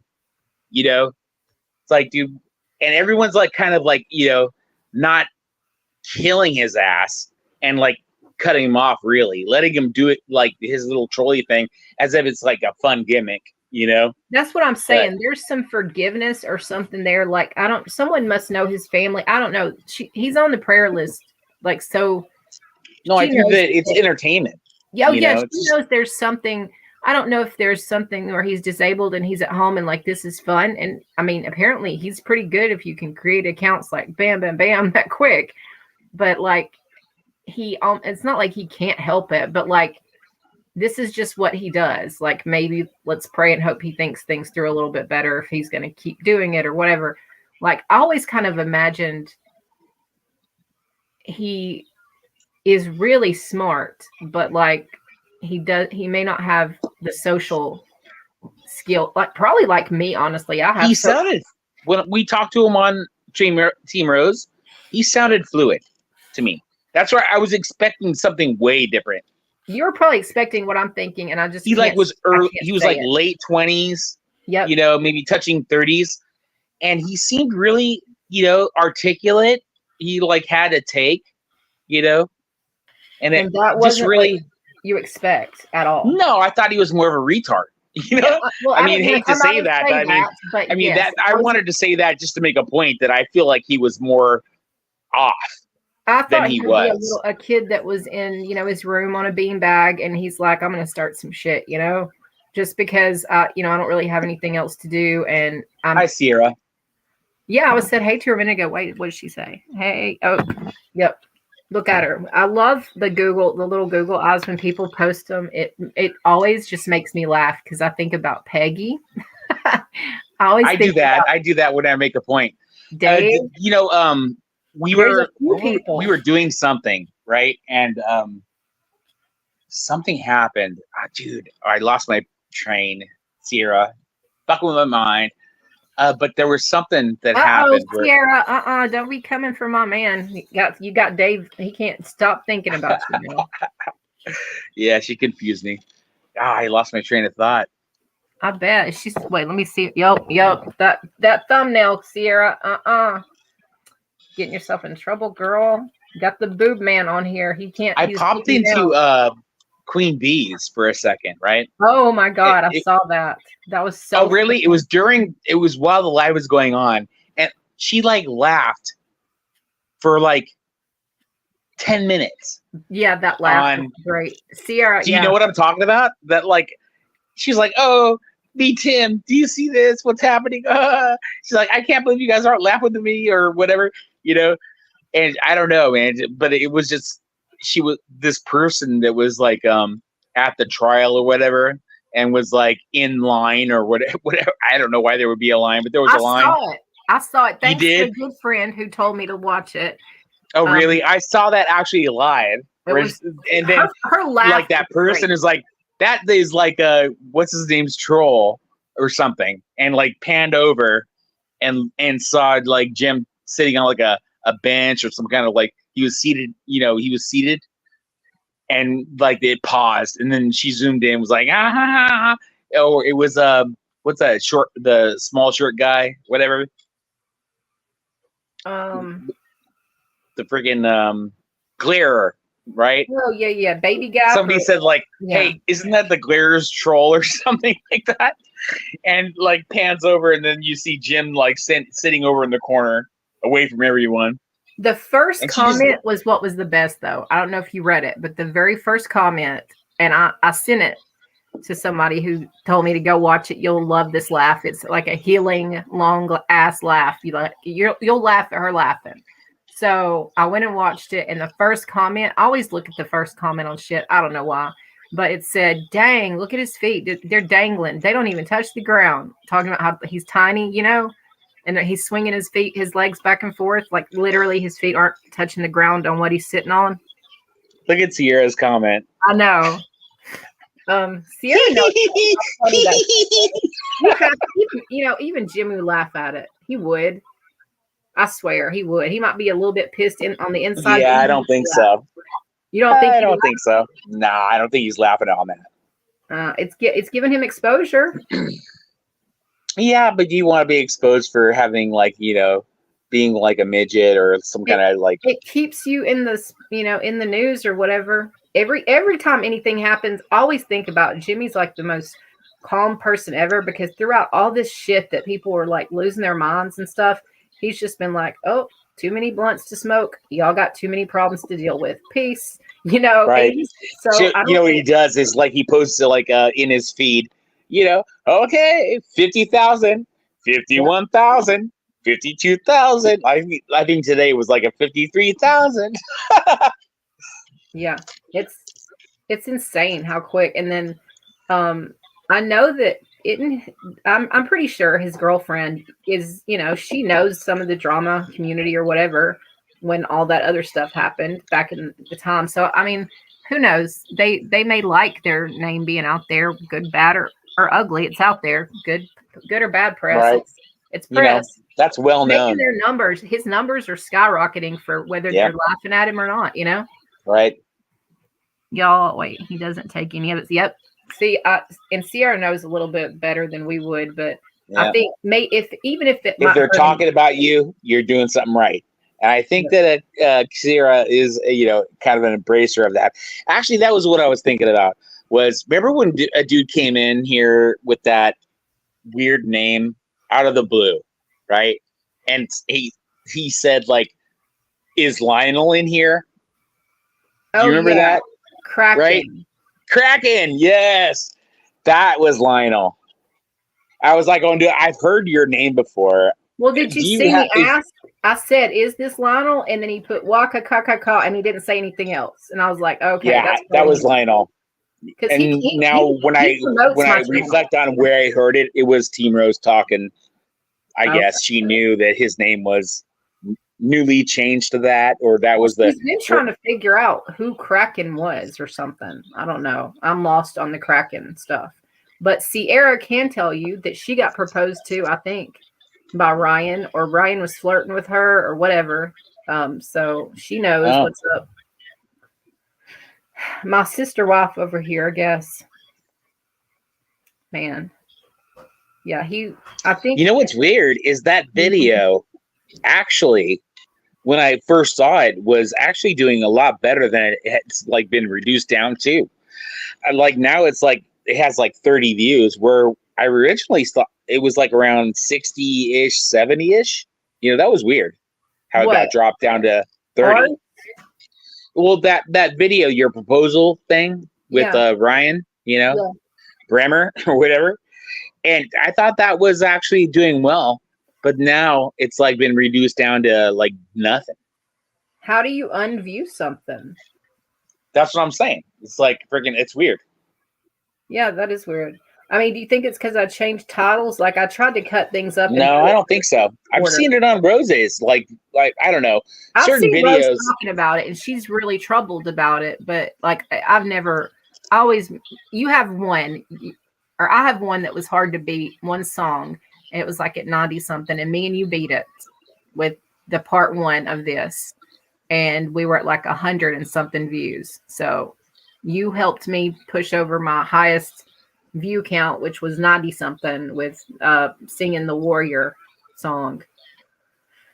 But yeah, I don't even know where we were, but Sierra, I was gonna ask her about Ryan, but she may be like skipping around to other lives. But yeah, I think he came in her live like a couple of nights after that. Yeah, that sucks. Let me look and see really quick what the one, mine and yours, that's so whatever is. I think it's part 1. Yep. Kurt Cobain, Nirvana.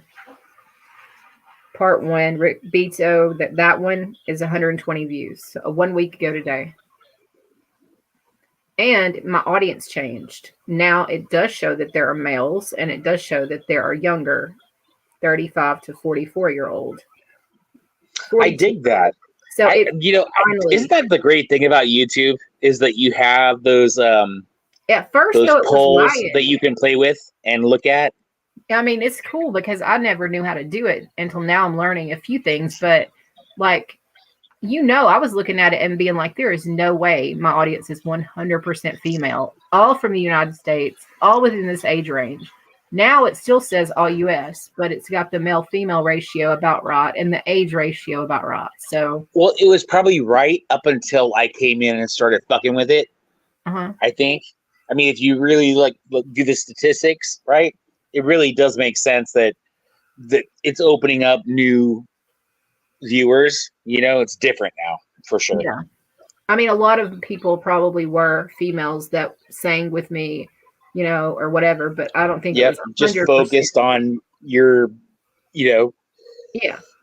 Yeah. Gotcha. I need her to change this title, but she not be taking a shower. I don't know what's happening. I'm not sure what's happening right now. So, I think there's. So what do you think? Should we do continuation, or should we try something new? I feel like we should try something new. Do the conspiracy stuff, or what? No, I think we should go with totally new. The Francis videos, because those. Oh wait, that's Ron a new tangent. Wait, here she says, Ron. He is, but he was like, he comes on really quick, and I thought he was rapper the whole time. I thought he was rapper, and I think a lot of other people have thought that he was too. Adamant it wasn't me. Because the way he talks and the way he comes around, like, I don't know. I heard him saying that in another chat. I'm not rapper. I promise I have proof I'm not rapper. And now I know he's not. But at the time, I really did think it was rapper. So, but yeah, I mean, he's probably just a sweet guy that's kind of awkward and whatever. Like me, I'm awkward, so I can see the best of awkwardness. But yeah, I'm glad, Sierra, that you at least kind of have checked him out too, and now he's not rapper, and he seems like a nice guy anyway. Well, I mean, Sierra, I don't know if you saw what happened here, but there was definitely like a drive to get married in one stream. We wanted to marry. If you really saw that live, it's like, wow, kind of super odd, and he was like totally like pushing to be a Facebook friend, get into our Facebook. Really kind of like weird. Yeah, not only one when it started getting really weird for me was like when my kid came in the room for a second and he's like, I need you to tell your kids now. What did they think about it? And I'm like, yeah, dude, I don't even know what I think about it right now. So right. It's like, have you told your kids yet? Have you told your children yet? You know, like, what does your daughter say? Like, I don't know. It didn't sound that innocent. It would sound kind of threatening a bit, you know? It was creepy at the moment. So I just was like, skip out of here. Bye. And then later I felt kind of bad. And now I don't know how to feel about it at all because I'm new at all of this. So I'm not sure like what to do in the moment. I panicked. So that's what I usually do best is panic. Oh, weird. So he did do something like that with you. I know he came on like really strong with you, but I thought he proposed to you as well.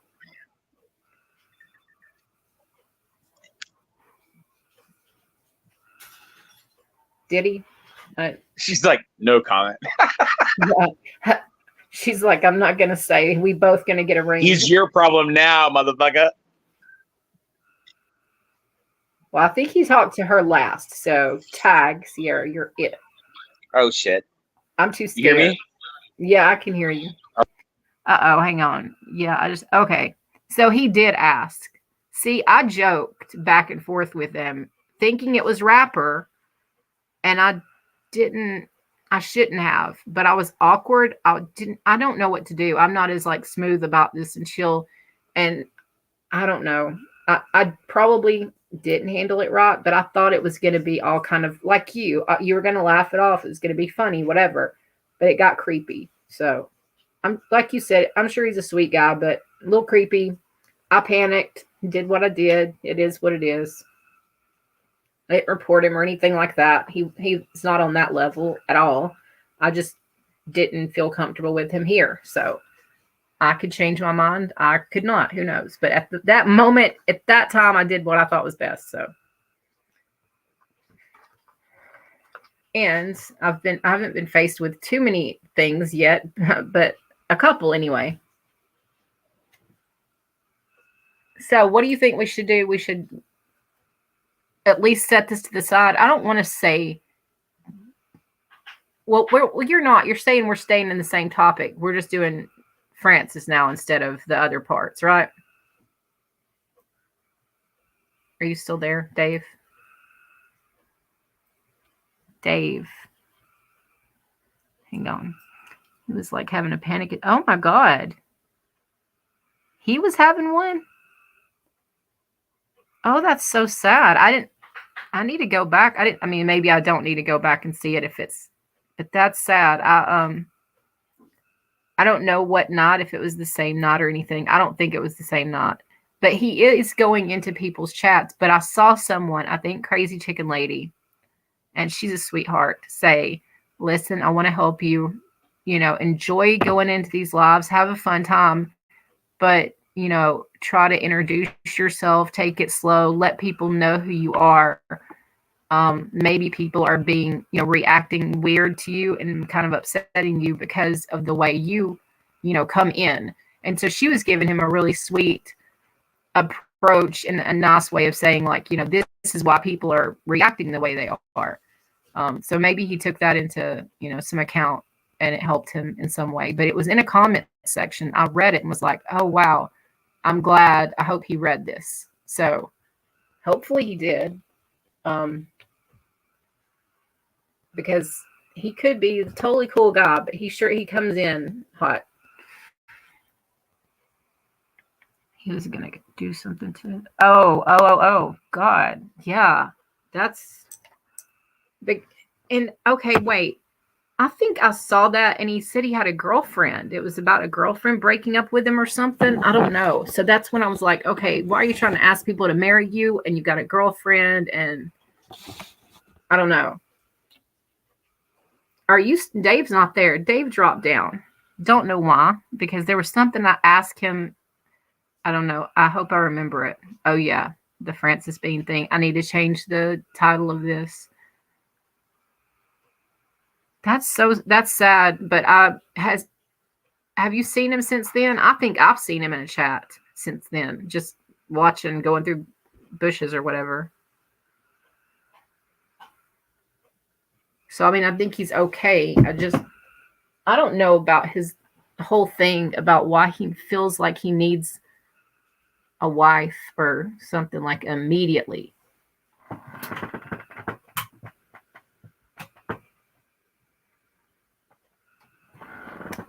And I don't know what happened to 3 Dot Dave. Did you run away with him, Sierra? Now you're not talking. And Dave left. Y'all ran away off into a beautiful island somewhere. Yeah, he was talking about his ex. And then okay.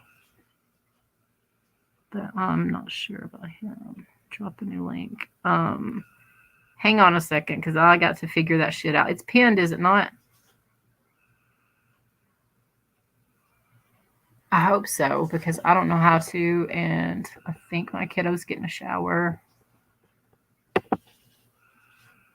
Yeah, it's still up there. It's starred. I don't know if I can copy it. Let me see. This might be something I can learn. Oh no, I don't want to do any of that.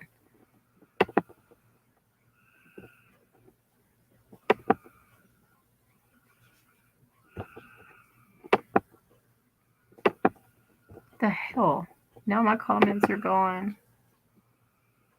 Y'all make a comment. I don't know what the hell I just did.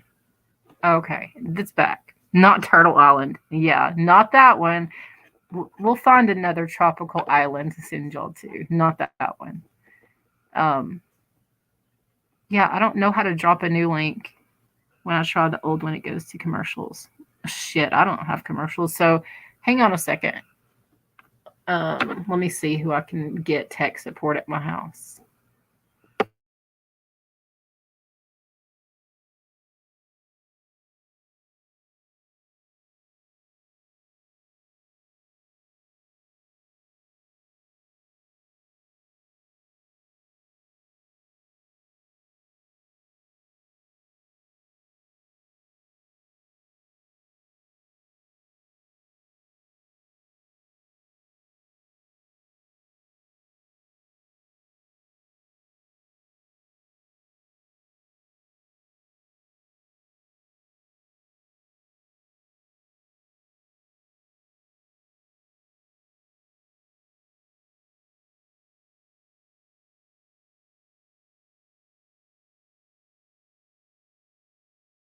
You would want to do. Okay. Let me see. Is it starred or whatever? I can't do that from here. Oh, okay. Well, here. We'll let you do it. That should work. I think what I'm seeing is links to other stuff. You might be hitting those links that I sent to the guy's page. But Rain just put one up there, so we're going to start. There you go. And they said we couldn't change the title until we're off of here, so I didn't know what you wanted to do about that right now. Hey, now. Hey, what up? Okay, Sierra said y'all can run away to an island. I think what I was doing was I was clicking on like a old link of yours that was going somewhere else. Mm-hmm.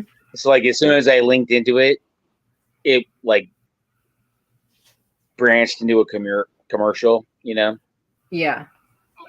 So I wasn't looking at StreamYard. Yeah, did you see what she put? How funny. What about? What did you read Sierra's comments? I was kind of focused on getting back in. Oh. I like hit the wrong button and it was like out. Like right when you left, Sierra wasn't saying anything, and I said, "Oh no. You quit talking, Sierra. Dave disappears. Y'all run off to an island or something together. Y'all just go ahead." And she said, not Turtle Island. Turtle Island. And I was like, nah, some other beautiful tropical place. She's laughing. That would be awesome. I'm down. Let's go. Dave's ready. Yep. He doesn't care. I'm sick of the grind. I want to sit on a beach. Dave's a cheater. He's a cheater. He's a cheater. He's going to run off with someone else. You know what, Sierra? I like you. I like you enough. Sierra. I give you a pass. I'll give Dave a Sierra pass. He's so cute, isn't he? Oh. This is the cat we're talking about. That I'm sure, Dave, you're so cute too. Thank you very much. Although you sound so you you know how you talk to somebody or even read a book and you have like a visual of what somebody looks like. I already know my visual is not the same of you that it is in my head, but I can't make it stop. You know what I'm saying? Like once you have visualized somebody a certain way by their voice, it's hard to unsee it. I don't know. I think imagination is like the spice of life. Listen, look what Sierra put. No, I'm being serious, girl. Dave would probably run off into the sunset with you in a hot minute, and I would not blame him at all.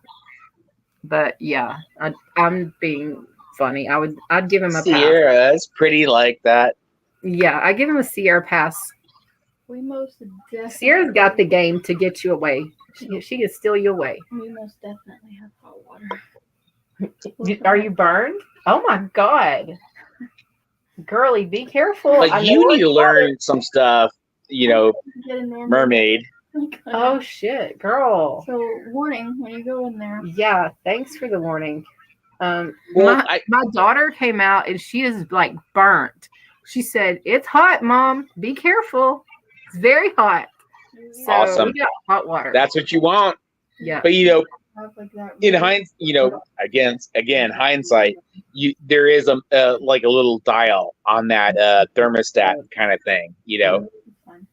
And no noise. I think what they did was, you know, they turned it way up, like as far as it can go, in order to get it to heat up hella quick and have it be as hot as possible to let you know that it is hot. And now you got to go, you know, like when you go to your sink and you like turn it on like hot, right? Yeah. And that shit, when you touch it, is like boiling hot. Like, her skin is scalding red. hot. She just came and turned around and showed me, and her back is like hot. She just you guys got to go out there and turn it down, you know? Yeah. It's so crazy that you want it hot and then you have to turn it down. I've never really messed with the knob or anything on one of them, so I'm gonna have to figure that shit out. There's a little book. But yeah, well, it's super. It's like super basic. You just go out there, look at it, and you'll see like thermostat, and it's like right now they have it at like hot. Like you see like the hot.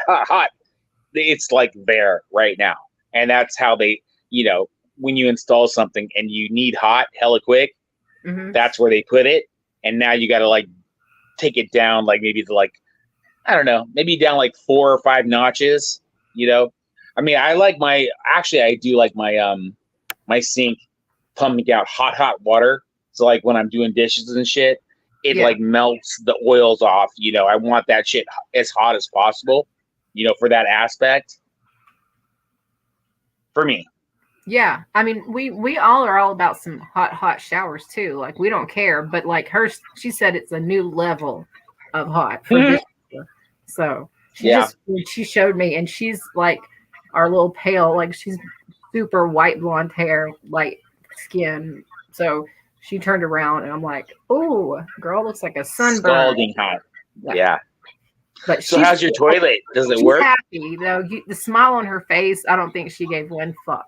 Well, after 5 or 6 days without a freaking like a warm shower, this is like, you know, this really makes you respect, you know, what hot water is. Yes, and the toilet take them cold showers. Yeah. Hey, no noise and no leak on the toilet. Nice. And hang on, let me see. But I don't think he charged me anything extra, which means I got out of this not a lot, but cheaper than I thought. Yeah, he didn't send me a message or request for any more money. So, yay. So let's see. How much? The saga is over. So we'll just round that up to 3. And then we'll see how much the parts and all this shit cost. And then I can tell y'all and round $1 million. Yeah, it feels like it. 637.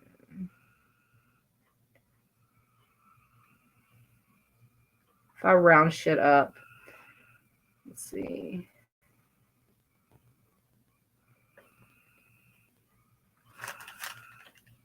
This was $637, and then $275. I don't know, whatever that math is. I don't know, about $800 or $900 total. Am I doing math right? I don't even know. 7, 8, 9. Yeah, it's like $850, something like that, which is less than what I had sort of moved money around to make happen. So that's good. I don't know if you're still there, Dave. No, you're muted. Yeah. So yeah, I got not new. Yeah, I do have a new hot water heater. Yay, the gift that keeps on giving. And I got it done for less than expected, and let's hope it stays that way. And bonus, he fixed the toilet problem that somebody had unfixed. It sounds like a good deal. Yeah, it was. I had estimated like about $1,100, and it came in under that for sure. So, it's a relief. I just feel relieved, really relieved, and I'm letting them get their shower and enjoy it and not get burnt, and then I'll be in line. So I'm happy, but I don't think that toilet has ever been quiet ever. And so now it's quiet and doesn't leak. It just progressively got louder and more annoying, or I would have never had it touched. But we've gotten used to some of the quirks of our house, but some of them don't have to even be here. They're just here because we don't know how to fix them. And they're little. We've gotten used to whatever it is. So, every time your daughter comes in, right? Well, this for is that StreamYard link. Are you watching how she does it? No, they don't. You gotta pay attention. Well, she'll come back and show me, my youngest. I know, but I mean, I get there. It's like, kind of a fun gimmick to have her come in and like do it for you. But it sounds like it's really simple. And if you just like, just paid a little attention, you could probably do it. I could figure it out. If one of them will come tell me right now, because you know what? I learned how to star whatever. I learned how to make people mods. I've made a lot of progress. You have to give me props on that, Dave. I'm giving you props. You moved a long way, but this particular one, we were doing those lives. Those back-to-back lives, right? Yeah. Where we did like a one day, and you're like, my daughter's not up right now. I'm not sure how to do it. I just feel like I need to know how to start. That's one thing you gotta go. Okay, show me once, show me twice. Okay, I'm good 3 times. But look, have you noticed? I can put links. I can drop links. I just don't know how to drop that link. You've seen me. I put other links in the chat, like links to articles or whatever. Yeah, that's cool as shit. But I just don't know. I've got to figure out the difference in like the whole copy paste of doing that. Like, right? You're like so close. Yeah. That night you were like, you actually we were like doing the live. It was really cool because we were doing the live. I was like, where are we right now? And you're like, and we're like, what video are we on? And you're like, I was like going, this is the spot. And then you put the link of that video in there. That was sweet. Aw, that was a sweet moment. Yep. That was like, I felt like that was a creator's brand new epic moment. Yeah. So are we gonna what are we gonna do? Are we gonna continue, or are we gonna? What I was asking you. Do you want to do the start with the daughter stuff, or what do you want to do? I think we should do the daughter stuff. Start it as like a new tangent. Okay, but should we start a new live over? Is what? Oh yeah, for sure. This is garbage. Kind of. Okay. It's not no offense, anyone that's ever been a part of this, but this is more of a conspiracy thing. Started out, like we're playing with a lot of conspiracy stuff. I would just almost label this conspiracy. Yeah, I was gonna say, what do you want me to label it, or do you want me to put it? I would do that as soon as possible. Like if you could do it right now, change the title. Whoever call your daughter up, just change this capital conspiracy. And then we can just kill it. Yeah, I'm gonna end it. End it. Start over. And start a new one. Yeah, and we're gonna we're gonna focus on Frances. So we title it just Frances Bean Cobain. Growing up, Frances Bean Cobain. That would be the perfect title. Okay, I mean, because that's his title. I just wanted to make sure. Yeah, I mean, if you want to reword it somehow, you could just call it Frances Bean. I don't know. I like that. I really want to I really want it to stand out. We're gonna use it, and we can we're gonna reference his article and stuff anyway, right? Constantly. Yeah, I mean, we're selling him. Yeah. So I'm gonna name it. We're actually introducing a whole new. Whoever sees this doesn't know who he is. So I mean, we're actually selling his ass. So, it might be chump change in his big ass picture, but I mean, I feel like we're actually doing him right. Yeah, I just now put in her name, and a good article came up for me to talk about later about what she's doing right now. Frances? Yeah. Okay. Will you help me, Lane? I'm going to end this live, and then we got to change the title. Retitle it, and then start a new one. Conspiracy. I want to name it. Or you could do put P. Diddy or Puff Daddy. Actually put Puff Daddy in there. It'll stand out more. So Puff Daddy Conspiracy. Okay, Puff Daddy and other conspiracy, because we talked about others too. Yeah, a lot of conspiracies out there. Okay. All right. I'll see you in a minute. I'm gonna get this change all of that. You keep your eyes open. So this one, where we're gonna do the new one, is gonna be Growing Up Frances Cobain. Cobain. Yeah, her whole name, if you can. Frances Bean Cobain. Actually, yeah, I don't know. Whatever you want. Let's do it. We can change it later. Alrighty. All right. Peace. Bye. I broke my hand and I didn't realize how